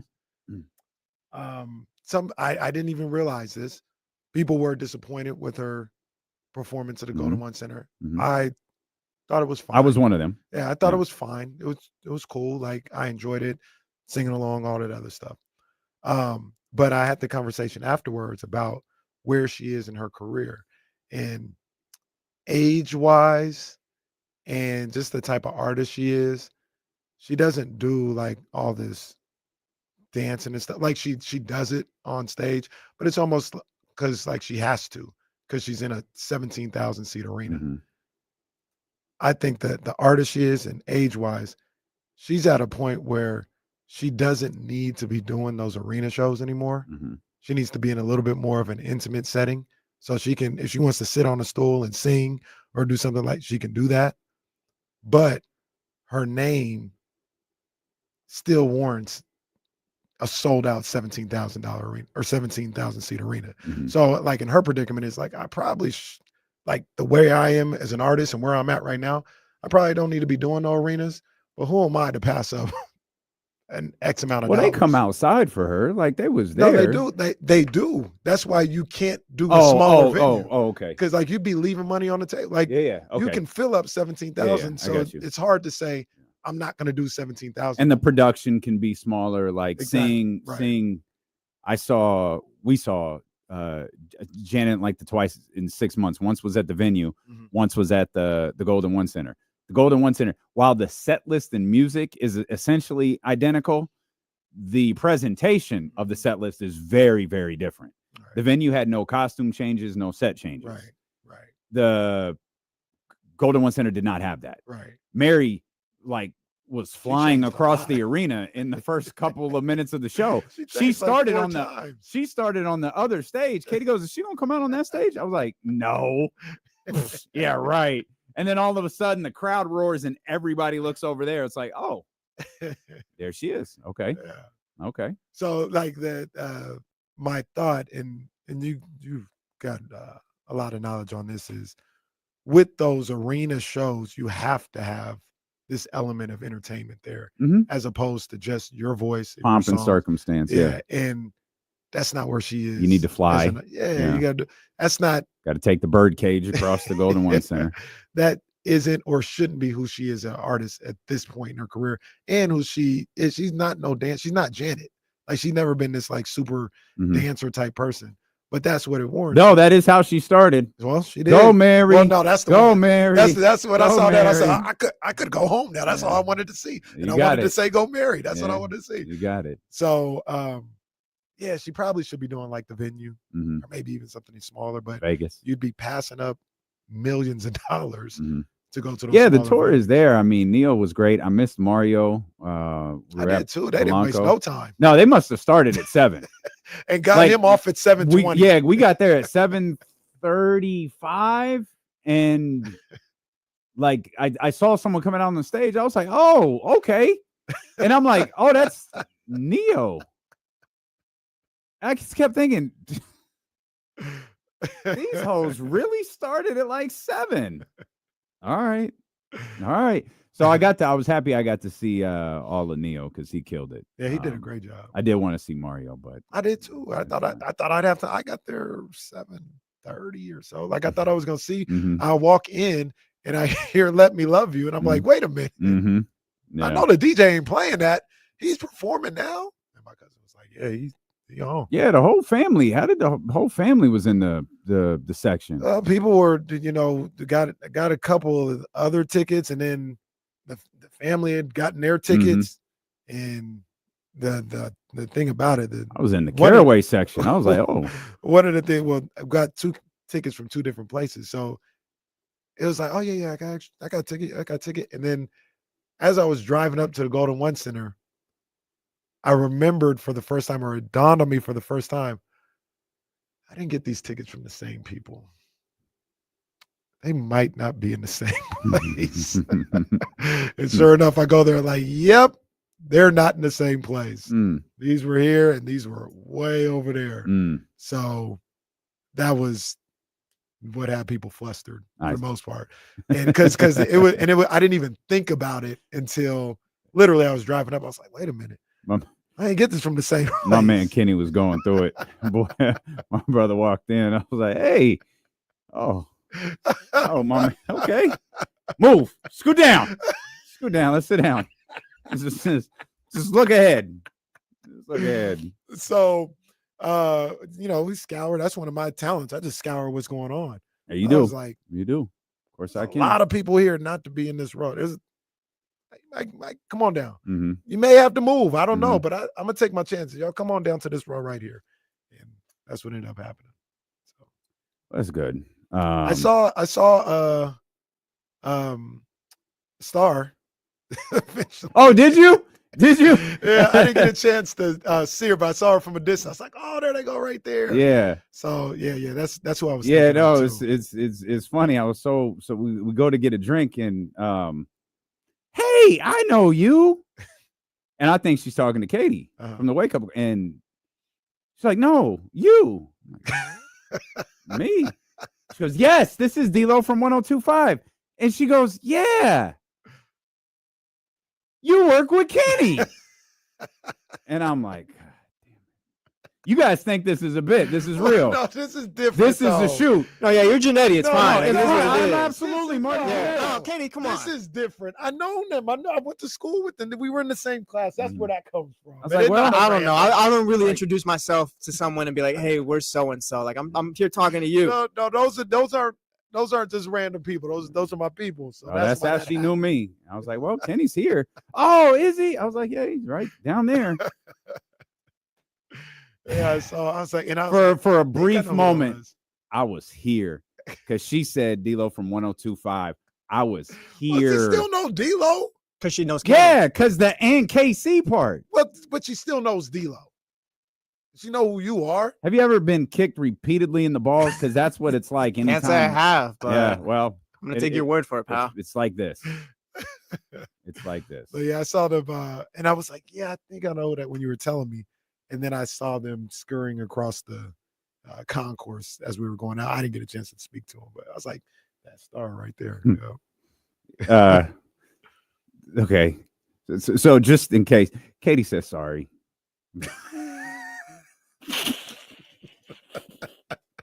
Jazz, if you're listening, she didn't know. She didn't know. She thought Jazz was gonna murder me. I was like, no, it's okay. She's not. No, she thought Jasmine was gonna kill me at the Golden One Center. Whatever. She said she's not. Jazz came in a little hot, and so she's hugging, and not me. And then everyone sits, and it's like we're aware something is off. Yeah, so we're just so sick of love songs. We're minding our business. It's just the way it's gotta go. Look ahead and sing. And a couple, Kenny's like right next to us, like directly next to us. Look ahead. Do not make eye contact, which she can't do. She leans over and says something to Kenny. And then a few minutes later, Kenny and Jazz get up and move. And they move like they're still in the vicinity within earshot, but they're like a row or two in front of us. That was the time where we were trying to accommodate, I was trying to accommodate like 7 people. And I was like, let's take this chance. So Neo, I think it's Neo. It is Neo. Neo wraps up. And so we're just sitting here talking.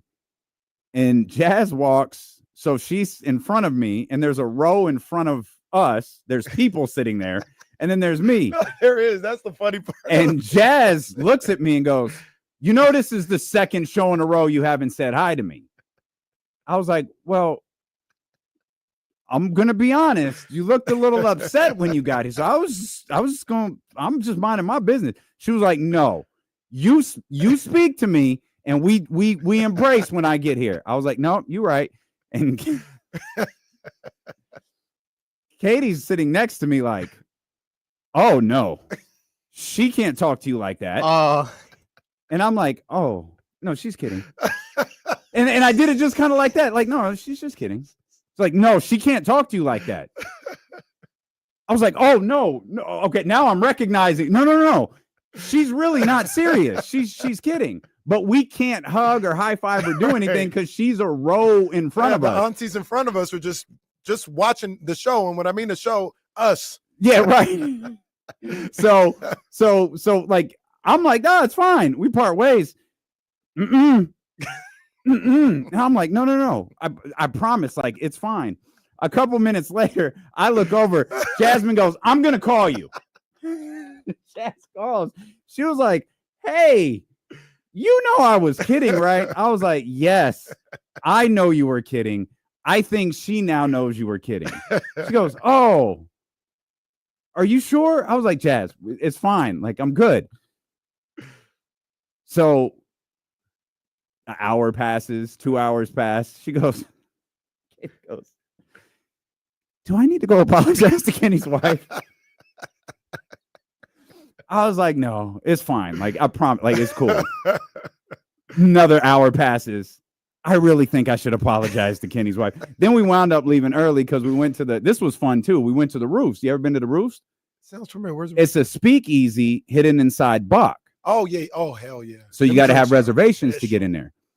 My boy Io was celebrating out there. Okay.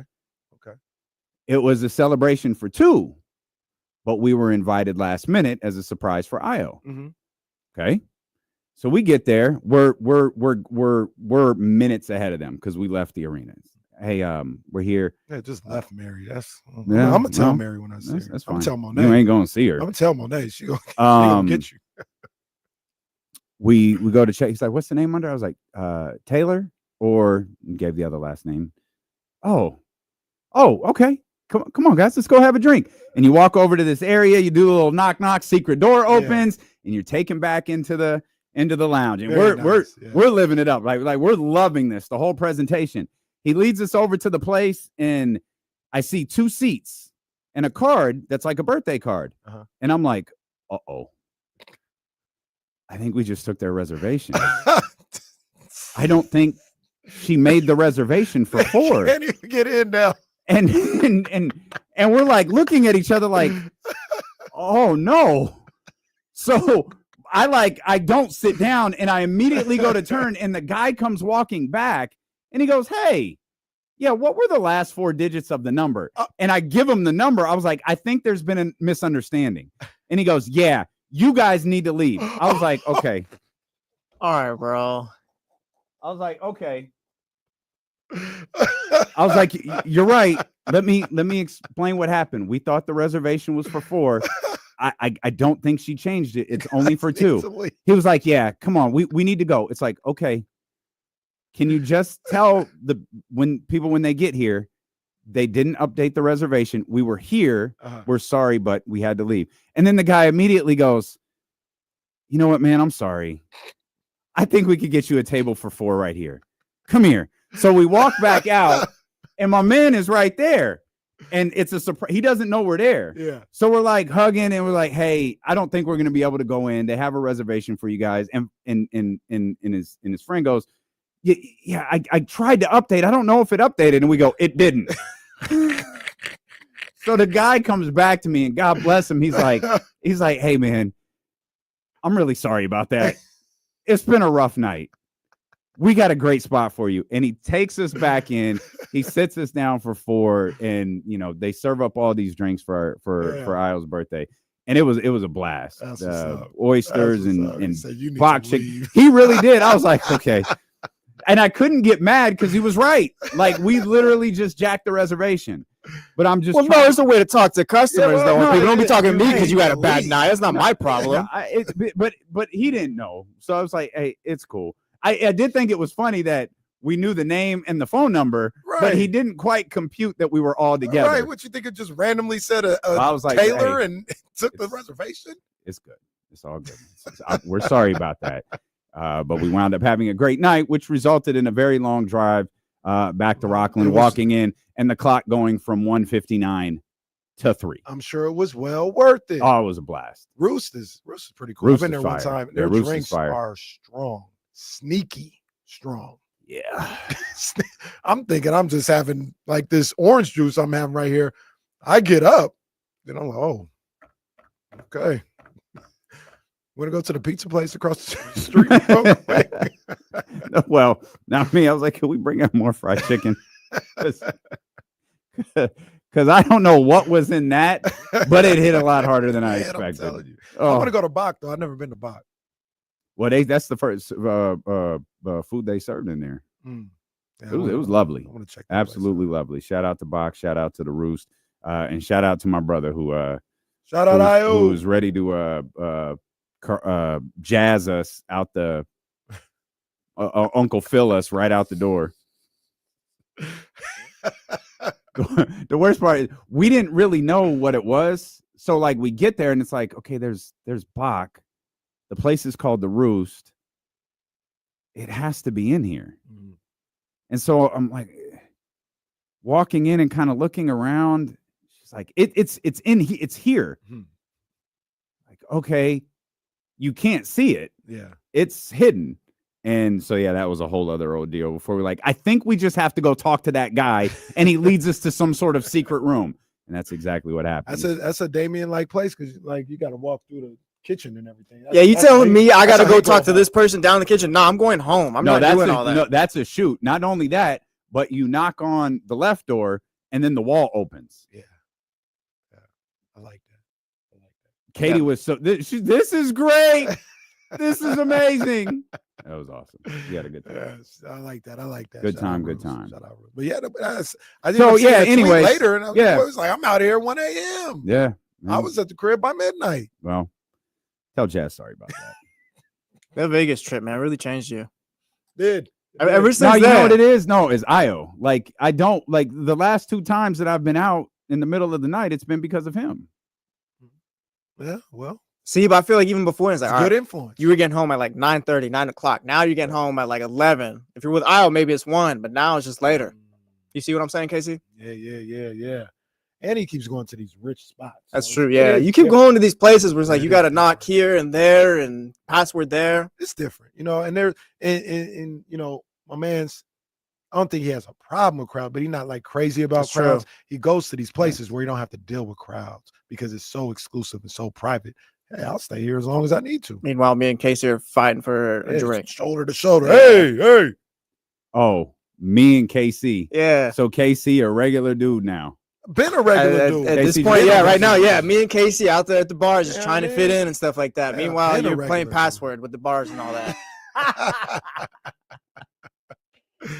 I'd never done that before. It was kind of dope. Like I've seen TikTok videos about like, hey, there's a secret place at Caesars. There's a secret place in like the Bellagio, all of these different spots. And it's like, oh, I'm gonna take a mental note of that. That's kind of cool. And it just so happens like we were invited out to that spot. I didn't know what it was, and it was one of them little secret spots. It's kind of dope when the door opens and there's a whole other, like bar back there. Yeah. It was fire. No, it's official. Like same as you, I see this stuff all the time. And one time, me and Jazz were just out. Like, let's try that roost. Let's see if it really works. And sure enough, like we got back there and had a couple drinks, and vibes was immaculate. And it was incredible. Yeah. Shout out to the speakeasies. There was another. Shout out to my brother who threw us out and then brought us back. I think that was the premise. I might be mixing it up, but the premise of that $100 burger that inspired Nipsey Hussle's $100 mixtape. I think the $100 burger was not on the menu, and I don't know if it was as much as like going into a different part of the restaurant, but you had to know about it to get the $100 burger, Mhm. and that's what made that so popular. And then Nipsey used that $100 concept for the mixtape. Crenshaw. Yeah, That's dope, man. Yeah. That's dope. I'm all for it. I'm all for it. You know what I'm gonna do? I'm gonna take Devin Carter to the roof. Well, he deserves it. He does. He deserves it. I love the way he played yesterday. I thought he played really well in both games. I might look at Friday's game a little bit differently. Well, Friday he did play really well. Maybe well. No, he played well. I only say that because he did play well, but it took a Stephon Castle dunk to kind of get Devin Carter going. Because I remember I was with some people and Stephon Castle had a nice little dunk. We was like, oh, look at our rookie. And then like immediately after that, like after I said that, he gets a little dunk, he hits a three, does a couple things. I was like, all right, Devin, all right. So yeah, he played well on Friday, but he followed it up with another good performance, like you talk about on Sunday against the Clippers. He's playable now. You can put him in the game for 6 minutes at a time. He looked like a guy who could do a lot of different things. Mhm. I felt like he busted his ass yesterday, and I've never questioned his effort. Might have questioned his ability, but I never questioned his effort. And it's just now that it feels like maybe there are some things coming together for him, and I actually loved his minutes yesterday. He did. I did. Really well. I loved his minutes yesterday. And we've been pretty hard on Devin Carter and the front office, but you know, and I think you can remain to have. I think you can continue to have those conversations about Devin Carter and the front office's decision to select him, but he is starting to show signs of a guy that you can play in a meaningful playing game or a meaningful playoff game or a game that you have to win. He's a guy that you feel like you can go to and get minutes from, whereas 3 weeks ago you couldn't do that. And you said it perfectly. He does a lot of different things on the floor. He's defending. He rebounds well for a guard. When he has time to shoot, the shot seems like it might be accurate, even though it's a little slow and, you know, it's a little awkward sometimes. We were talking about Bill Raftery earlier. When he gets those puppies set, you know what I'm saying? It's a good shot when he's able to do that. And you can see what others see in him. And I think in theory, we all saw it. We were like, I don't know if that's enough right now because he can't get to the things that he does well. Like the game's moving too fast. It looks like he's out of shape, and understandably so. He's trying to get there. Like all the things that he does well, I don't know if he can get there this year. And they did a good job with having him take a little bit of a step back, be in the G League, get his legs under him a little bit, and easing him back into to gameplay. And in these last two games, he showed up and played well. Yeah, he showed up and played well. So that's really good to see, man. Like you want to see a guy like Devin Carter who had a tough entrance into the NBA with the surgery, having to be thrown into the mix with the team and expected to perform at a high level, and not being able to do that right away. You want to see that guy be able to bounce back and get his legs under him at some point this year and show some promise, and that's what he's done. And all of that pressure was magnified by the fact the team wasn't playing well. Right. You know, if you get off to a better start, maybe the runway, so to speak, for Devin is a little bit different. Maybe the trip to Stockton happens a little bit earlier. Like I think Devin debuted with Doug, if I'm not mistaken. Yeah. Like things going well. Maybe you're debuting in the G League versus debuting with the main squad and Doug and this, oh God, what did we do? Sending them to the G League, give them a chance to get minutes, practice time, comfortable, and then bringing them back like, okay, now we got something. Yeah. You know, you might have been able to approach that a little bit differently if you started well. That's not Devin's fault, but that was just the unfortunate story of the season. Well, this poor guy, to be fair, he didn't get a summer league or a training camp. Right. He got nothing. And he played 2 G League games and was like, all right, kid, we're trying to get out of the 9th spot. Get in there. whoa, it's a lot. And that's a lot for a guy like when I think of Devin Carter, I still look at him. He's got a lot to work on. So who he might end up being isn't who he is today. But like just asking him with no summer league, no training camp, and I got a lot to work on in my game just in general, go out there and perform. It was asking a lot. We said that at the time too. Like it was asking a lot to expect anything from him. And what we were just kind of hoping is that he would go out there and not take anything off the table. And he wasn't able to do that early on. But sending him to the G League, letting him get his legs under him, get a feel for professional basketball at that point, seems to have done him some good, man, because he's come back to the Kings and these 2 games at the very least. He looks like I said, a guy that you can go out there and play 6 minutes a night. Or 6 minutes a half, excuse me. Yeah. Let's step out, come back, because we should talk a little bit about Friday's game. The game happened. De'Aaron returned. The reaction was there. I actually love the reactions for multiple different reasons. So we'll talk about that and hopefully be able to put that behind us moving forward. So we'll talk more Kings basketball. We are going to get into the NFL. We're going to spend some time in the NFL. The Raiders made some move on Friday right after our show has ended. What does the acquisition of Geno Smith mean for what they want to do in the draft? Also, Josh Allen, big money. Myles Garrett, big money and a no-trade clause with the Cleveland Cavaliers. And Max Crosby, all of that ahead here. That's not even – none of that even happened today.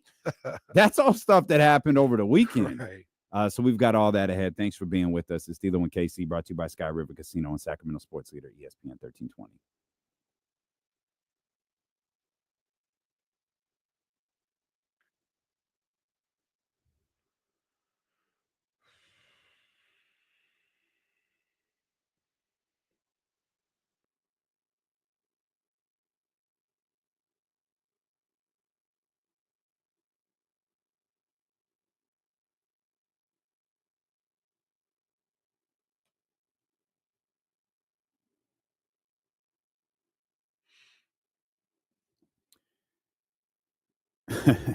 Even Jesse would enjoy Cleveland. Roland, I'm just requesting a trade the year after.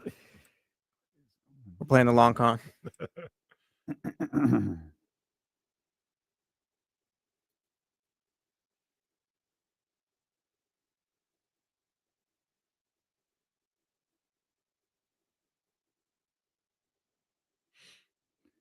Showed this to Kenny. No pool update, but we got a backyard update.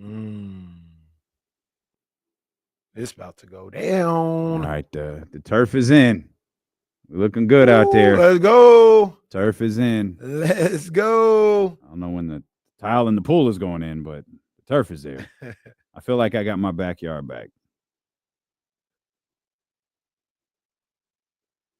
Hopefully we get to be like D'Lo one day, Casey. I know. I'm about to say 7-on-7 soon. Yeah. And afterwards, just jump in the pool. $75 buy-ins. Yeah. It's gonna be good times. Bring your squads. It's gonna be good times.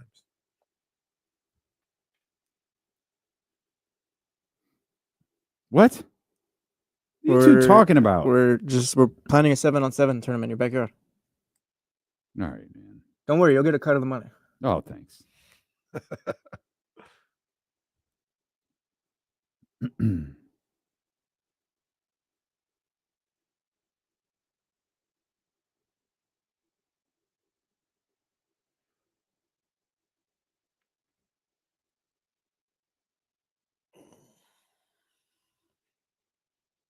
Bryce, no, I don't. Stop it. Yeah, Bryce is telling lies out here. Stop it. Jesse, no.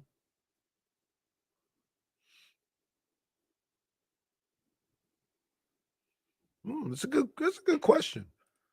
Is he building a speakeasy at his house? If you wanted to build a speakeasy in your house, could you? He's got room. Well, that's going to change. So no. Nope. That would be fire, though. You remember who had a speakeasy?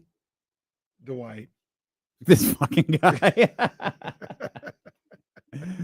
Robert California had a speakeasy in the house. I was trying to remember. Yeah. Robert California. That's the weird episode where Ryan and them were all dancing. Remember? That's it. Yeah. Yep. That's a wild guy. You don't even know who Robert. Stop. He is. Oh no. Seriously, I'm thinking of Packer. Yes, Todd Packer. You know who Todd Packer is. Yeah, Robert's last night in the house. Yep. James probably does have a speakeasy. You should just start calling his bar area the speakeasy. Yeah, so when they released the Superfan episodes for season 8, I already did, I guess, before. I have not watched those. Oh, TV show alert. Jesse, I did finish Paradise. Oh, you finished it? It's fire, huh? It is.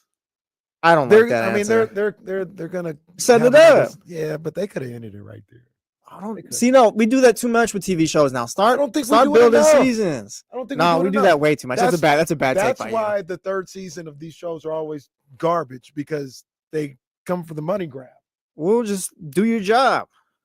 Well, just be better, write better. But the story was never, not this one in particular, but a lot of times with these shows, the story was never meant to be more than one season. I think this one you can do it though. You can get this one's. It's you might. All right, two max. You may. I was gonna say. I was thinking about it right now. You might get 2. Yeah, and they did so well. They're gonna have a second season. What the hell? Donovan talking about Paradise is good. Thanks for the I have no problem, Donovan. I got you guys back. Shout out to the chatty house. That was me. Really, Casey? It was you? Yes. I told Jesse about it. Wow. I'm here for the people. I'm the people's producer. So Donovan, you got it, pal. I saw, where was this one up here? I got introduced to this a week or so ago. I remember you talking about that. Yeah, that's good. Everyone says that one's great. I haven't gotten into it yet. It's interesting. It's very good. You got to pay attention. Okay. Don't zone out. Okay. Like, okay, what's going on here? I zoned out in the first episode of Raising Kanan. So did I. I'm gonna have was bad, but I saw they were laying the groundwork. Yeah, I don't know if they needed to. I'm gonna need to rewatch it. Yeah, I'm gonna have to watch it again. Well, I won't. I know enough. I'm still like unclear. So Joey just crawled out of the dirt? Yeah. Okay. I mean so it's funny you say that. That one, all right, it's like, all right, man, this is wild. He was able to do that, get to a payphone in the middle of nowhere. Somebody knew where he was at in the middle of nowhere, came and got him, and they just brought him back to health. All right, man. But I try not to do that. I'm like, it's a TV show. It's okay. It doesn't have to be like super. On top of that, it's like a dramatic TV show. So it's okay. But I was sitting there like, all right, man. You mentioned that. It's always funny when people are like, oh, well, this superhero show, this wasn't very realistic. Dude, there's superheroes like in space. What do you want? What are you talking about? I try not to do that. I just like, all right, man, it's cool. It's cool. Like, all right. But yeah, I zoned in and out of that episode. Hey, real quick, before we go any further, come on, man, can we get some air horns? Oh, yeah. That's can we get some air horns? Hey. Can we get some air horns? Hey, come we'll on, man. hit him again. Come on, man. Let's go. Let's go. ACC champs. Let's go. Man. Let's go. That was pretty awesome. That was really cool to see. And that was pretty dope. It was one of those things where I had Reese had some basketball stuff on Sunday morning. So I like stayed away from everything and wanted to watch all the tournament championship games. Mm-hmm. And that was the first one. I went back and watched that. And to make it feasible, I just like sped through, did the Kim do it, skimmed through it in the first half. And I saw the score. I was like, damn, oh man. So I started watching that. Started the second half and they just went off. Yeah. They went off. Yeah. Man, that was good to see. Did you get a phone call? No. That's the best part of this stuff. No, I sent it's just the most indicative thing of like 15 years of knowing this woman. Had they lost, would have heard about it for an hour. Oh, yeah. But they won. Text. Congratulations. You got so-and-so liked your text. Liked it. Well, that's not terribly far off. I did get to emphasize? No, I did get a response. But it was congratulations, very proud of you. Thank you. And then her traditional emojis, which are the blue heart and then the devil, the purple devil.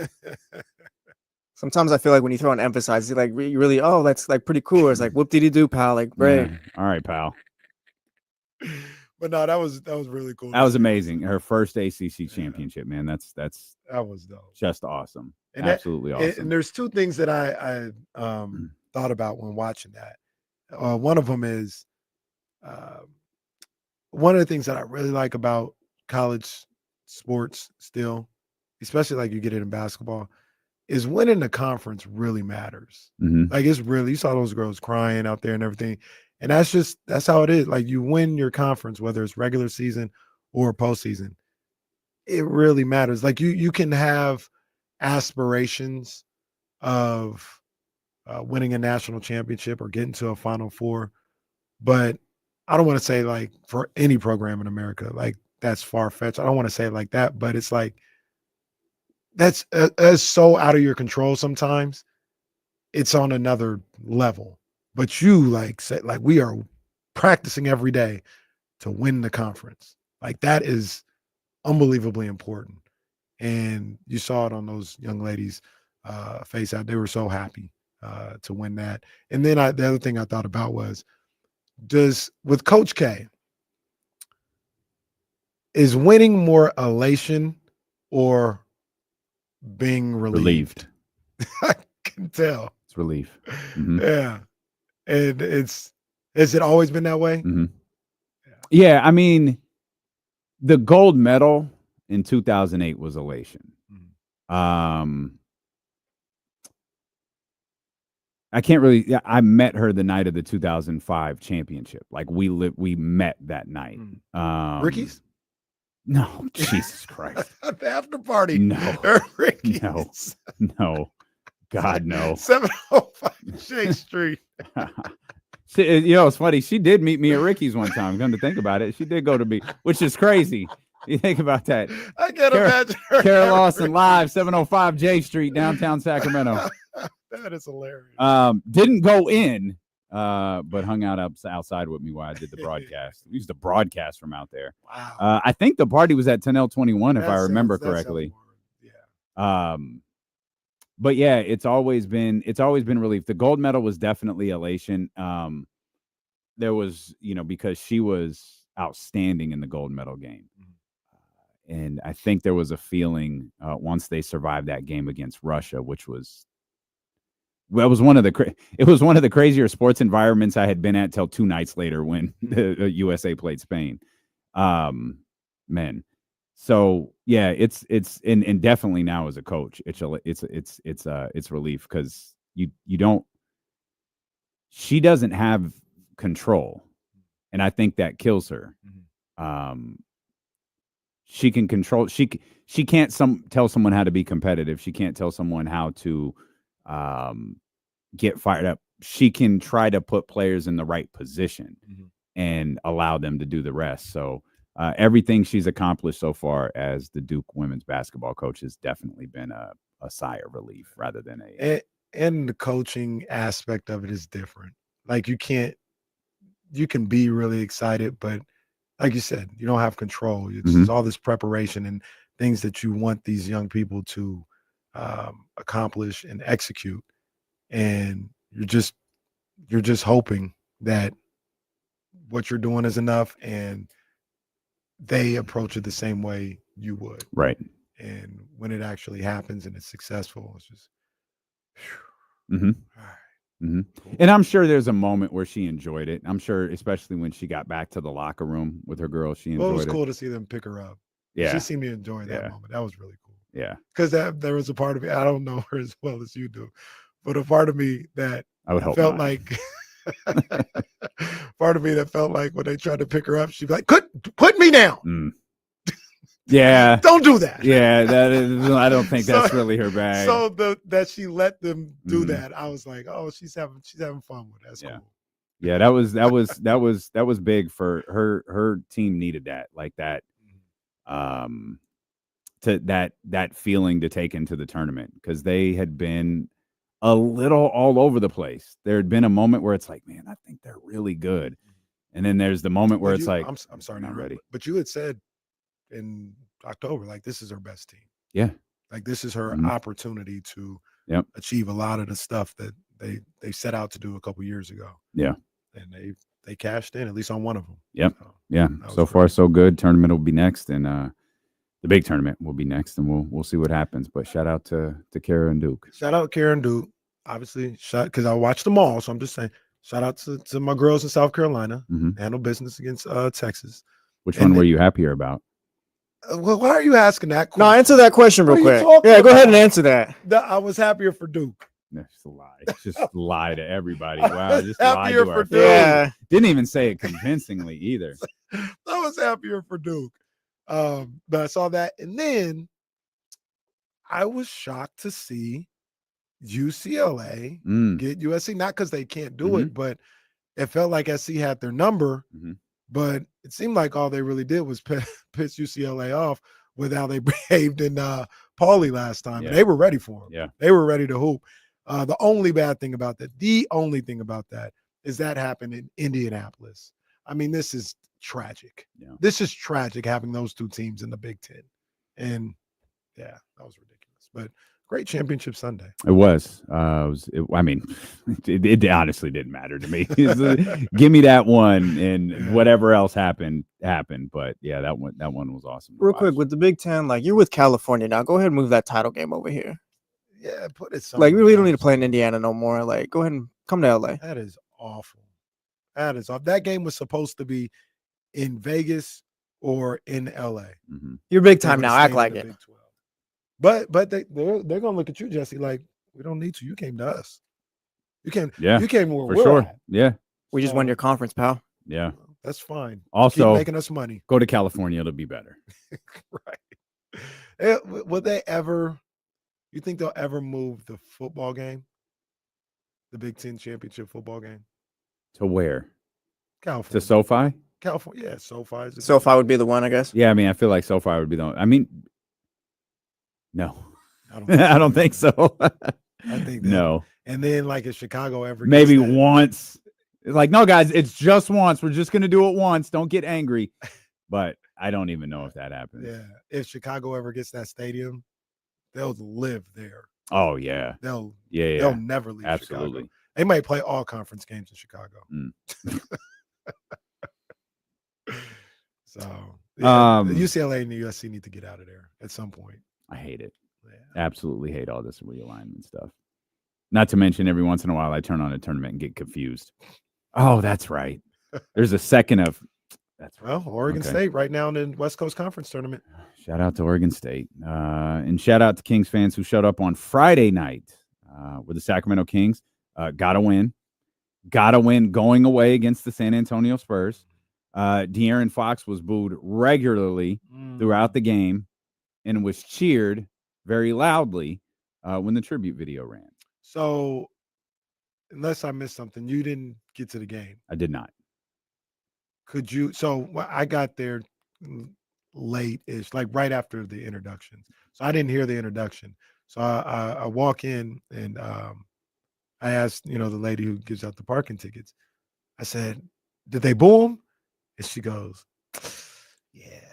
And I said, "Really?" She said, "Yeah, they got They didn't show that on TV. They didn't. No, which I thought was a catastrophic fail by NBC Sports California, like absolutely catastrophic. And the first time I realized, so I think I saw it through Sean's video. Okay. And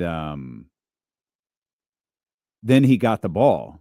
I was like, oh, we're doing that. It's like, okay, it was cute. It'll subside.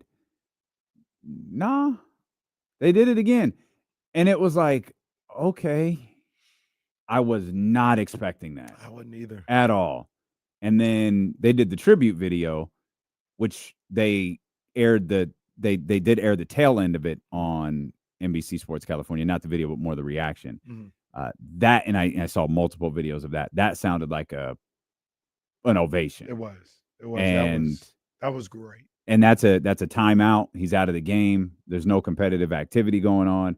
It felt like that was a good, hearty, hey, thanks, homie. We appreciate you. And then he checked back in and he got booed. Then they went back. They went back to booing him, regular which I scheduled did not program. expect that at all. I didn't. I did not expect that at all. I didn't as well, man. I was surprised to hear that, to see that. And it went for the entire game. The Kings got up by 20. It really did. And they booed him every time he touched the ball. If Keon got a steal or a block, the ovation for that, or the applause for that, was loud. Mhm. Keegan do the same. It was loud on De'Aaron Fox. Mhm. Yeah, I did not expect that. A 6 for 17 night from De'Aaron, 0 for 6 from 3, 16 points. And again, none of that really matters. Like the Kings won, they won going away. Zach LaVine, again, brilliant in that game. Keegan was terrific in that game. I know that game meant something to Keegan Murray as well. And now I feel like we can just put it behind us. Yeah, and kind of done. Even with all that said about like what happened on Friday night with the crowd and everything, I do think that's a little bit of a one-off. You know what I mean? I think so too. Yeah, I don't think I every think so time he too. comes to town they're going to boo every time he touches the basketball. I don't think that's going to happen. They just got it out their system. You know what I mean? Whoever felt that way, they got it out their system. Yeah, I think that's the case. The only way it is a little volatile. Whereas like as is, I think everything is fine. Like I think they won't do that again. Mm-hmm. If he says one thing, it's super volatile. If he says they're ready to go right back to it. Yeah. And I think that is going to be the case for the rest of his career. I don't think that's going to go away. Is you play cool, we'll play cool. Say one thing, and you come back here and see what happens. I think, and I'm not saying that's how I feel. I think I'm reading how people feel about the situation. Yeah, I think that's how they. You be cool, we'll be cool, but say something crazy, and we'll go back to it. Leezy did a great job talking to people out there, getting videos of that night. They're all over there on the ESPN 1320 and D'Lo and Casey Instagram page if you want to go check that stuff out. Great work by our man Leezy. Do you have an opinion on the video that was circulating the internet after the game? Yeah, I don't want to speak definitively because I don't know, but it didn't look like it was anything going on. That's exactly how I felt. Like it did not look like. The only thing that had me thinking that there was something could have been going on is if you look at the video. That was Jazz talking to me at the concert. It was nothing. Like it was all love. It was fine. I thought so too. The only thing that gives me just a little bit of pause, just a little bit, and I still don't think that's like it was anything. But I forgot who it was. Maybe I'll pull it up on so I can. But there was a point where she's saying something, or Malik is saying something, and the guy that was next to them starts to move, and one of them goes, no, chill, like, or he tries to pull like, hey, all right, it's cool, whatever, but he's like pulling her like chill, or something like that. I was like, all right, that's a little odd, but other than that, I didn't think it was anything. Now this doesn't mean anything, but me and Bonte were right there on the baseline as they were having that interaction. Sorry. Legends. I swear to God, if y'all were down there and you could pull this video. Oh, I thought you said they got it. No. Oh, no. If y'all could pull this video somehow. Legends, go do that work. Go do that work. Get us the video. They send the video. So we were there. We were like on the baseline. We was right there with them. And I noticed that they were talking. Mm-hmm. And there was nothing going on. It was nothing like I couldn't hear what they were saying because I wasn't close enough. But it didn't look contentious at all. It didn't look like there was anything going on. They were just talking. Mm-hmm. Like that's from the video and from being there. That's what it seemed like to me. And yeah, I was kind of perplexed when people got the video and were like definitively running with, oh, they had words. Yeah, it didn't look like that at all. I didn't think so. I thought they were both smiling. She was just really animated. Mm-hmm. And she's an animated talker. Like I've seen her talk to other people. Yeah. She's just not even animated like in a mean way. Like when she's happy, Mhm. it's a lot of hand movements and Mhm. gestures, and that's how she. I think what talks. threw people off was the point.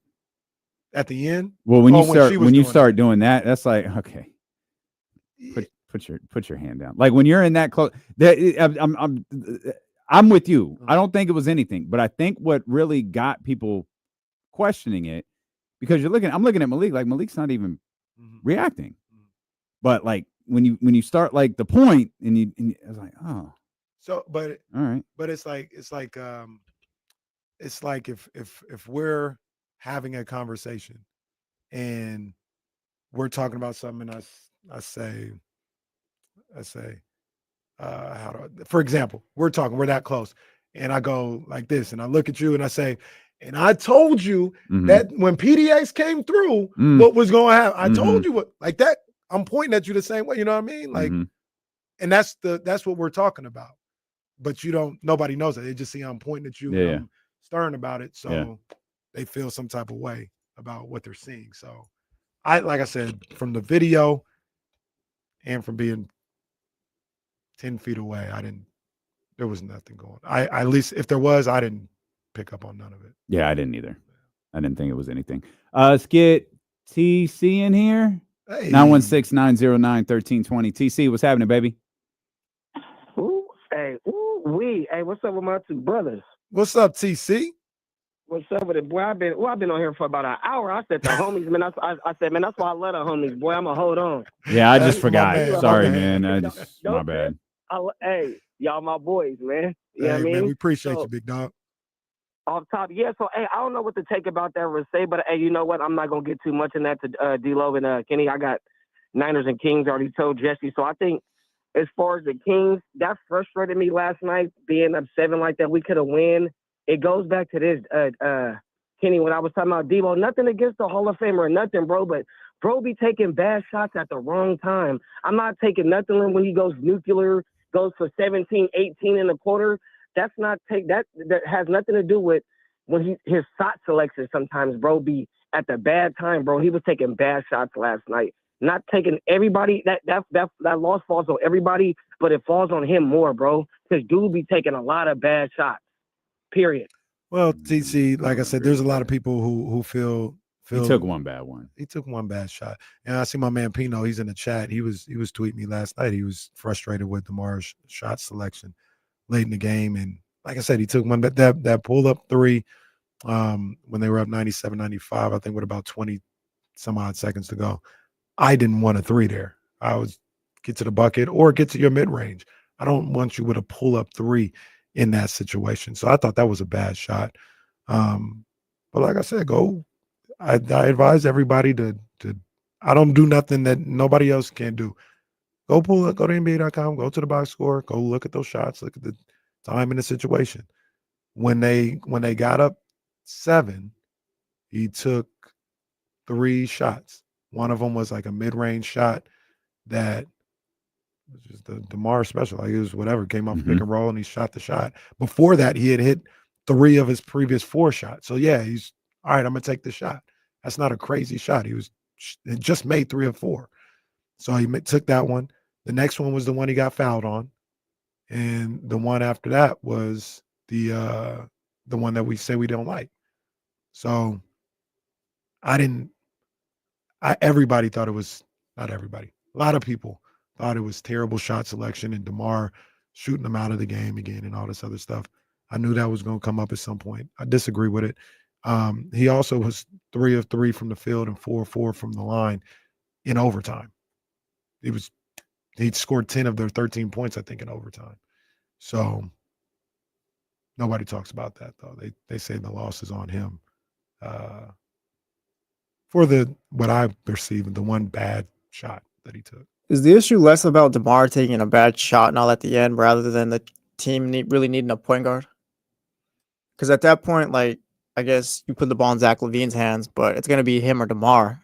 And they're not facilitators like that where it's like, all right, we're going to run the offense and get a good shot, everyone. Like, they're go-get bucket type guys. They are, but this is the thing that I say, and Maybe I'm wrong. Maybe my memory's off or whatever. But just look around. Like, ain't no offense. What offense was ran on the final play of the game? That is not how the NBA is played. It's just not. Once you get to about 4 minutes left, ain't nobody running the flex offense. You're getting it to your guys. You get them where they want it, and they become decision makers. Even the point guard is just going to say, and it's helpful. It's helpful, but he's just going to say, "Hey, DeMar, I'm bringing up. Get over there on the left block, and then when I get the ball to you, I'm gonna clear out and go to work." I don't mean it to bring it back to Boston. Remember we used to talk like used to say that about like Boston, like it was you got Tatum and Brown, but sometimes you need to get back to that point guard to kind of just how do you say calm things down, I guess. No, you would, but the problem there was Marcus was the one taking the shots. And you needed a point guard to say, I'm not gonna take the shot, I'm gonna get it to Tatum or Brown. Because I wonder like if I don't buy into the DeMar thing right now, I think he's fine, but if maybe you have a point guard there, calm it down, whether you get Keegan a better shot here or something like that. They definitely need a point guard. Whether it's Monk or a more traditional point guard, they need that in that lineup. And they're missing that with Monk out at the very least. So we'll come back. Leezy. We got Leezy, Mitch. We talked to TC already. Leezy, Mitch, hang on. I want to hear from both of you. And we got to talk some NFL stuff too before we get back to the Kings, because the Kings, they're back at it. We got a game tonight. We'll get you caught up on everything else that happened around the association. Kind of some big moments in the association this weekend too that should be discussed. The Steelo and KC brought to you by Sky River Casino and Sacramento Sports Leader ESPN 1320.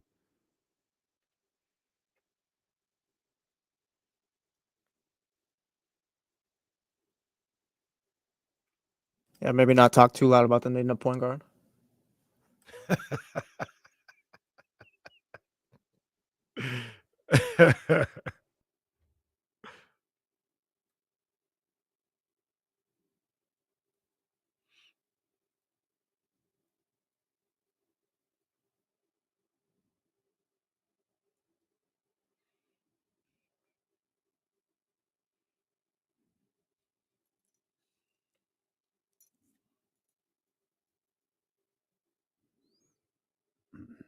Nah, hey.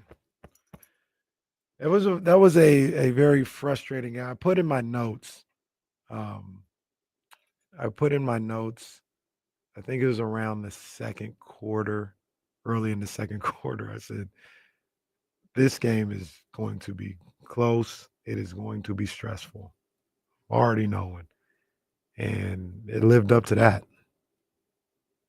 Well, that's that East Coast life. Understandable. Shout out Jersey. Shout out where Pino, where you at? You in Patterson? You in Newark? Where you at, dog? You in Jersey City? Where you at, man? Come on, man.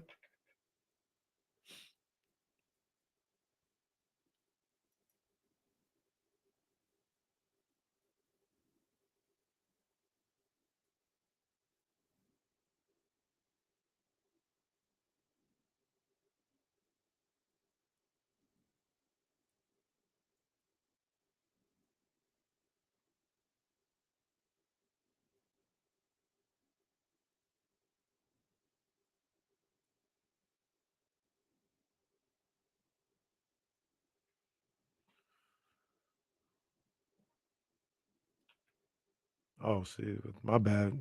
You know, I'll just step out because D'Lo and I just can't even see D'Lo and Pino could have a conversation here. That's cool. That's cool. I'll just step out. You know, they out here owning property. I mean, all right. You own property too. I own where I live. What's the difference? He and you own and live somewhere else. Oh, that's different.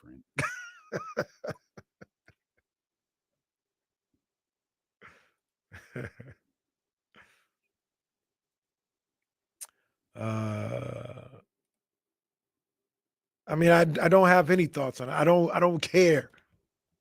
I don't care, Will. Will, I thought you weren't supposed to be here. Shout out Dave Roberts for stealing second that one time. I hope you do have a speedy recovery, Will. I hope everything's going good, big dog.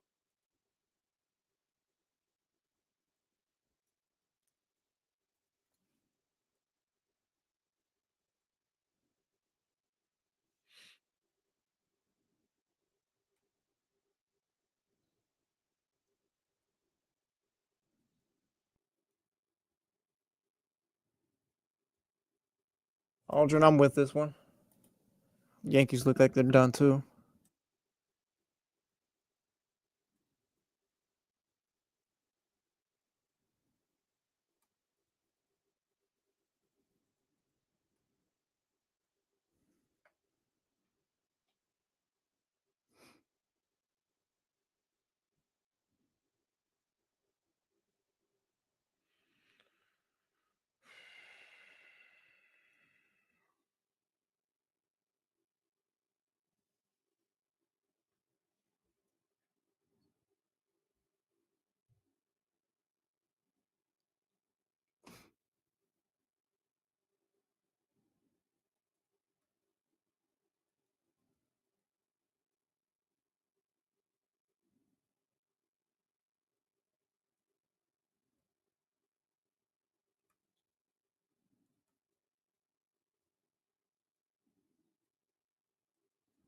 All right, let's get to these lines. You said start with Leezy, 916-909-1320. Leezus, what's happening, baby?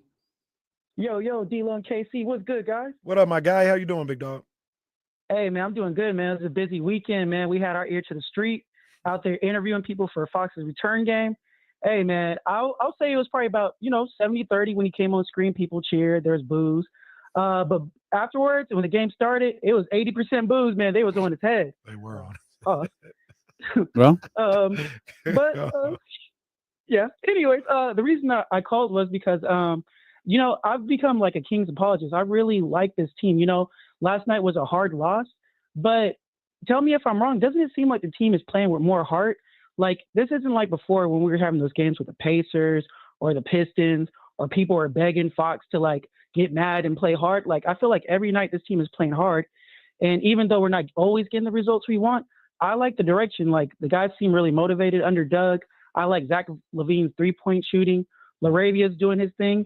I feel like the Kings are closer to being successful than failing. I feel like they just need maybe a playmaker, kind of like what Lonzo was when DeRozan and LaVine were on the Bulls, and just maybe a defender. And I feel like the Kings are a lot closer than people think.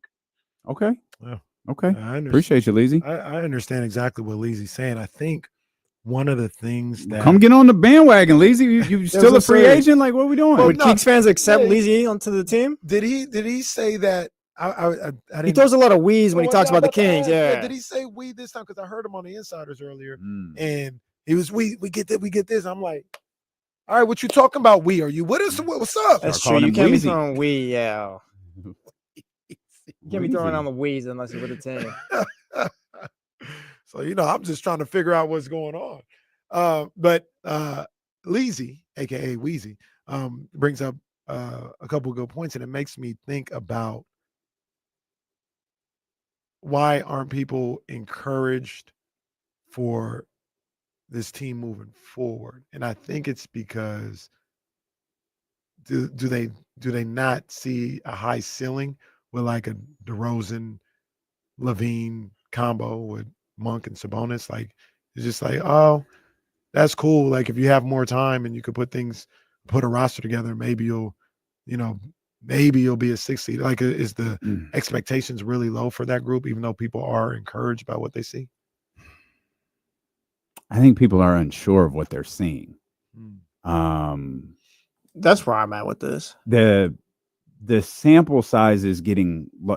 So they're so, again, it's the seasons within the seasons within the seasons.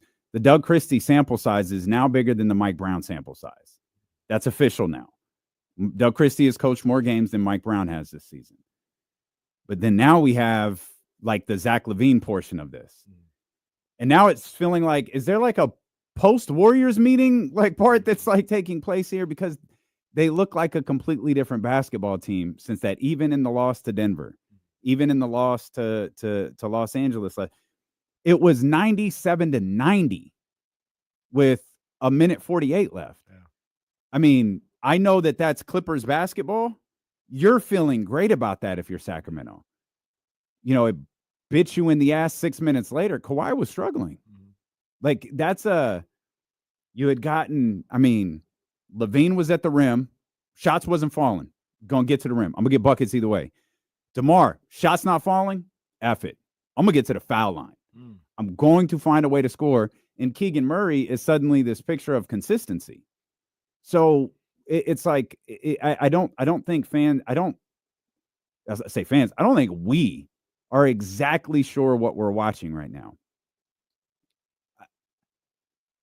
I think there's, talk about him all the time. Our guy Io, he's a huge basketball fan, Cleveland Cavaliers guy, likes the Kings.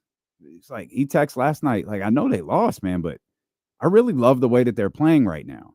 And I think the way that they're playing is becoming very visually obvious that it's not a one-off. Like, they're playing differently. I don't know what that means for like what people think their ceiling is or their potential growth next season or the season after.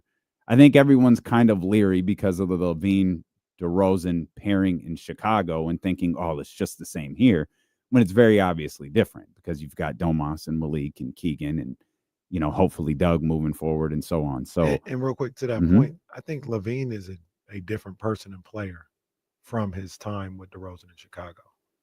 We talk about how he approached this season, like the famous media day, the quotes that he had, where he's like, man, I was out. I had a lot of time to reflect on the type of player I want to be, the type of person I want to be.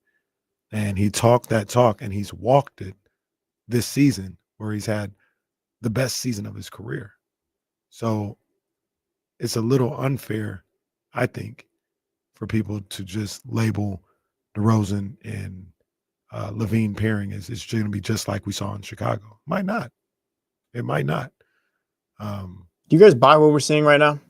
This team under Doug Christie. Yeah, I do. But ask what that means. Well, yeah, like how far is this going to take them? Because I don't know. Like I don't know what it means. Because I feel like, because before I think I was like, all right, we're headed towards a rebuild no matter what. And I still think we are, just because DeMar's like non-guaranteed in that third year and all that. But I do think if maybe you did add a point guard and all that, like Doug could get some out of this team, where maybe you do get out of the first round. I don't think they're headed towards a title anytime soon or anything like that. But it looks a lot better than it did a month ago. Like there's something I think where you can win some games there. It's not just hopeless, I don't think. Yeah. Where you're just stuck in the play-in. But again, I don't even know what to trust, I guess, at this point. Because it's like, how much credit do we give to the front office that dug a hole for themselves and dug themselves out of it? That's a good question as well. The other aspect to yesterday's game that is a little frustrating and that was eye-opening is you talked about 97-90 with a minute 48 to go as Clipper basketball. They're about to win Clipper basketball. Mm-hmm. Yep. And we always looked at the team, well, if they're going to win, they're going to have to score 125 and outscore people or whatever. And they've shown in a number of different ways that they can play a couple of different ways of basketball. At least that's the way they've been able to do it lately. And what if that's real? What if they're not just a team that can that has to outscore you and they can play a number of different ways? I do buy this team being a good team and being a team that I'll say, if we put a ceiling or a cap on it, if you took this same team into next year, I think they got a second round ceiling. I think they can win a round in the playoffs. The same team. Yeah, you give them a year, you give them a training camp, you give Tell them me more why. cohesiveness. Because I think they've got a lot of, and this is without Domantas Sabonis as well. Mm-hmm. But you've got high level talent in LaVine, DeRozan, JV on the bench, Sabonis obviously as well, Malik Monk. You have a roster that allows you to play a couple of different ways. Like you can get physical and get defensive with some of these guys, or maybe you weren't able to do that before. You're a little bit more finesse, or you're a little too small to do that. But with LaRavia, with Keon, like I said, JV will be coming off the bench in that situation. If Devin Carter shows that he can give you 12 minutes a night coming off the bench, I think you're a little bit more equipped to play a number of different ways. And, talk about, I know the upside and the potential and all this other stuff, but you talk about teams like Memphis and Houston, like you went up against them like with a whole year. You went up against them in the playoffs. You could play with them. Minnesota, you could play with them. You could beat them in a series. You could beat the Clippers in a series. So I think that's when we say ceiling, obviously we're talking about best case scenario. You know what I mean? Like everything's clicking, you can get to the second round. Maybe everything doesn't click and you don't make it out of the play-in with this team for a whole year. But I think with if everything and everybody's playing well, they can win around in the playoffs with this particular group. Okay. Let's talk to Mitch. Mitch been waiting patiently. What's happening, Mitch? Hey, how you doing, guys? Good show. D'Lo and Casey, I'm glad you guys had front row seats. It reminds you of that who was in broadcast, that little he had a TV show. I can't remember his name. Play a little baseball catcher. Just a bit outside. You know the name? Bob Uecker? Bob Uecker. Yeah. There you go, Bob Uecker. I don't know what's going on with this chat room here. I can't see all the comments. You know, it's okay. always time to roast Mitch, but it's good. It's all in good fun. Well, they love you, Mitch. No, they do love I can't you, read it. Mitch. Something's going on with my phone. I can't take this phone sometimes. Just like I can't take Twitter. You never know who's watching and reading it. You know, and from Sacramento to DC. I will stop right there. I don't want to get into that. Okay. Our Kings, we're shooting guards. We're gonna take on anybody. Shooting guards against anybody. You gotta like the team. I gotta like that fit. Thank God we traded for Jake and Jonas, because then we'd be in trouble. With the football, I can't believe my Raiders chose Geno Smith. You like jet quarterbacks? Sam Darnold would have been better. Even Aaron Rodgers. Zach Wilson is the third string. But Geno Smith, come on. Oh. Okay. All right, Mitch. Well, Thank you. You know what? Hey, Mitch had some pep in his step in that call. Shout out Mitch. That was energy right there. I think Mitch might have finally gotten hip to what everybody else knew when he talked about Twitter. Yeah. Oh. And he was like, "Yeah, you never know who's watching and what you can see." No, literally, Mitch. Everyone can see. We tried to tell you, Mitch. We've been warning you about this for years. Mitch, just stick to the Seinfeld and dog content on Twitter, brother. That's your bag. Stop asking women how they got so pretty on Twitter. Just stop it. Oh, but it's all right. Mitch is just wondering, how did it happen? I don't know. Mitch be yelling at the baddies. That's amazing. Mitch is amazing. He is, man. I don't know what he was talking about with Bob Uecker, but yeah, he said we have front row seats. I think you guys are modern day Bob Ueckers. No, Bob Uecker has the cheap seats. Oh, yeah. I don't know that. He was talking about, and maybe he said we weren't Bob Uecker. Oh, okay. Even though we weren't in the front row or anything. No, we were just sitting, vibing, watching the concert. But he was down on Geno Smith. Yeah. That surprised me a little bit. I didn't I ran through a lot of scenarios and I guess that's my fault. I should have figured, Geno, Pete Carroll, maybe there's something there. I knew, Geno was in line for an extension with the Seahawks, and maybe there was an opportunity to get him out of there. It wasn't the route I expected. I was very surprised when we got that message on Friday. I think I saw this morning, Geno. Oh, my bad. Go ahead. I think I saw this morning, Geno actually turned down an extension from the Seahawks. Oh, he did? Yeah. I don't think probably the Sam Darnold offer, I'm assuming, similar to that. Turned that down. That part got this emotion. I wonder if he can get a better one than that. I would have kind of put them in the same spot, to be honest. Yeah. I actually did peg Sam Darnold being a little bit higher than what it turned out to be. But not crazy higher, like a little bit higher. I'd probably slot Geno in the same spot. He sounds about right. Like Geno he got some good numbers too, in his time with Seattle in the last few years. I chuckled because you said when we weren't expecting that when we got that message. Well, we didn't get a message. Ken came and told us. Ken, yeah. And we said, what? Our man Ken from the Eagle walks in right as the show goes off, or a few minutes after the show goes off, and we're transitioning to KSFM. He's like, "Hey, what'd you think about that trade?" What trade? Geno Smith. Where did he get traded? The Raiders. And I'm thinking, okay, Ken. And I look down, and there's the tweet oh, okay.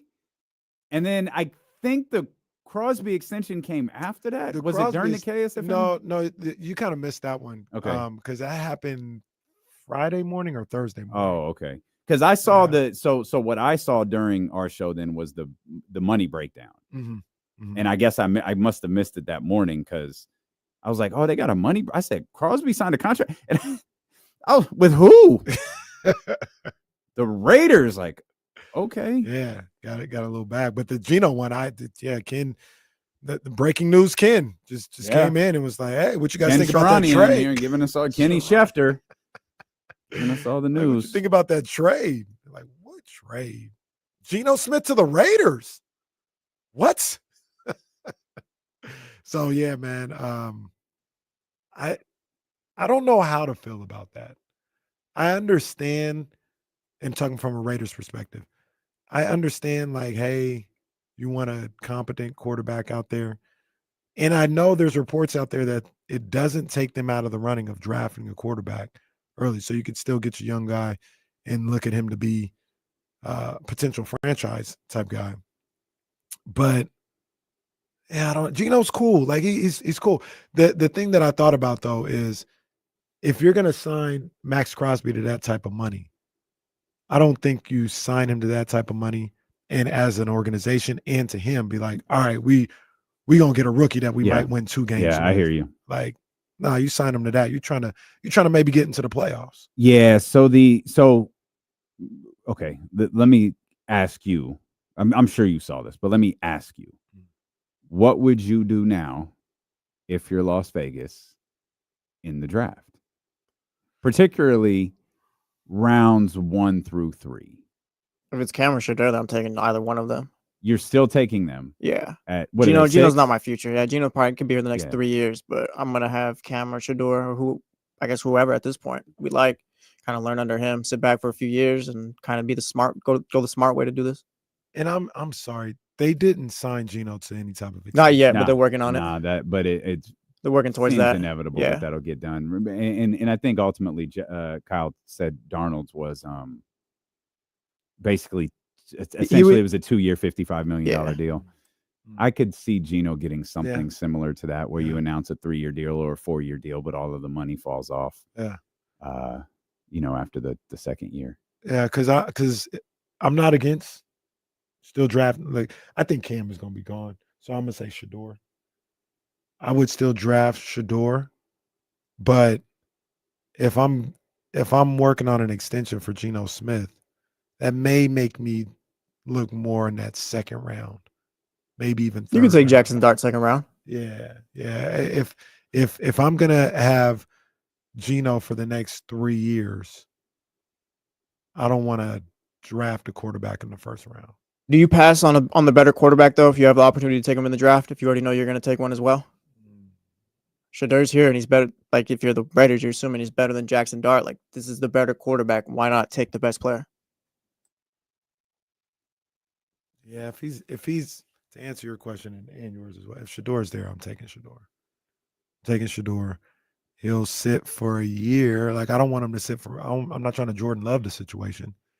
And that's why I'm like nervous about signing him to an extension. If really, like, best case scenario, if everything works the way I would want it to, you've only got a year here, Geno. And then we're handing the reins off to Shedeur.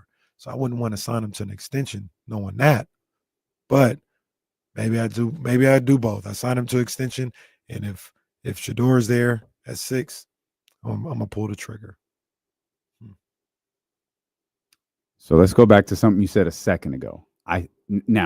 Let's tie this all up together. And The Athletic says the Raiders are still very much that, they're not ruled out of the quarterback market.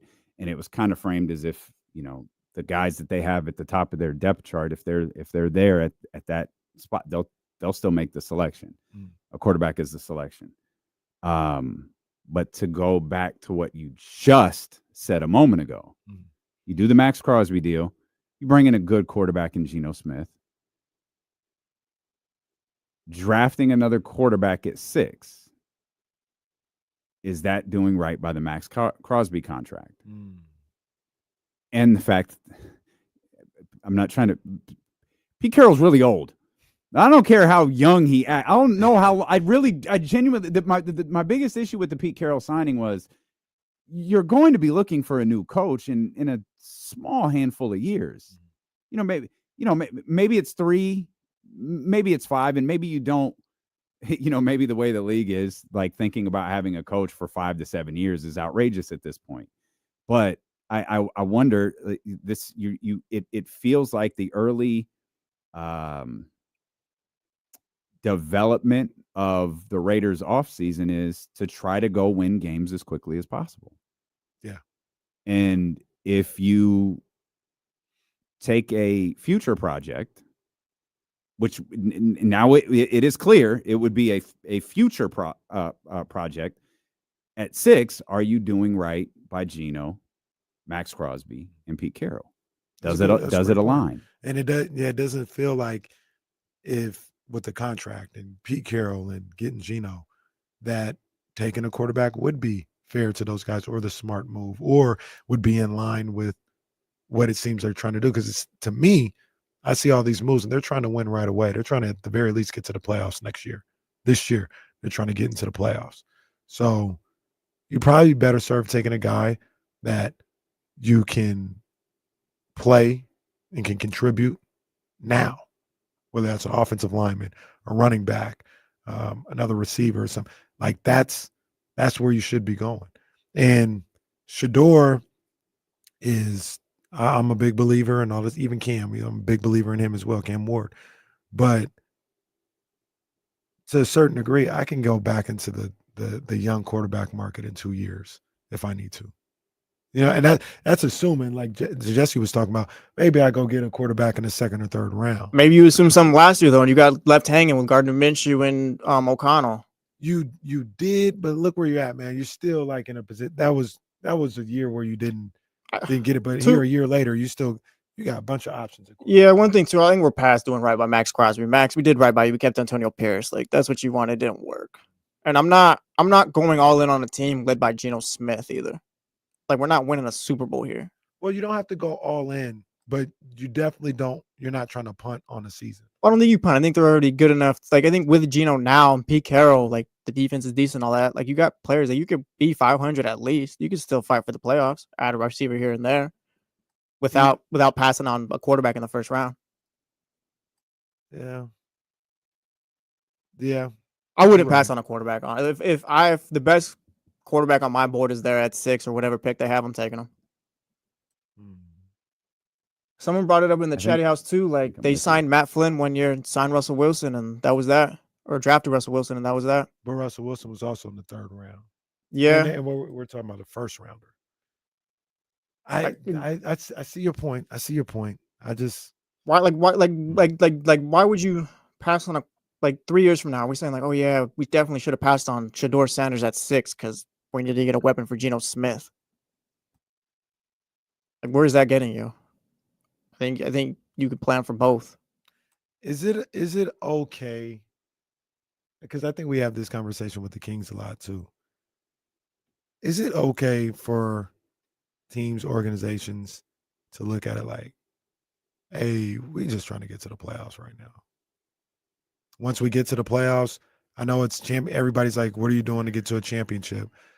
When we take a step, then we'll try and take that. We'll think about that step. Right now, we're trying to get to the postseason. Like, we're awful. We're trying to get to the postseason. And I wonder if that's how the Raiders feel. Like, well, then this is cooked. So that's what like, I'm you're saying. just cutting corners again and not really going the rebuild the right way, I guess. Like, if your goal is just, we just need to get to the playoffs, then, like, what are we doing? Like, you're just going to find yourself in the same position 3 years from now. Well, that's why I asked the question. And obviously, Jesse is like, when you're trying to do something, like, the only thought should be a championship. And I understand it. I get it. We're building towards that. You can still build towards that. Like, so that's the other thing that I say. You can still build towards that while looking at what's in front of you right now and say, I need to get this team to the playoffs. And then whether that's making shrewd moves or drafting somebody or trading for somebody a year or two later, we'll adjust. But today, I can't. like if you take Shedeur Sanders, this is the dilemma we talk about. That roster, I was talking about on Sports Center. They have no playmaker. They got Brock Bowers. Jacoby Myers running is decent. game. You can still work. They ain't got no running game. They ain't got no O line. They ain't got Jacoby Myers is cool. But what you need some playmakers. Counterpoint though, what were we saying about the Chargers before the season when Harbaugh got there? Like they were running Gus Edwards and bum knee J.K. Dobbins. Like they still made it work. We thought they were going to. I thought they were going to the playoffs when Harbaugh got there because they had the coach. My point is that you can still get a good football team out of that. I think just going for the playoffs now is short sighted. Like you still need to build towards something. Like I get Max Crosby signed his deal. Like cool, Max, we'll draft this wide receiver so we can win 11 games, and in 3 years we're back to square one. But you don't have to be back to square one. That's my whole thing. Like that doesn't. I don't think you can plan for the future though. You can't say that I'll draft a quarterback 2 years from now. Like I said, like last year they probably had a plan for a quarterback, and then you were trotting out AOC and Gardner Minshew. I doubt that was the plan going into that year. Well, but the other aspect of it though is on the Jesse and KC show here. The other aspect of it is, and I remember doing this study a long time ago, like there is no guarantee that your franchise quarterback's come in the first round. Well, this is all like my point is if they have their guy at 6, you take your guy. But you could be dead wrong. You could be dead wrong. If we went through the list of quarterbacks right now, I think they'd be all throughout the draft, not in that first round. So you could think that you're rebuilding and getting your franchise guy, drafting Deshaun Watson in the first round, and 3 years later, you're cooked. Well, yeah, there's that, but like that goes for any pick. I don't know, but the whole point of like you have to do this in the first round. No, you gotta be good at what you do. Like if you look at a guy in that second or third round that you think is a good quarterback, and like, hey, Shedeur is cool. Shedeur is a 93, but I got this guy pegged at an 89 in the third round, and I can build the team around him a little bit. Maybe you go with the 89. Yeah, I guess my whole point is like if your guy is there, you take your guy no matter what. I don't see taking the lesser guy on your board just because you feel like you can build around. You talking about a lesser quarterback? Lesser quarterback, yes. Like if I think Shedeur Sanders is better than Jackson Dart, like just a better player overall, I'm taking Shedeur Sanders. Why am I going to take the lesser quarterback? Because I could take a wide receiver at the third, second round or whatever, and boom, Geno's got his guy there. Because to some degree, it don't really matter how good you think Shedeur is if your team is garbage. Like he can be. I don't think they're going to be garbage though. I think the Raiders would be at least 500 with Geno this year. And Pete Carroll's an all-time great coach. Like they're going to win ball games. I'll produce this segment. I do have a take. I will give that to you when D'Lo and Casey return here on Sacramento Sports Leader ESPN 1320. No, you're good. It's perfect. We'll get Johnny Jennings when we get back for sure.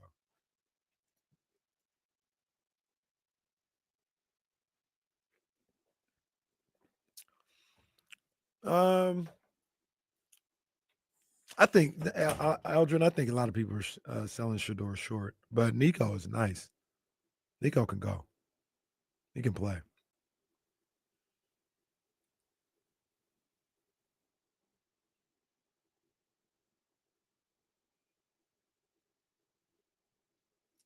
Let me see. Let me see something here.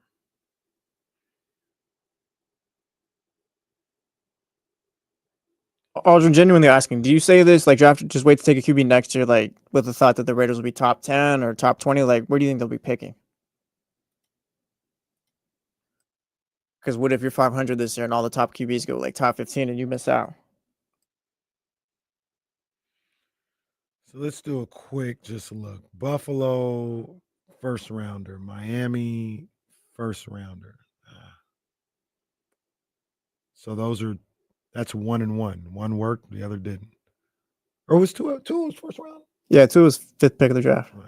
Wow. 2 worked. They ain't won a playoff game. He ain't worked. Well, it's not worked. To be determined.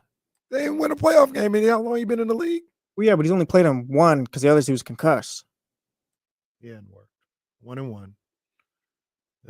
Baltimore, second rounder. Pittsburgh, they made the playoffs with nothing. So that's 1 and 3. Joe Burrow, I'll put him in this list. That's 2 and 3. And when I count them, talking about first round success, everywhere else success. Houston 3-3. Indianapolis is Anthony Richardson. That's not successful. 3-4. Trevor Lawrence with the Jaguars. That's 3-5. Tennessee ain't got a quarterback. Patrick Mahomes 4-5. Justin Herbert 5-5. Bo Nix first round. Yeah, he was like 13th, I think, around there. 6-5. Raiders incomplete. Jalen Hurts second rounder 6-6. Jaden 7-6 for the starters. Dak was a fourth rounder, wasn't he? That's 7-7. Detroit, Jared Goff. I'm not going to give that to them because they didn't draft Jared Goff. So 7-8. Minnesota. Well, the Rams get that one, no? That still counts as a success for the first rounders. Took them to the Super Bowl. You're right. So 8-8. Minnesota. I don't really know what to make of that. I mean, Sam Darnold, I guess, but they just got rid of Sam Darnold. Incomplete. I won't count them. Jordan Love was a first rounder. That's 9-8. Tampa Bay, Baker was a first rounder. It was the number one pick. It was the number one pick. I'm not going to count him. The Browns failed that one more than Baker did. That's a 9-8. Or excuse me, 8-9. Atlanta incomplete. Carolina 8-10 because Bryce. Stafford was the number one pick, so that's the point being. I don't even have to go through the rest. The point being, it's a 50-50 toss-up. Well, yeah, You but can get your quarterback anywhere. yeah, all I'm saying is if your guy's there, take your guy. I'm not gonna not take my guy because Geno Smith is here because we gave Max Crosby a deal.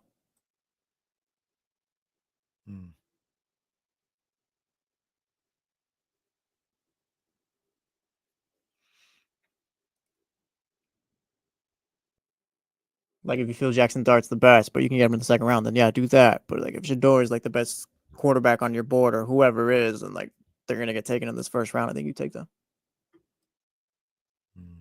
I might look at second or third.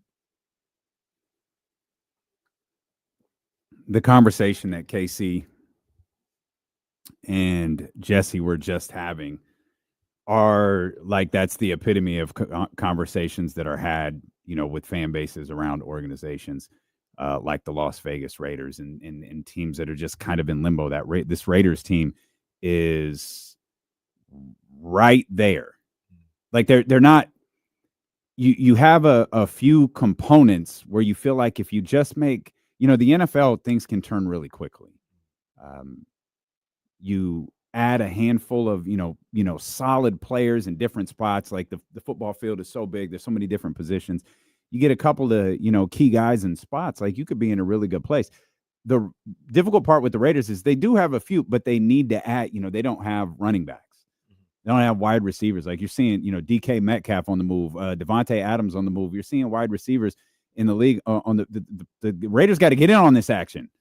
So they either got to do it in the draft. They have skill positions that they need to acquire. You can fill that running back need with like the 6th round pick too, I think. Probably. Yeah, probably, but it is a gap in your depth chart that you do need to fill.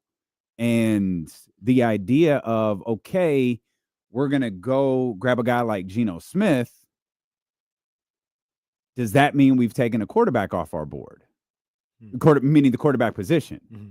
But then you have some potentially generational quarterbacks in this draft. And it's like, well, if the quarterback is still there, I think we got to make that move. Right. Now you've put Geno in a tough spot and you've eliminated the ability to cash in on another position of need. Right. And it's where teams who are building for the future and the immediate future run into trouble. The Raiders might be trying to do a dance with both of them. Are we 2 timelines this thing? Are we the Warriors? No, not yet. Not yet. But if draft day gets here and Shador and Cam are drafted or one of those two are drafted if the Raiders wind up with a quarterback in the first round, you might start to ask questions like, all right, and that puts Geno in a tough spot immediately. How long does Geno start? What if Geno struggles? When do they turn to the kid? When did they do this? Also, did they address the wide receiver position? They invest the outside linebacker. Do they have the offensive line that is needed to protect a rookie quarterback? Like, I think these are all questions that you have to know the answer to today. You had to know the answer to on Friday when you drafted Geno. Because if, let's say, Shedeur is their guy, hypothetically, Shedeur is there at 6. What are you doing? You take him. So you're taking him. Yeah. Okay. Are we spending the rest of this draft filling out that offensive line to make sure that this kid is protected? Or are we committed to not playing him? No, that's the thing. You can build out the offensive line over the next few seasons. You have your quarterback when Geno's done. You took a player at 6 Yeah. that you're not going to play. I mean, the Falcons took a player at 6 or 7 or whatever. That guy ended up almost getting them to the playoffs. Well, they did. Yeah, I know, but Michael Penix was better. But my whole point is, like, Geno, I don't think the Raiders are like, you had Pete Carroll and Geno Smith. Like, you have decent players on the team. I don't think they're bare bones right now.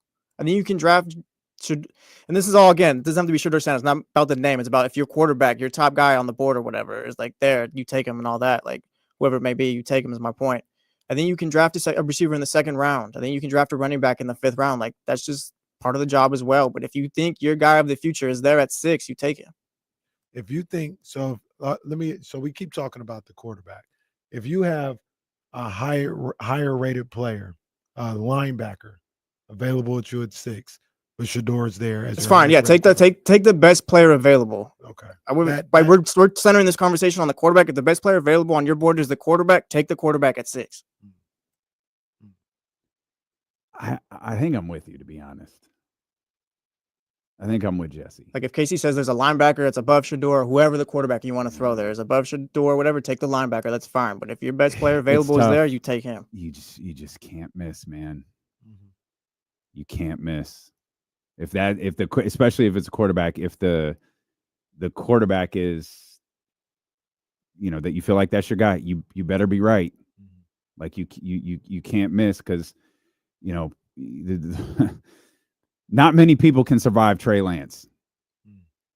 Like, the 49ers really did survive one of the most catastrophic draft moves in recent history. That's almost probably never going to happen. You saved the 3rd pick of the draft with the last pick. Crazy. Right. Absolutely insane.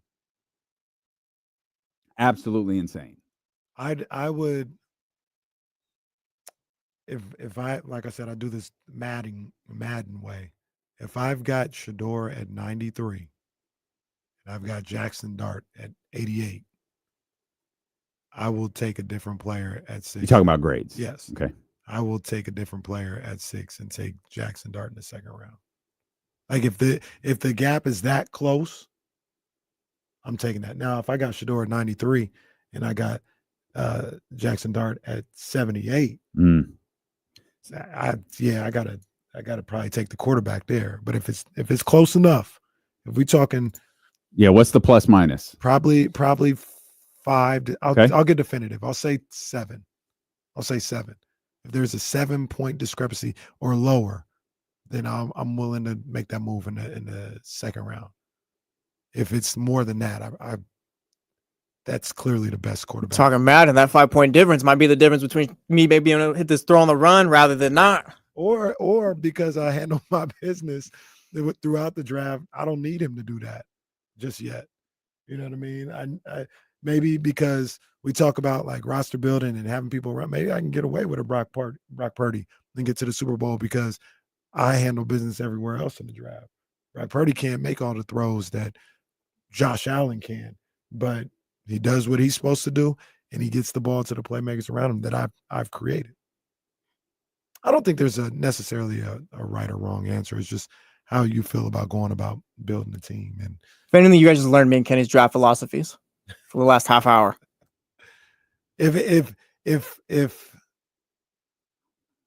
I'm the Raiders, I probably I was about to say I probably wouldn't have gone and got a guy that needs to start right away and it wants an extension, because now that makes my situation that much more difficult to manage, because now, like you mentioned, there are questions with Shedeur just creeping over, Geno's shoulder.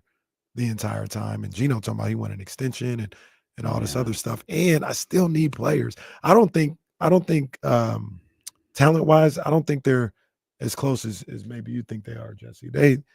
They're devoid of talent in a major way on the offensive end. I said Jacoby's cool, and obviously Brock is cool, and that's all they got. Is they win a free agency. I trust Pete in the front. I trust Pete Carroll and them just to find talent at different positions and all that. Like, it's early on. I think they'll figure that out. I think trading for Geno Smith shows like you're not expecting it to just be terrible. And like the Seahawks when Pete was around always had decent drafts and all that. So I guess I'm getting a little ahead of them, but I think they'll be around 500 if everything goes the right way. Also, you give me one of the best coaches of all time and a good quarterback, like that goes a long way. And you got one of the best defensive linemen, defensive ends in the sport. That's a big impact as well.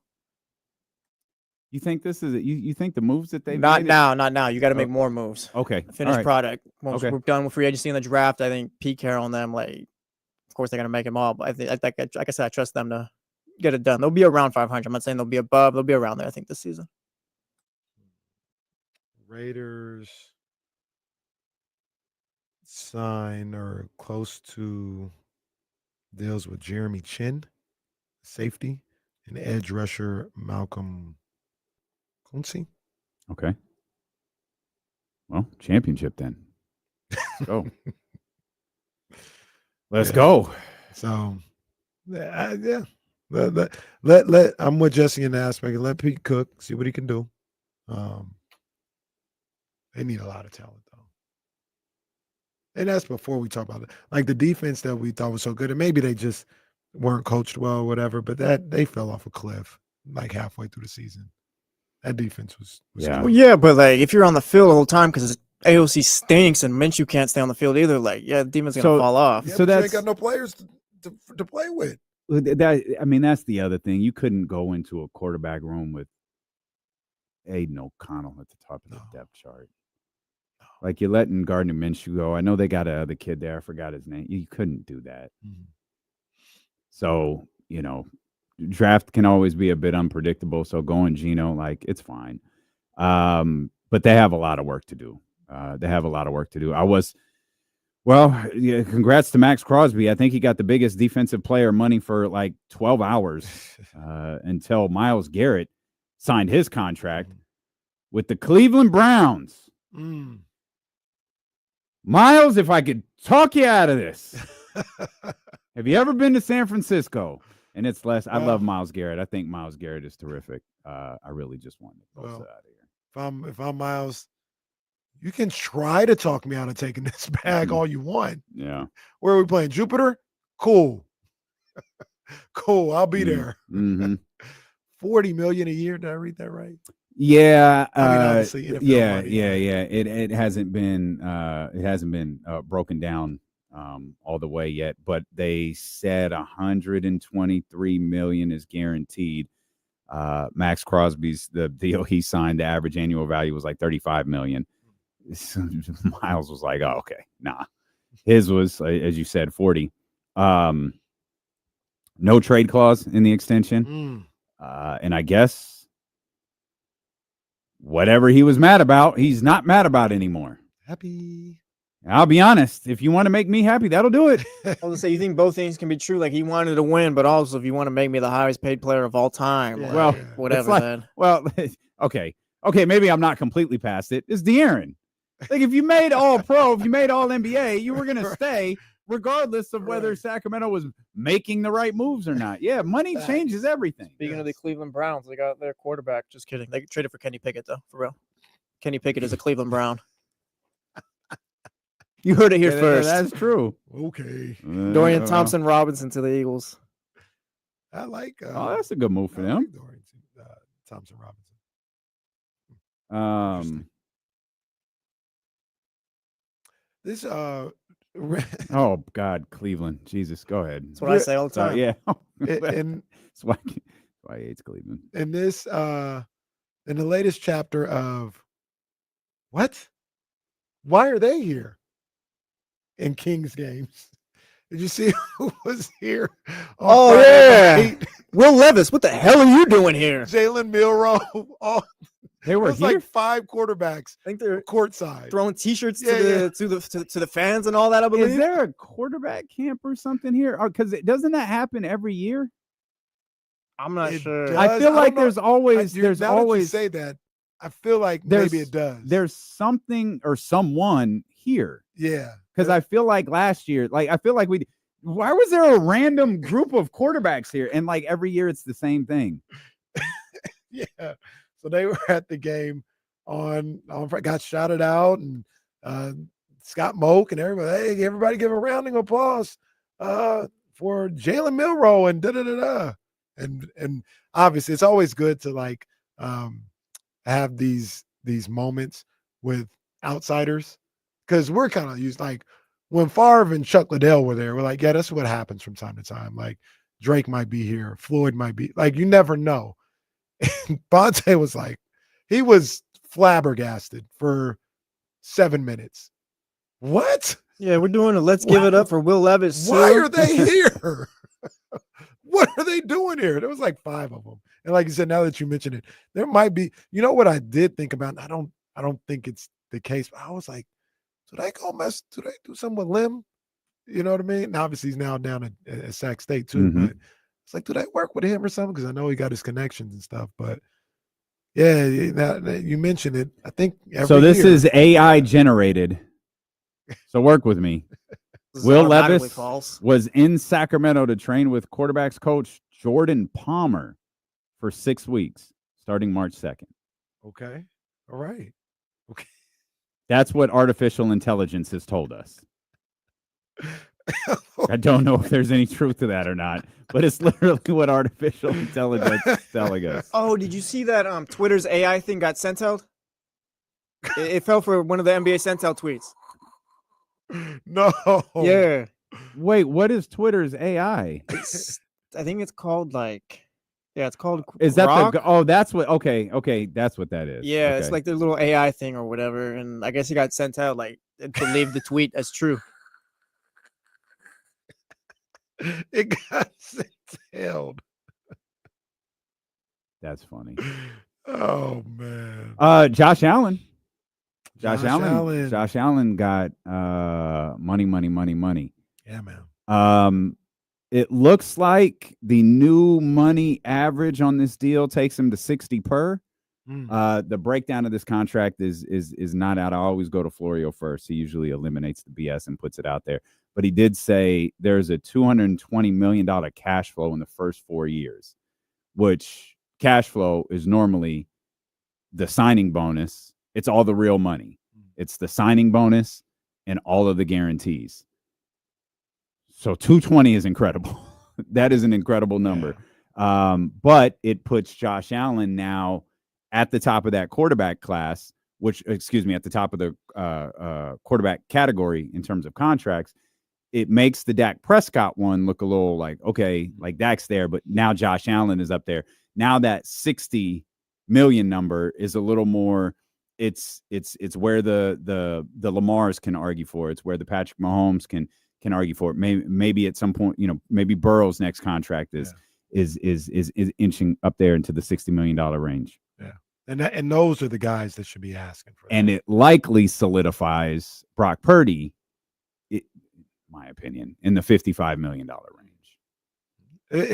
It balances everything back out, I think. Seeing Josh get up there, and then, like I said, Lamar and Joe Burrow, I think Joe will definitely get up there. Are you real quick? Are you taking the annual average off of the total number, or which one are you taking that off of? Spotrac has about 55. The new money added had him at 60. So maybe once added to his contract, it's 55.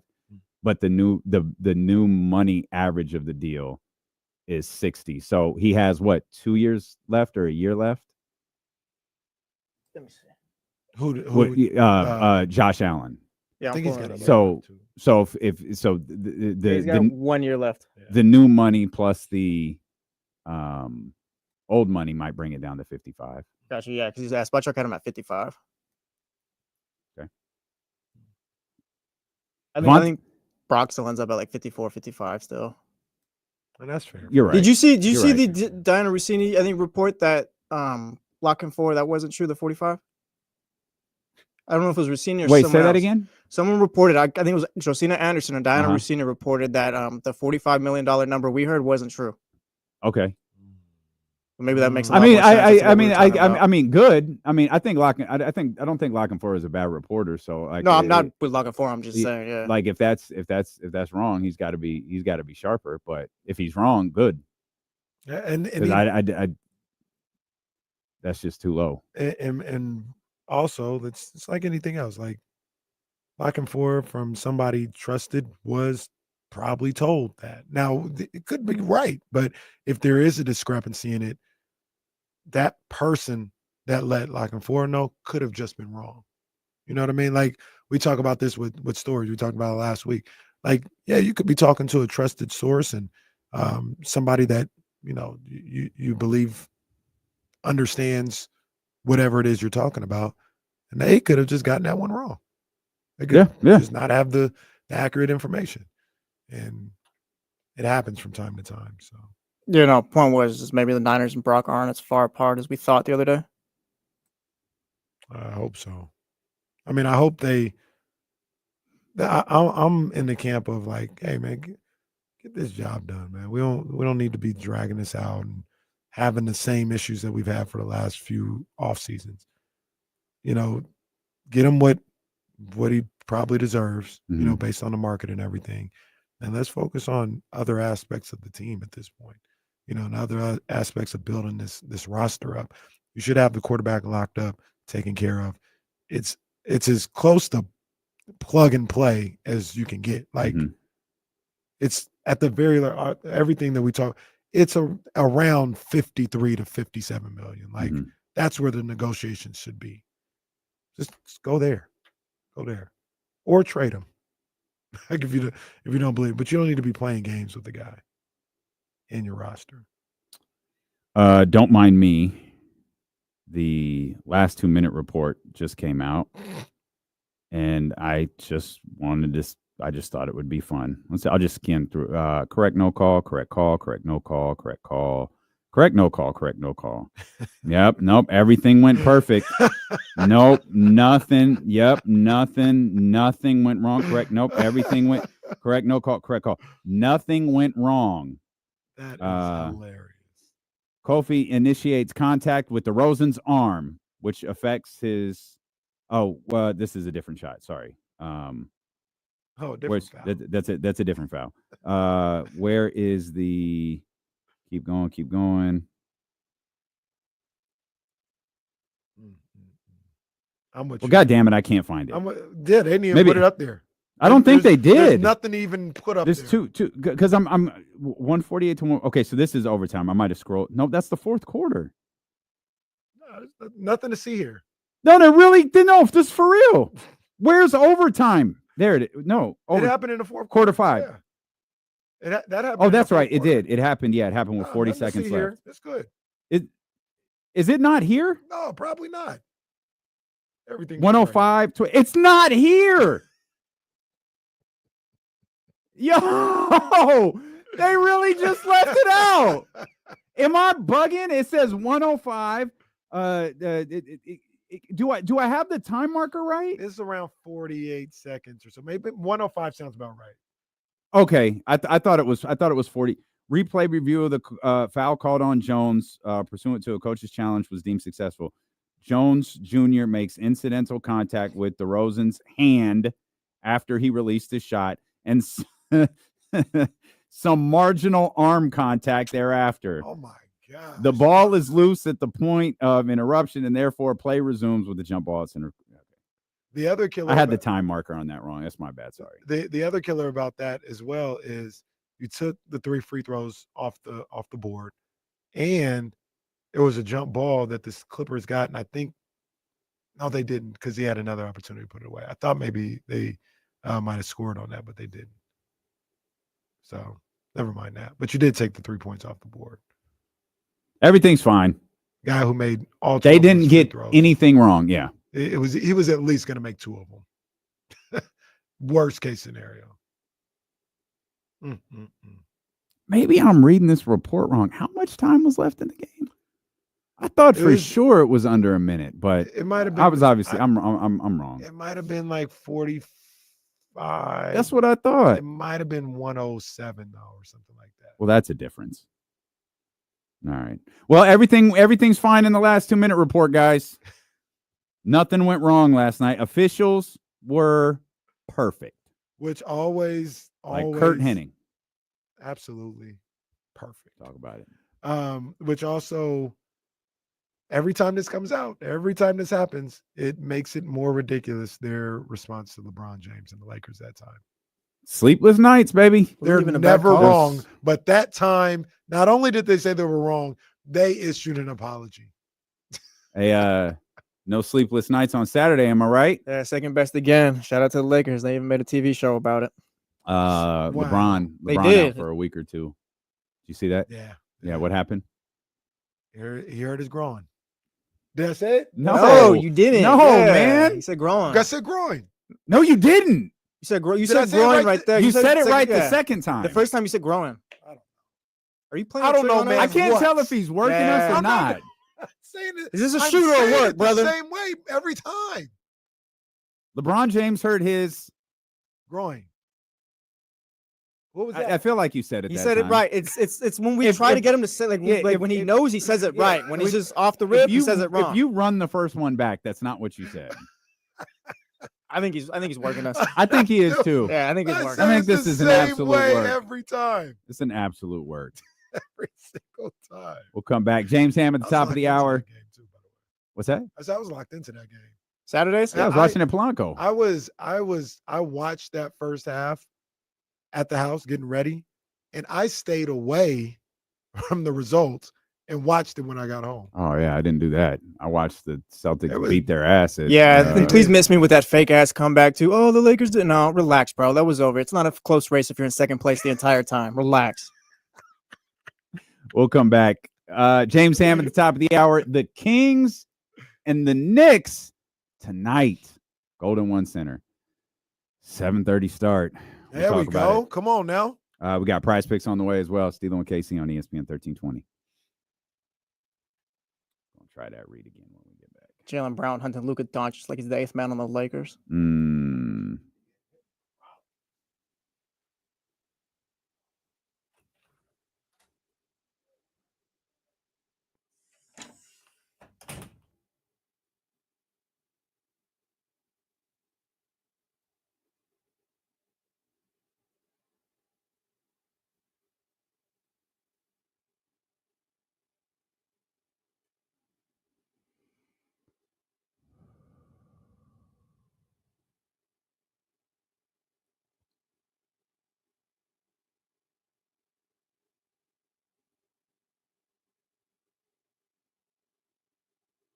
The Lakers love to lie about who they are and their whole franchise and stuff. I'm just here to let them know who they actually are.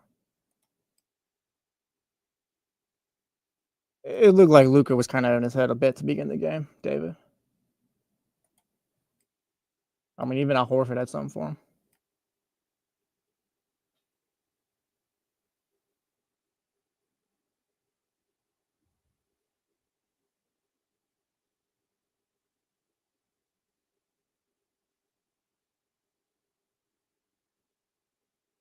Yeah, I noticed that Will need to recover too. Brody, even on the road. I mean, I think people would tell you he's been working here this whole time. I don't know. This team insists on making the same mistakes over and over and over again. And I don't know that that's what they're doing, but it certainly gives off the shadow GM vibes. Go ahead, Jesse. Sorry.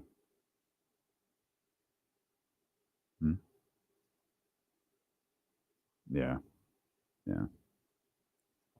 Yeah, it's kind of, yeah.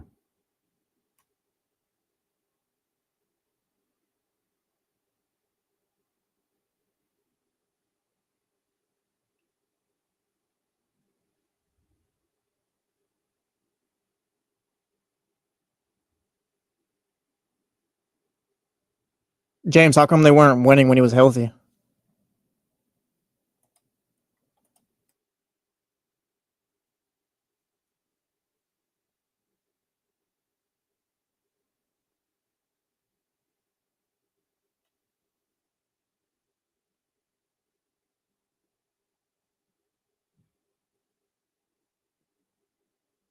LeBron being out for a week or two it's a pretty big deal.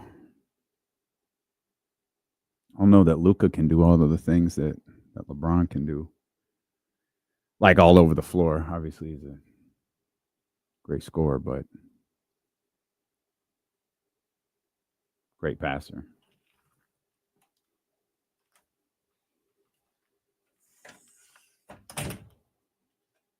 Norm is the Cavs, 1,000% the Cavaliers. I think it's the only team that can really beat them.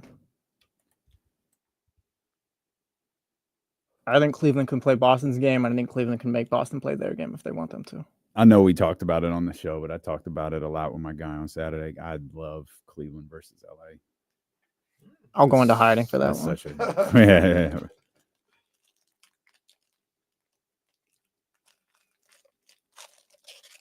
Hey, that brings up a good point, though, Jesse. I just thought about something. What's up with your boys? You know, the Celtics, What? City of Boston. What? Celtics fans. They were the original Michael Parsons. What does that mean? Well, we know how the Beat LA chant even got started. Wasn't that a Sixers thing or something? Yeah, Sixers beat your ass, and then they chanted, Beat LA. Yeah, well, we have 18 titles, so we can do what we want. Whoa, what? What? You have the most titles. If you have the most titles in the NBA, nobody can tell you what to do. The Boston Parsons? Call it what you want. Call it what you want. Punching above your weight class here. Are you watching Celtic City? What's going on? New episode came out this morning. No, They're really releasing it one by one? Yeah, that's stupid, by the way. What year is it? Bill, the only people looking for this are me. Your boy Bill is ass, man. Come on, man. No, I'm not watching. I just know that story. I know that's where the Beat LA chant derived from. They got their ass beat by the Sixers and said, hey, do it for the conference. Beat LA. All right, bro. Aldrin J, real quick. Jesse, you were alive for 2 of them. Yeah, you've been alive for none. Okay. Oh all right. gosh. Leave me alone. Yo. Leave me alone. Yo. Leave me alone. Man. He told Aldrin J he can go straight to hell. Jeez. Oh man, that was vicious. We were talking. What did this conversation actually started? As I was just talking to the chat about like LeBron's injury. That's a big deal. I mean, I know a week to 2 is far from a death sentence, but we're at a critical juncture of the season. The team was playing extraordinarily well. It's a groin injury, which, you know, similar to a hamstring. Like a week or 2, he's not going to be like, oh, he's great when he comes back. Like they're going to be very aggressive in their rehab and prehab to attempt, try to keep it from getting injured again, especially at this critical juncture of the season. And now, the Luka LeBron pairing has been terrific, but it's like, all right, Luka, go remind everybody who you are, because you're going to have to do a lot of things by yourself. He's been a great passer. He's been able to feed off of, all of the attention LeBron James commands, but things, defenses are going to change for Luka moving forward. And he's got a task again with a team that has been playing really, really well. He's got a task ahead of him where he's going to have to be that guy again. Yeah. And he might have to make Austin Reeves or another Laker on a nightly basis, another guy. Yeah. And it's one of those things where they were playing so well. They had such chemistry. They had built up such chemistry. You hate to see the momentum stunted like that. Yeah. If you're a Laker fan, I don't care. But if you hate to see the momentum stunted like that. It was one of the things. What was going on? And that happened with the Kings. I think it was that week-long break for the in-season tournament, maybe. And they were playing well. They played like 4 or 5 good games in a row. Obviously, that's less than what the Lakers had been doing. But still, you had this momentum going, and then you had this break, or somebody gets hurt, and now you've got to readjust. And then there's going to be another adjustment possibly when they come back into the fold. So tough for LeBron, tough for the Lakers, but they'll be all right. They'll be back. Yeah, they'll be. I mean, yeah, they're fine. That was a team. Sorry, I was saying, don't cry for them, Argentina. Oh no, definitely no tears. But it was a team I was enjoying watching. Like I said, I was locked into that game. Like you had the rivalry of It was just a basketball day. So North Carolina Duke played leading into that game. So I was watching that. You could feel the intensity of that game. And then it's like, oh man, Lakers Celtics is going on in Boston. Like, Lakers have been playing well. Saturday night. Like, I thought that was one of the recent times where this Saturday night primetime thing felt like big time. Felt like a big deal. You know what I mean? Yeah. And I was locked into it. Until the Celtics beat that ass. Well, they did, but at the half, it was still close. Yeah, it was. So I was like, damn, this at the time, I'm like, yo, this game might be epic, man. I'm gonna stay away from it. I want to watch this in entirety. And then So you didn't see before you left the score blow up? No. Oh, okay. No. Yeah. No. Okay. So it was like a 2-point game or a 4-point game. My boy Tatum was hooping. I was like, oh man, this gonna be cracking in the second half. And then I get home, put some pizza in the microwave, turn the game on, and the Celtics start the second half. It feels like on like a 17-0 run. It's like, oh, okay, this is how this game went. But then the Lakers were coming back. They were coming back, Jesse. Yeah, they were about 30 feet behind Boston. They covered it down to 10 and then ended up losing. What did it get to as close as 4? 4, I think. We saw a historic stat line over the weekend from guess who? Nikola Jokic, 31 points, 21 rebounds, and 22 assists. Wow. That's probably the most Wilt Chamberlain number that'll get put up. Like, I know. Better than Wilt, no? I know Russ did the 2020 once. No. Better than Wilt? Well, I'm saying no one's ever put that stat line up, right? No one's ever had. That is a first. No one's ever had a 30-20-20. Yeah. Wilt might have had a 57. I don't even know when they started tracking assists when Wilt was playing. I don't know that stat goes back to. He might have invented the assist. He might have. He invented basketball. He's actually Dr. Naismith Chamberlain. But yeah, a pretty dope stat line, and good for SGA. He had a nice little response against the Nuggets. Meaning you're talking about 2 MVP caliber players. He dropped 40 in a Thunder win against the Denver last night. Yeah, Did these performances do anything for MVP cases? I don't know. Jokic did the 30-20-20. Twitter was, oh, it's his now, it's his. And then Shea comes back with the 40. I was like, did he get it back? Let's settle down, Twitter. Settle down. It was media too. Oh, I know. They love Jokic. They love Jokic. It's SGA. He's the MVP. I think so too. It feels like that's the. He should be the MVP. It feels like that's the plan. Eddie Gonzalez tweeted it out, I think, the other day. It's like just someone where they're just gonna have to miss out this year. Like they're both the MVP quality and all that. It's just one guy shouldn't have to lose. Yeah, and I mean, it was Lamar and Josh Allen. It's just you weren't gonna. There wasn't gonna be a wrong answer with that question. Yeah, and we're still talking about or not talking about guys like Giannis and Jason Tatum. The Tatum's name never going to be mentioned. Tatum going to have to average 40. Tatum is having a phenomenal season, and if you watch Boston, Jesse, you know this. That guy defends. Oh yeah, he'll take the top out. He locks up. Speaking of working, KC working us with the groin and all that. I'd say the same thing every time. Is Tatum working us with the bit, like stealing everyone's catchphrase? And is that a work, or is he genuinely doing that? Genuinely awkward. Yeah, I feel like if you put me in that situation, I'd be just as bad. I was watching Some a guys video. just aren't good with that. I was watching like a video of the compilations last night or the night before, and it was just. If you could, Now, I feel like a lot of the should lean stuff. into it.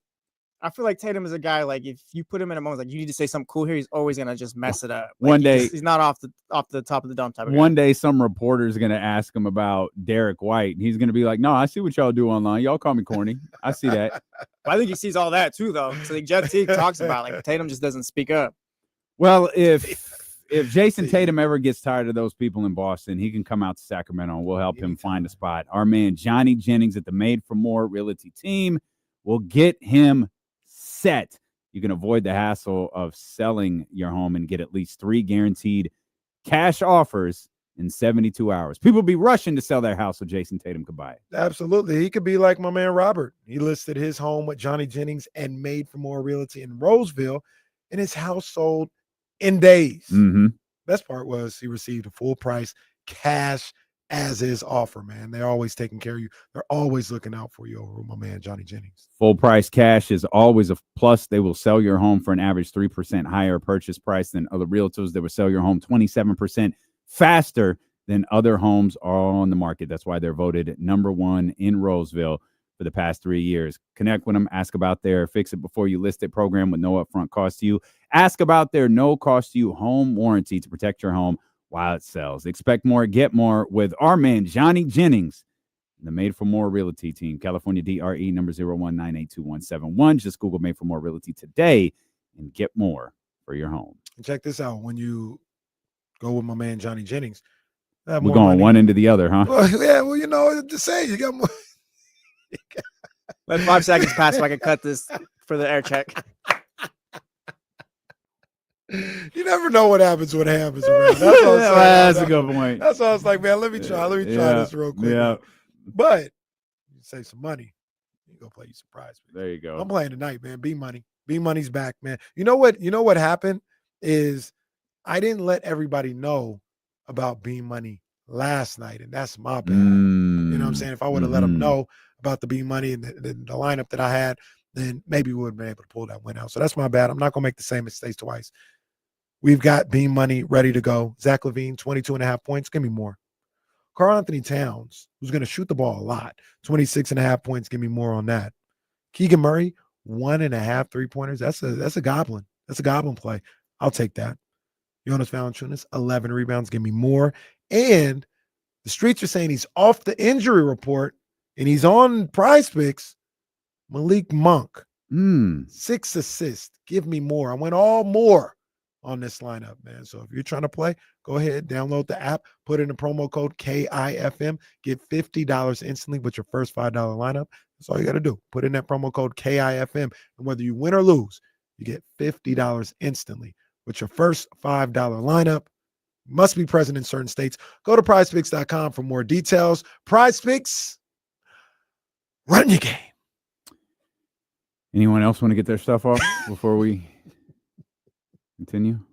Manny, you want to call? There you go. Brad's out the way. Manny. Yeah, Malik Monk off the injury report.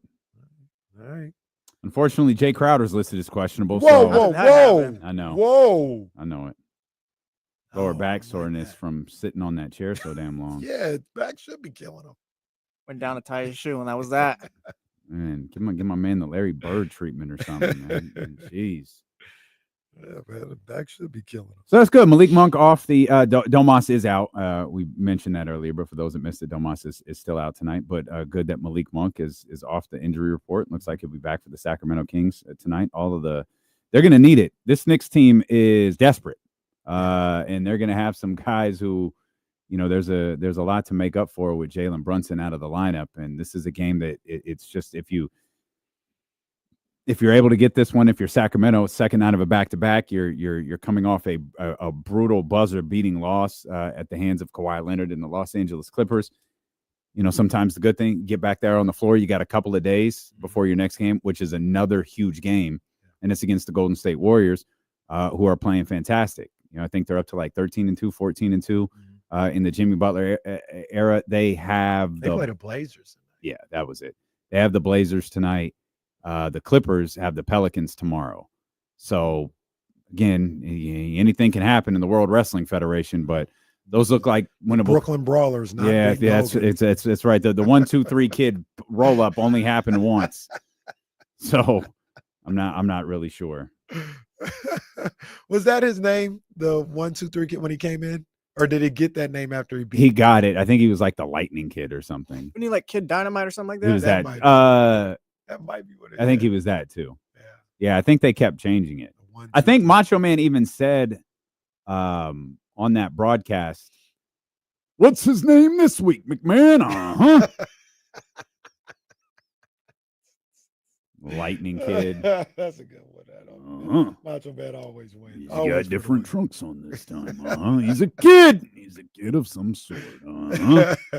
What happens when James is late? We just do Macho Man impressions until he arrives. Well, look, while we wait for James, I know we don't watch. Maybe just I don't know.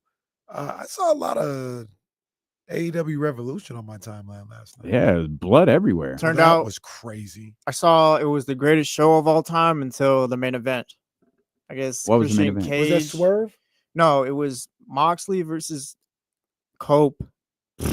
I can't believe you said that out I loud. can't believe I did either. Man. But I guess they had some thing where Christian. So that was the main event, Moxley versus. Well, yeah, but the whole plan was to have Christian Cage. I guess that's what they call him now, to cash in something. It's like they got a contract. sorry money in the contract. Yeah, or they got something. a sorry little excuse for money in the bank. It's nasty. literally just the contract, I think. So he cashed that in. And it's like on a the little binder metal binders. That It's what they gave Kenny at Morton's. Oh, Yes, okay. it's exactly Yeah. that. Okay. And they bring that to the ring and sign it. But I think people wanted Christian Cage to win, and Moxley went over, and now they're going to do Swerve versus Moxley, and I don't know, everyone's just pissed off again. Just listening to you explain it wasn't interesting. It's AEW. That's just what it is. Swerve is over though. I can't wait for him to come to WWE. Swerve, people like Swerve. I like Swerve. I was getting all sorts of clips sent to me. I was like, oh, this looks interesting. Oh, he pow drove him on a chair. Jesus. There was a lot of blood, though. That broken glass joint. Yeah, was that's crazy. crazy. The women look bananas. I didn't even want to watch that. The women look absolutely There- bananas. There James, was- there your was a lot thoughts on crazy. AEW Revolution this past weekend? James, your mic's not on. James boycotted this conversation by turning his mic off.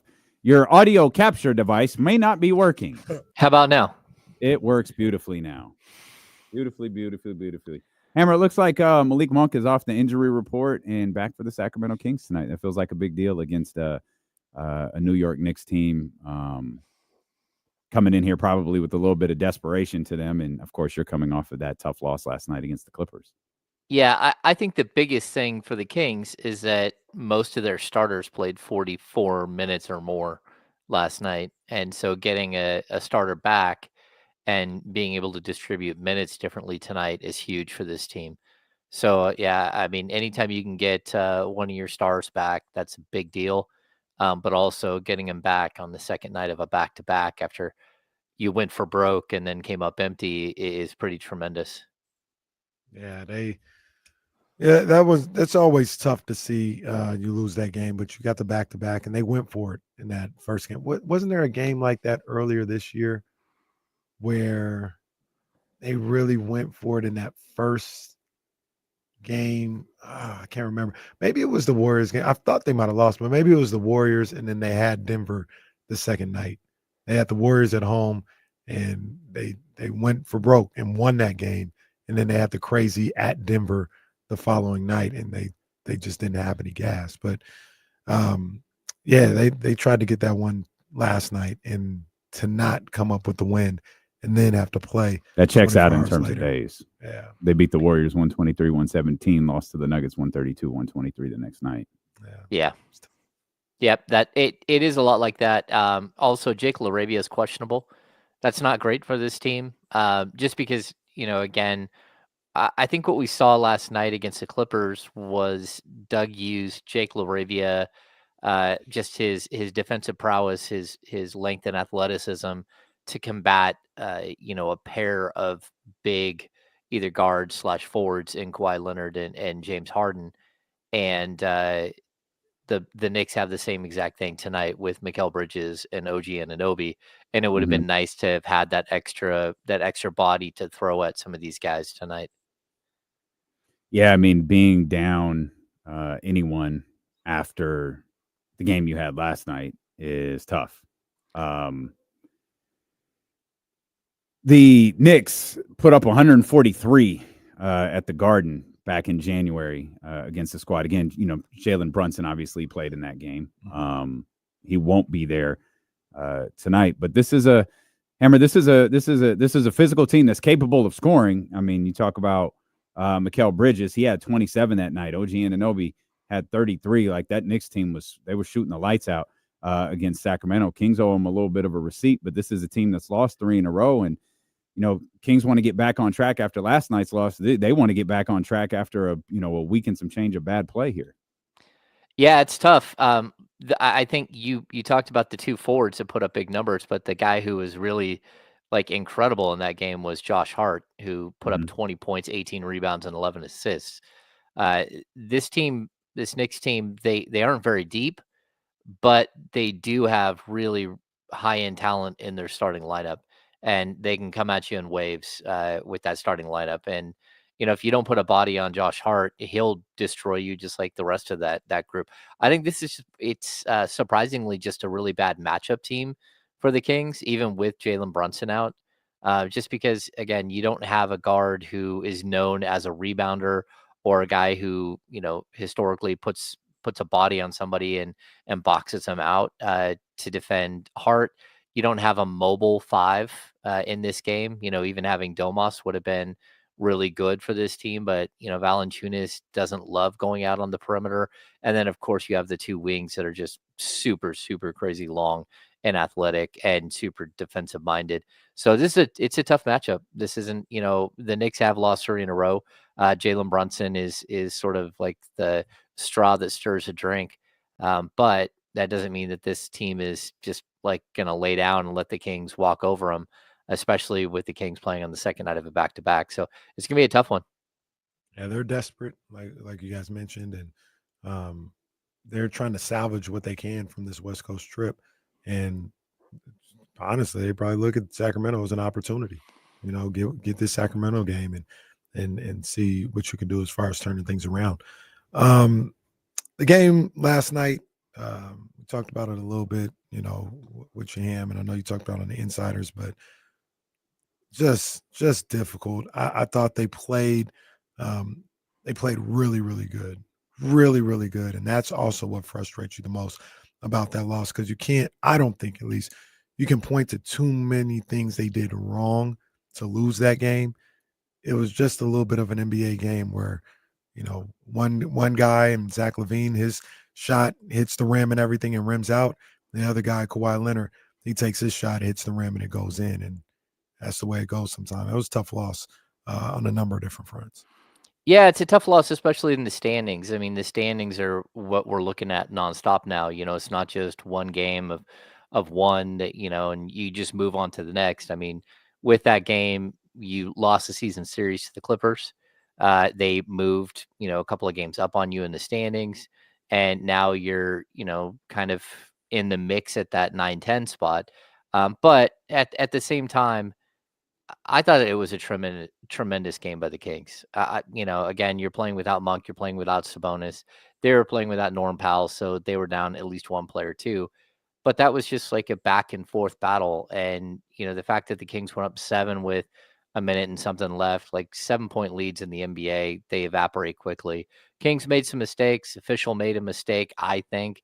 But overall, you just got Nope, beat last 2-minute report said everything was fine, James. No mistakes were made at all last night. Well, of course, the last 2 minutes, I think people should, like, the officials on the court, they don't make the call on the replay. Those are done in Secaucus. Somebody else is looking at the footage and all the angles and everything else. I thought it was a bad call. I'll stand by that. And I think it did take some of the wind out of the sails of the Kings. But look, the Kings still had 6 minutes to win the game after that, and so they didn't. And I think it was a really, really high quality game. I thought DeMar DeRozan was excellent down the stretch, except for the hoisting of the 3-point shot, which I was just puzzling. The 1-3 that he took before the one that he got fouled on. Jonas Valanciunas had an offensive foul that was super impactful, but again, that was just chemistry with Keegan. I thought he went. Keegan Murray started to take off before Valanciunas was able to set his screen, and it got Valanciunas in a bad spot, and he had an offensive foul.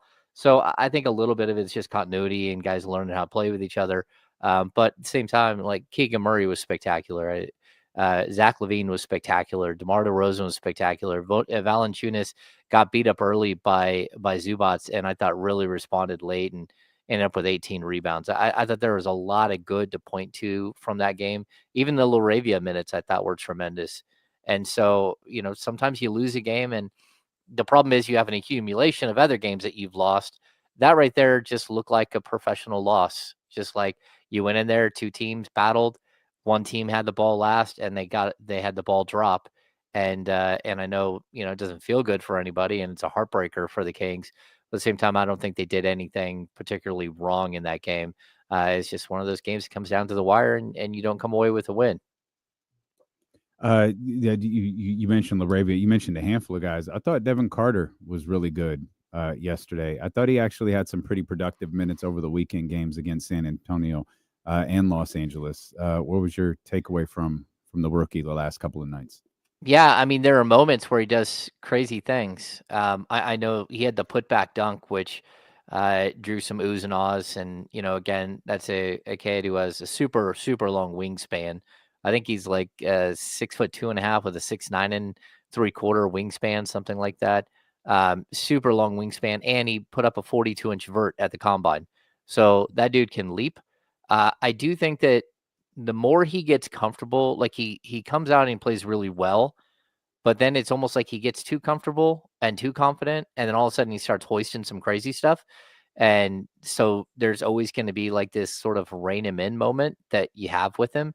But I think Doug has gone to Markelle Fultz early, and when Markelle Fultz makes a mistake or does something that is sort of off script, he goes right to Devin Carter. And I think it's been really interesting to sort of see that handoff that he's been doing, where, again, Markelle Fultz is playing 2 or 3 minutes a game. And if it's not really good, he's going to Devin Carter. And like, look, Devin Carter is a member of this team. He's going to be on the roster, barring trade or whatever, for the next 3 or 4 years.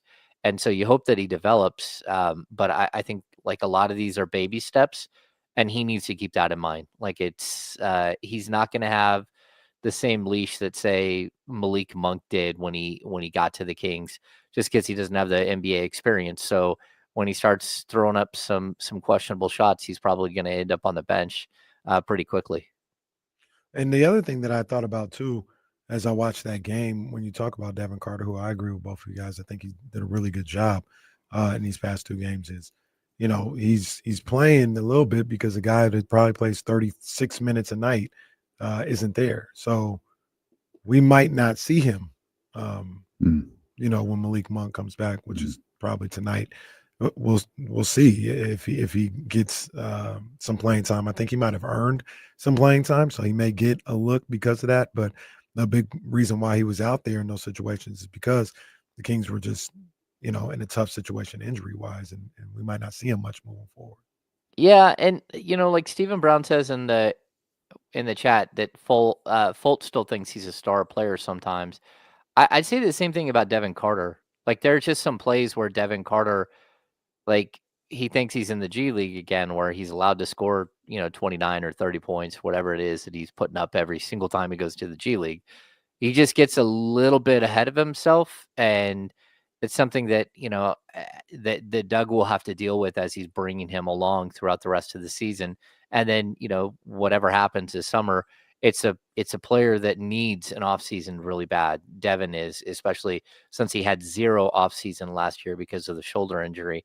So this is going to be a really, really important year for him to like sort of settle in and figure out who he is. As far as Markelle Fultz, like Fultz looks good in certain instances and plays defense, but then all of a sudden he took like a really odd mid-range jump shot in the game against San Antonio on Friday. And I saw like super quick, like, oh, that was a weird shot. And Doug pulled him and went straight to Devin Carter. So I think this is like some coaching moments that we're seeing from both these players. What do you think? Stop leading the witness. Do you think this team is playing legitimately well right now? Yeah, no, I do. I think they are playing well. Like we talked about it on the handoff. Like when you look at the way that they're beating bad teams, right? It's no doubt that they're going to win every single one of those games. We don't have once they get through the All-Star break, they lost to the Warriors coming out of the All-Star break. Since then, it's felt like every game that they have a bad team, that it's a commanding win and that they're getting better, and you can see sort of the way that they're improving. Even last night's game, I'll tell you, there's a moment where it looked like DeMar DeRozan was going to shoot every shot in the final, 12 minutes of the game. And all of a sudden, Zach LaVine popped back up and hit a 3 and went to the basket, and he started to put his stamp on the late game. And And then we saw Keegan Murray hit a big shot. And so I think they're learning each other. I do think that they're playing extremely well against bad teams. When you play a really good team like Denver, you know, you got beat. You got beat by a team that, like, in all honesty, is a better team than you are, and a team that's been together longer and knows how to win, right? And then you come back and you handily beat San Antonio Spurs team on in a very emotional night, of like a very crazy, chaotic night. You took care of business. You had no problems. Now, again, the Clippers, it's a coin flip game. We knew going into that game, the Clippers were favored in that game. They were ahead of the Kings in the standings. They were at home, and you were down 2 stars. They were down 1. And the fact that, you're playing that game and you're playing about as even as you can for not just 48 minutes, but 53 minutes, and it takes a buzzer beater to beat you, that means that you're playing really good basketball. And so how that translates to the last, 19 games of the season, I don't know. We're going to have to wait and see how it plays out. There's like tonight's game is, for most times you would say it's a scheduled loss, especially after having to go to overtime last night and get on a plane, get home in the middle of the night while the Knicks were sitting here in Sacramento the whole time. We got, another back-to-back later in the week that's not an easy back-to-back. You got a crazy back-to-back next week that's, like 3 games and 4 nights that I don't know if they can win any of them. But that doesn't change the fact that, this team is showing you that they're improving and they're growing and that they're getting better together. And, you add in a Malik Monk, you add in a Domas, and maybe they can find some sort of chemistry, and maybe this time away for Monk and Sabonis will help them learn how they fit in better and let them watch a little bit. But also players like Jake LaRavia stepped up. Players like Jonas Valanciunas have stepped up, and Keon Ellis has got an opportunity to, again, play 30-something minutes a night. And so how do you put all that together when you get Monk and Domas back? This team does have potential to take like a pretty solid leap forward. There was a question. I was on CBS Sports Sunday last night with Brandon and Jake. Live? We had to go live. I knew why my phone didn't ring. They already knew the vibes. We had to go live. And there was a question that we didn't get to that they were going to ask me that I'll ask you guys.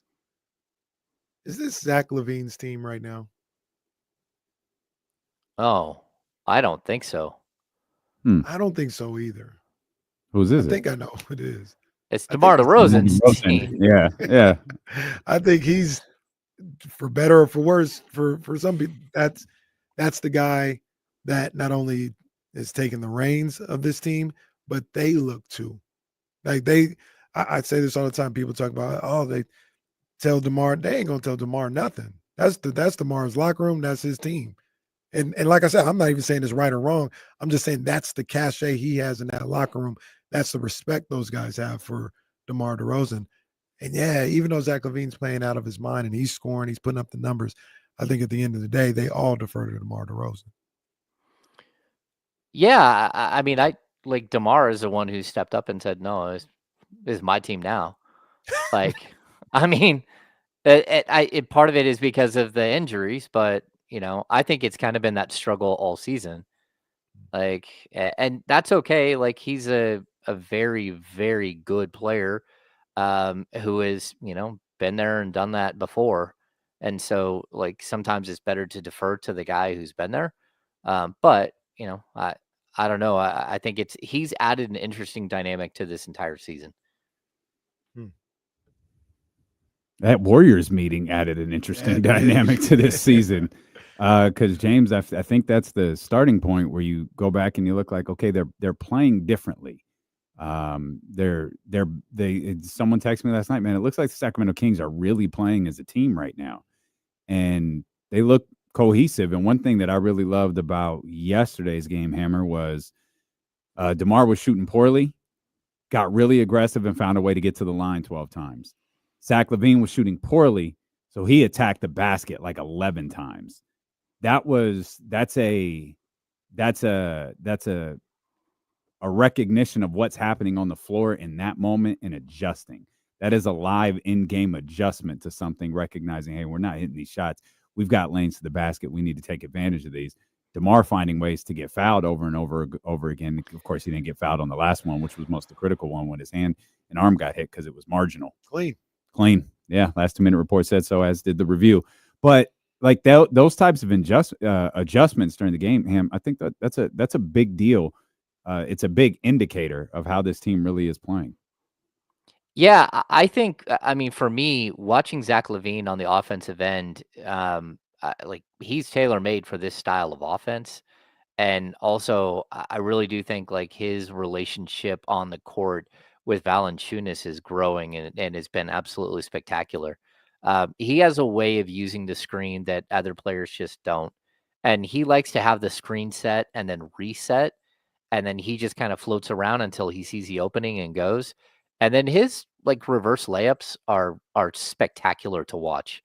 Like he's always been a huge leaper and a guy that hangs in the air, but man, it's so smooth to watch him go to the rim. So like watching him on a nightly basis, you do like form a new appreciation for his offensive game. And I think he's been better on the defensive end than we thought he would be. His recognition on those plays that you're talking about, to me, that's huge, because I feel like a lot of times the Kings in the past, they just forced so many things. And with Zach, it just felt like, again, like the 3-point shot's not falling. He went 0 for 6 to start the game. And then boom, he's at the rim like every single time down the court and no one can stop him. And so like when he hit the late 3, it was a huge 3 to hit late in the game. But you still saw like he has the confidence to shoot the 3, but also the recognition to understand that, you're playing 45, 46 minutes, whatever it ended up being in that game. And you're not going to have your legs. You're not going to have your shot every single night. And the other thing I've found really interesting watching last night's game is how many players on the Kings outside of Zach LaVine thought that they were going to take Kawhi Leonard one-on-one. It was like, what are we doing here? Like, that's still Kawhi Leonard. He's still one of the great defenders in the game, and he's going to mug you and he's going to take the ball from you. Do not try to go one-on-one. And slowly as the game went on, they figured out ways to get away from Kawhi. And that to me was another good recognition point for the team, where I think they're learning each other. And, I kind of wish we would have seen some of these pieces like early in the season, if you were going to do this, so they would have a full season to grow and to be the team that they're going to be, and not like 28, 29 games to grow and see who they can be. We were having this discussion earlier. Is this team as is, and obviously maybe a rookie or a random vet, but just say they brought everybody back next year and had the same team with the training camp, preseason, half a season under their belt or whatever. Is there a reason to look at this team and think positively about what they could be after what you've seen them able to do in the last 10 games or so? Yeah, I mean, I think you're going to lose pieces no matter what. The roster is going to change. Guys like Trey Lyles, a free agent. Jake LaRavia is a free agent. I don't think we will see the same team next season. But I also think that if you did bring everybody back, you're still looking at a team that's like 6 through 10. That's kind of the feel of this team, and that's okay. And if you strike gold and you kind of find yourself, maybe you could be a little bit better than that. But remember, if the Kings are in the play-in, they pretty much aren't going to have their first-round draft pick. So you can kind of check that box off and say, hey, no draft pick. Then it's like, how do you improve the roster outside of that? And they have a lot of, like future picks to work with, especially if their pick goes to Atlanta this season. That gives them, I think, once we hit July 1st, they'd have 9 first-round picks to work with, because they have their own, and then the extra from San Antonio and the extra from who's the other one deep in the I can't remember who the last pick. It's the 2031. Oh, Minnesota. Yeah. So I don't think we'll have that question from this team, because I do think that there will be like some pretty dramatic changes. But I do like, the pieces that they brought in right now. I think that, again, Valanciunas has just been a wonder. Like, not only has he been able to play alongside Domas a little bit. He's been the great backup with Domas, but then he's been able to start when you need him to. I think LaRavia is really, really intriguing. I'd like to see him stick around long term. We'll see how that works out this offseason. But overall, yeah, I think this is an interesting group, but I don't think it'll be the same group we see next year. We'll come back. There's a couple more players we want to talk about with James Hammond. Of course, we got the Knicks tonight. And I want to ask you guys a question that heard something, and the antennas went off a little bit. I want to know if the same thing happened with you guys. Kenny's antennas went off. We'll find out. About what? When D'Lo and KC return. Anymore? Someone does. It's on ESPN 1320. He's had a Ken Epiphany. That's right. James broke my heart when he said it was a 7:30 start. At least I'll get home before it starts this time. Yeah, it's a tough one. I don't like this either. That means I'm not getting home till late. That extra half hour, it means, and the reason why they have extra, like, I don't know how. Is this game on ESPN? Do we ever figure that one out? Was it supposed to be? The only place they could be is NBA TV tonight. Huh. I just don't understand why it's a 7:30 start. Oh, Oh, I got NBA TV. okay, that's why. The problem is NBA TV, the commercial breaks are a little bit longer and all that stuff. So these games usually just keep dragging out. Well, it's national TV. Yeah. They did lose one of their ESPN games coming up, although I think they also picked up a game. No, the one they lost was yesterday. That was Okay. supposed to be ESPN, and then Wow, how about that, dumbasses? Yeah, that was a mistake. Cavs Bucks was the game. I didn't even see that game. Cavs. It's double Scooter. digits again? Is it double Scooter, digits again? it'll be on 14, NBC Sports.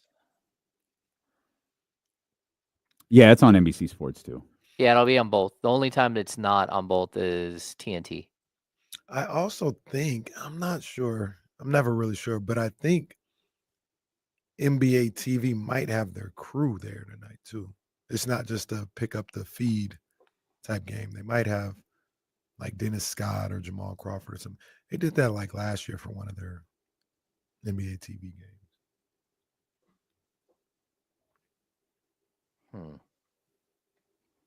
Don't quote me though.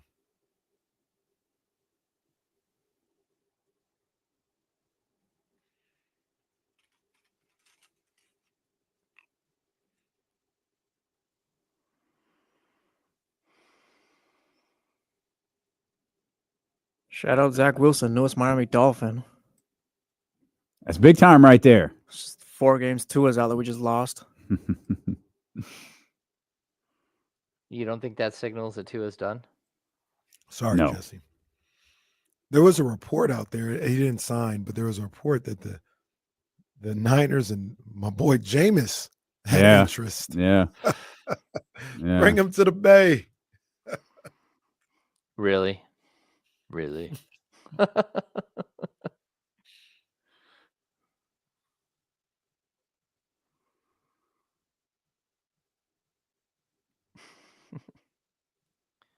Oh, Cooper Kupp's getting released. Oh,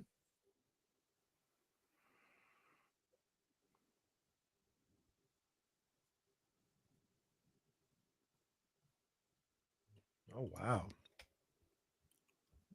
South Carolina. The Battle of the Real SC is set November 15th at Crypto as South Carolina comes to play USC. Women, of course. That's actually kind of fire. Juju's last year. Fuali, she's going to be doing her thing. I don't know if my girl Chloe Kitts is going to be there. I think she graduates.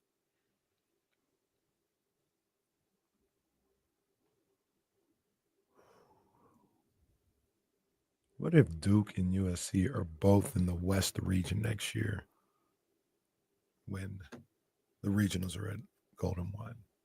Wow. I took a siesta and missed the Cole,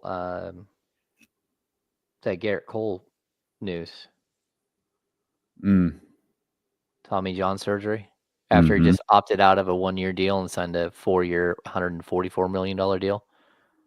Whew. See you in a year.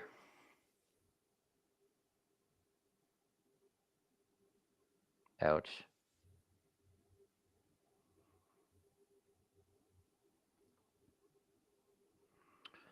Oh, and I missed Javarius Ward signing the 3-year, $60 million. Where's he going? Colts. It's a lot of money.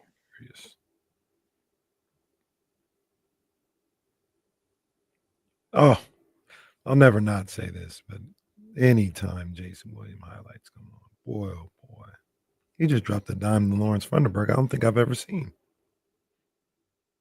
Coming back, James.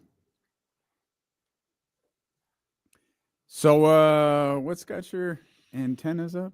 Well, congratulations are in order as Luke Louts was named the new head coach at Florida State. I think Sunday. I think that's what happened. And I didn't even realize. I think he's like gone. Like he's gone. Oh, he's gone. And after the game, Doug Christie was asked about, okay, Luke Louts is gone. Is there any adjustment that needs to be made? Is there something going on? And Doug said, I'm the head coach. Simple. Been doing a lot of things. Been doing a lot since I've been here. I'm the head coach. It's on me.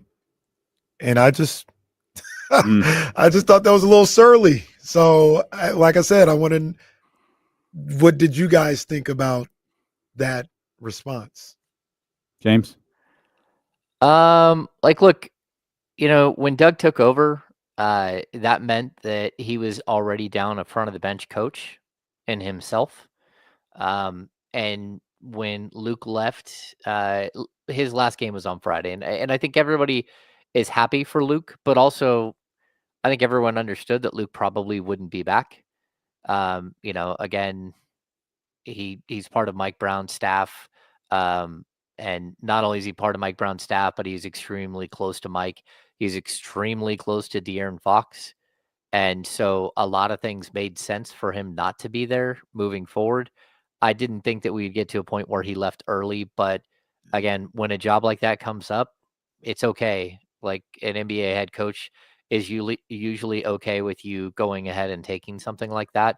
For Luke, it's a promotion. He's going to be a head coach at his alma mater. And, not only that, but, Luke, not only he played at Florida State, he also born and raised in Florida.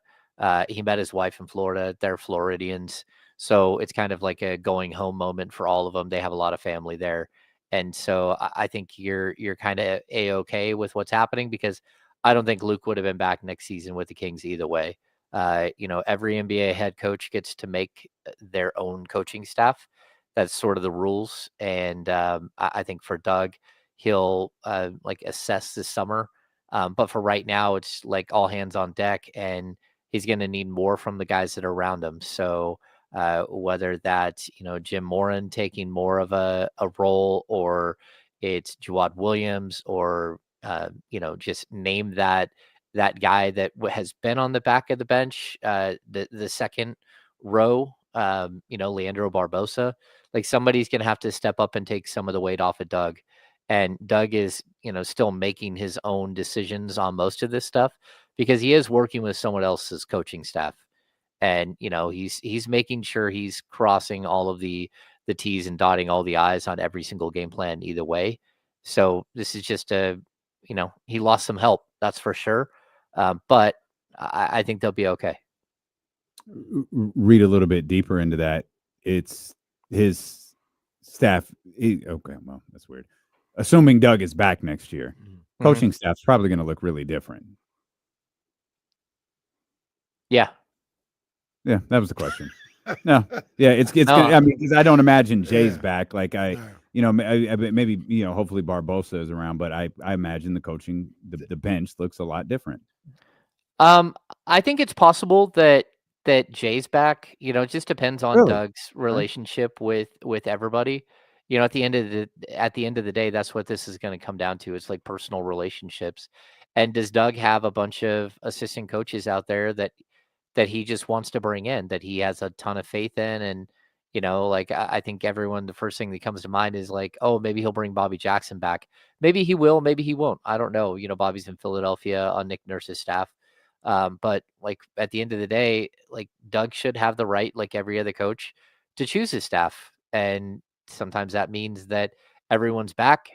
Sometimes that means that you clean house. And and again, with the idea that Doug is the head coach next year, which we don't know. We're going to have to wait and see how that all works out. But yeah, it should be an interesting couple of months here. And it's going to be tough because, there are going to be a lot of people who call Doug, try to call in a favor and say, hey, I'd love to get back into coaching, or I'd love to be an NBA assistant coach and all that stuff. And it's going to be on Doug to say yes or no if this is in fact his coaching staff moving forward. Did you guys see that clip though? When Doug said that? Mm-hmm. No, I missed it. I hear you. No. Yeah. Oh, no. He absolutely said it he said, I'm the coach. Like he said it with a straight face. He said it with a stern voice. He said it with, he said it in I don't effing care. It doesn't matter. And it to me, and I don't want to be an S starter here, but to me, it came off as like I would think in that case, hey man, love Luke, man, he's getting a great opportunity. Mm-mm. Goodbye. Mm-hmm. That's kind of how it came. That's kind of how it came out. I don't want to put words in anybody's mouth, but it just came off like he said, I've been doing a lot around here. So, okay, I'm fine. Yeah. Okay.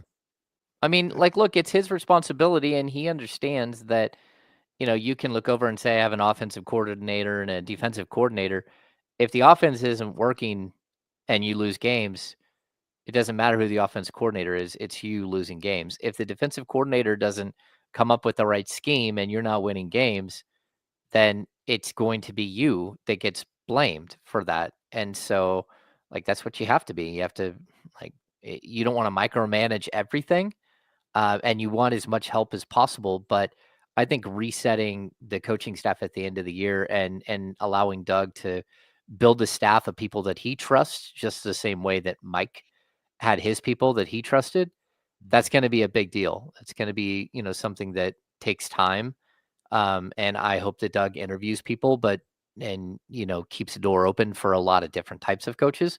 But, again, it's not easy. Those are people that you're going to war with every single night, and all of them are on a staff, but only one of them has a win-loss record.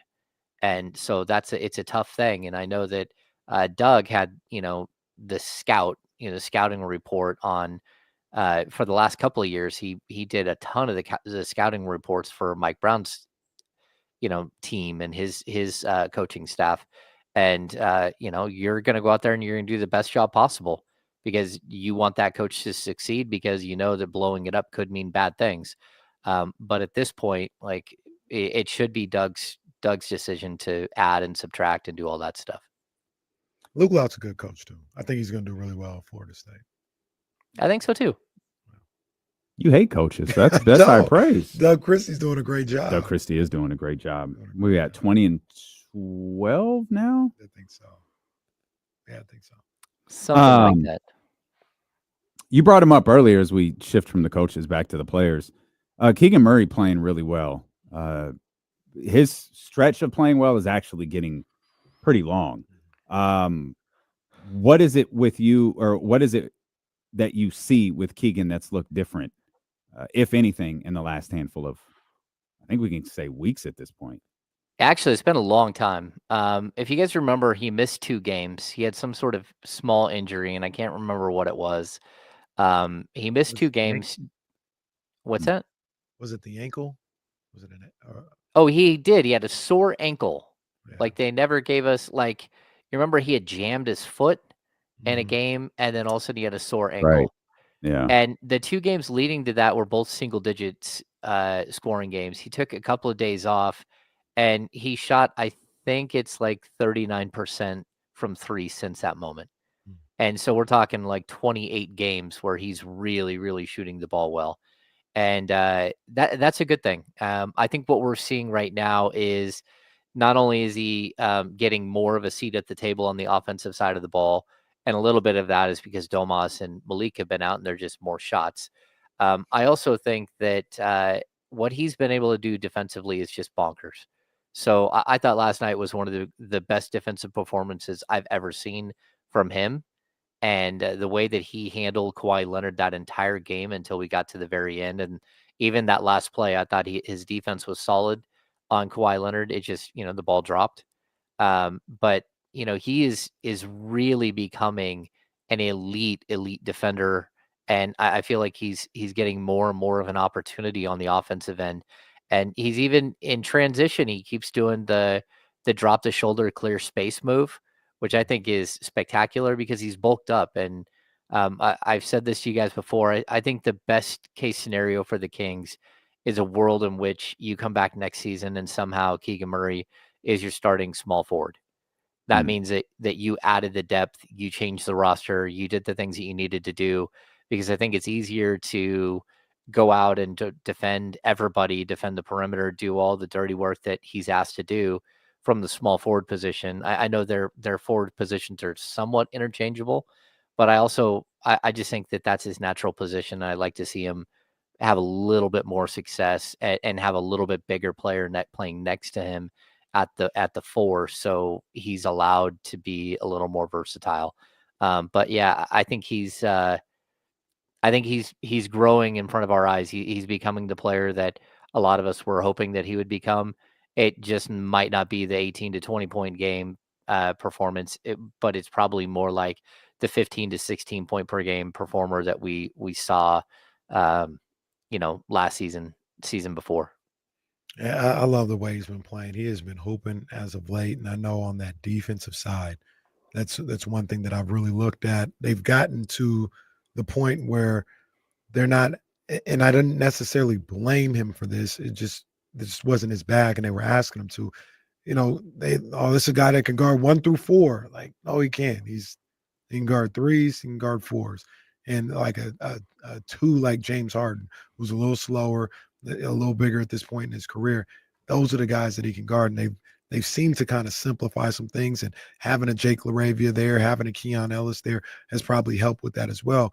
But they're allowing him to be more in his comfort zone as far as the type of player that he guards. And against a Harden or a Kawhi Leonard, he can. I don't want to be disrespectful and say lock them up, but he can make life real difficult for guys like that on a night-to-night basis. And they're allowing him to just stay in that kind of area of player that they're taking care of. And he's answered the bell on that end. And then he's picked up his shooting in a major way and his aggressiveness on the offensive end. He's been playing really well. Yeah, I think he's on the brink of, again, becoming the player we saw last season. Offensively. Defensively, I just think he just keeps improving, and he's been really good. And your point that Keon Ellis saying, I think that matters. Having a second defender that's playing major minutes, having a guy like Jake LaRavia where all of a sudden the Kings are switchable at the forward position, because those are really the only two that are switchable. You can't expect, even last night, the way that LaRavia was on James Harden and Keegan had Kawhi, and then there were times where they got stuck on switches, but those two were always on those two players, and that's a really good thing. That's a good problem to have, especially I think they tried to throw Keon on James Harden, and James Harden just bodied him all the way to the basket again and again. And that's not a knock on Keon. It's just a reality that dude weighs like 100. Keon weighs like 165 pounds, maybe 170, and James Harden weighs like 230. And there's just no way for Keon to stay in front of a player like that. Keon, we see his minutes drop off. Do you think guesses maybe Markelle Fultz kind of falls out of the little mini spot that he had here with Malik back? Yeah, I think him, like you might still go to somebody for 3 to 4 minutes in the first half, 3 to 4 minutes maybe in the second half. But I think that whatever that position was, it's going down to like 6 to 8 minutes a game once Malik is back. And we have to make sure that Malik is is back and in full, like, I don't know, he has a toe injury, and so that can be a problem. Like, does he still have the same, sort of burst of speed? Can he still get off the ground the same way over the next couple of weeks, or is that toe just going to be problematic? So maybe it's possible that he will, have to have his minutes tailored a little bit to that. But we're not hearing any of that yet, especially with him being cleared for contact this weekend and then cleared to play tonight. Speaking of the injuries with Domantas Sabonis, I know what the official word is saying, but you talk to people, James. You're there. You're there. Oh, speaking of courtside James Ham, he was there dapping up De'Aaron Fox on the broadcast. Did you catch that? I didn't. I saw some fan captured videos of it. No, this was on the TV broadcast. And Ham, hey, what's up, big dog? How you doing, big dog? Yeah. I was like, okay. Somebody hates that somewhere. I got to be honest with you, which is spectacular. That's fine with me. But go ahead. But what have you heard, if anything, about Domas and how close he may be to coming back? I think James, Dame, you said they did a workout yesterday, so he's on the court. Hopefully, are we seeing him later this week? Yeah, I mean, I think basically they cleared him for full contact on I want to say Saturday, and so he did participate in some sort of workout. He didn't travel with the team to LA. Neither did Monk, though. They wanted to let them, sort of get the rest, but they put Domas out of both of these games, like on Saturday, where they left the door open for Monk to play tonight. And from what I can tell, they're just trying to buy him as much time as possible. There was, conversations that he really wanted to play on Friday. And then, again, over the weekend, the Sunday, Monday games. But once you get past tonight's game, they don't play till Thursday. So you're buying him an extra, 3 days of rest and recovery. And you just want to get him right, because the last thing you want is for him to have another setback. And hamstrings are just notoriously that way. You've got to worry that, he gets back on the court, he gets going, and then 2 minutes into his first stint on the court, he pulls it again or strains it again. And then you're having like maybe another 3 or 4 week setback. So you've got to be cautious. And I think they have been cautious. And let's be honest, he definitely wants to make sure he plays 65 games this year, because everybody and their dog are dropping out of the All NBA race. Those dogs. Yeah. But even LeBron is going to have a difficult time being. I think he has to be back on the court by April 3rd in order for him to make All NBA, to still be available for All NBA. And I don't know if that's going to happen with his groin strain. And it's kind of an interesting time, but Domas wants to be out there. What'd you mentioned, and what'd you think of Friday night's festivities at the Golden One Center and the crowd reaction and the subsequent game? I thought it was pretty cool, to be honest with you. I thought everybody did right. I thought the Kings tribute, was like maybe a minute and a half long, 2 minutes. I thought that was perfect. Using his own words, I thought was perfect. His response to the crowd, waving and, kind of giving the heart sign, I thought was great. I thought the standing ovation that the crowd gave him was spectacular.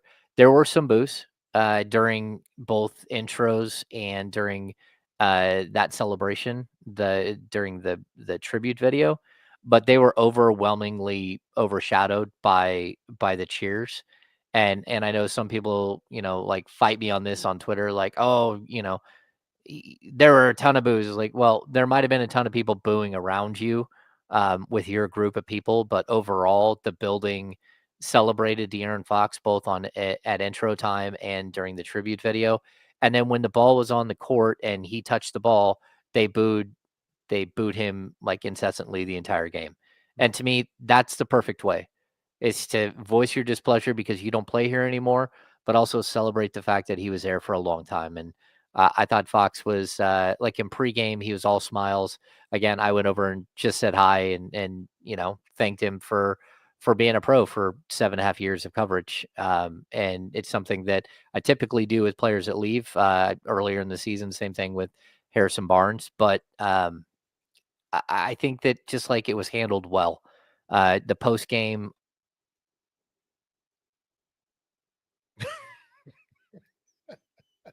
And it's official. 351. Hammer quits. 351. James freezes. He's going to thaw out here in just a moment, and he is going to be angry. There he is.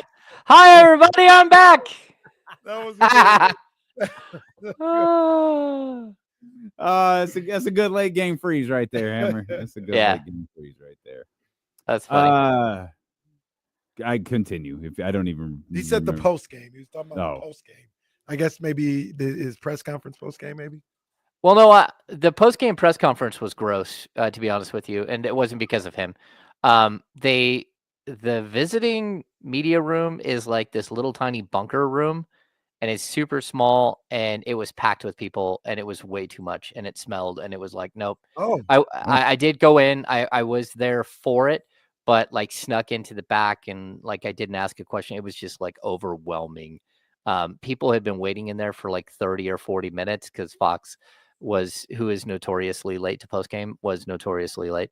But then I'd also say like the on court stuff in post game with him going and saying goodbye to everybody, or hello to everybody, whether it was, the Domas awkward, like awkward hug, that was a little weird. But Scal and, even the Malik Monk stuff, some of the coaches that he's been with for a long time, the training staff and everything else, that it was just I thought it was a cool night to celebrate a player who, to be honest, was your best player for close to a decade, and it happens.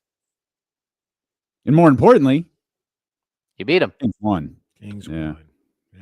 And he looked like crap. So he did. He told Sean Cunningham he hadn't hit a shot in 2 weeks. He's That's like, all. yeah. He's like, did it affect you? He's like, no, not really. I haven't hit a shot in 2 weeks, dude. It's like, yeah, that's what the numbers say too. Yeah. That's girlfriend not so hot, huh? All right. That was good. That was a lot like Tyrese's first game back. Yeah. Tyrese really struggled his first game They back. beat their. Yeah, they did. They beat Yeah, the crap out of them. Too. Yeah, they did. They did. You feel good about tonight? What do you? I think the last time. I mean, there's probably some parallels between this game and the Nuggets game that they kind of blew in the fourth quarter. They had a great response to that game. I know you're a little leery, Casey. I think they respond tonight. I don't know if that means they win or lose, but I think they'll be ready to play at 7:30. Yeah, I think what we're going to see is an effort tonight. Again, I don't know if that means win or lose. Like, this is a tough game. We played major minutes last night. Again, Jake LaRavia might not play tonight. We don't know yet. He's questionable. That's going to be one of those things where you need everybody that you have healthy out there playing. And so it could be a little tough. But overall, I would expect them to at least be in this game. It's just that, the Knicks have some crazy firepower. It's one of the best offenses in the league. They're a mid-tier defensive team, but they do have just really bad matchups for you. I think Cat's a bad matchup. I think Josh Hart's a bad matchup. I think OG and Mikal Bridges, you only have one Keegan Murray. So one of those guys is going to be a bad matchup. But overall, this is it's a game that it's going to be tough, and they're scuffling a bit. They're 0-3 over the last 3 games. They're on a really long road trip, or they're playing most of their games over this like maybe 3-week stretch on the road. So yeah, this is a good time to get the Knicks without Jalen Brunson, but also I think it's a good time to get the Kings coming off an overtime loss in LA that they had to fly home from. Great stuff from our man James Ham. We got purple and black coming up here later on. Nope, no purple and black. Jesse told me to go straight to hell. That's what I get for trying to promote something. And Jesse's like, no, jackass, we don't have it. So we're just gonna leave. We're gonna go to 102.5 if you want to go over there and listen to some music, and we will be back here beginning at 10 a.m. with the Insiders. Colin James here on Sacramento Sports Leader, ESPN 1320. Vamos Kings, light the beam. Oh, thanks. No, this is awesome. This is great. James, get out of here. Oh yeah, I do have to leave. I've got to Yep. go Yeah. to cover a basketball game. Yeah, this is one Yep. of those stupid daylight savings. Like throws Oh everything yeah, off. it's a bitch, man. I It keep is like beating my ass. wondering like, oh, what do I have to do next? And it's like, oh yeah, I'm only like a third of the way through a very long day. So awesome. Have a good afternoon. Bye, Chatty right. House. See you, Hammer. Here I am. We're gonna get out of here too. We're gonna go play music. Come join us. We'll see you guys tomorrow.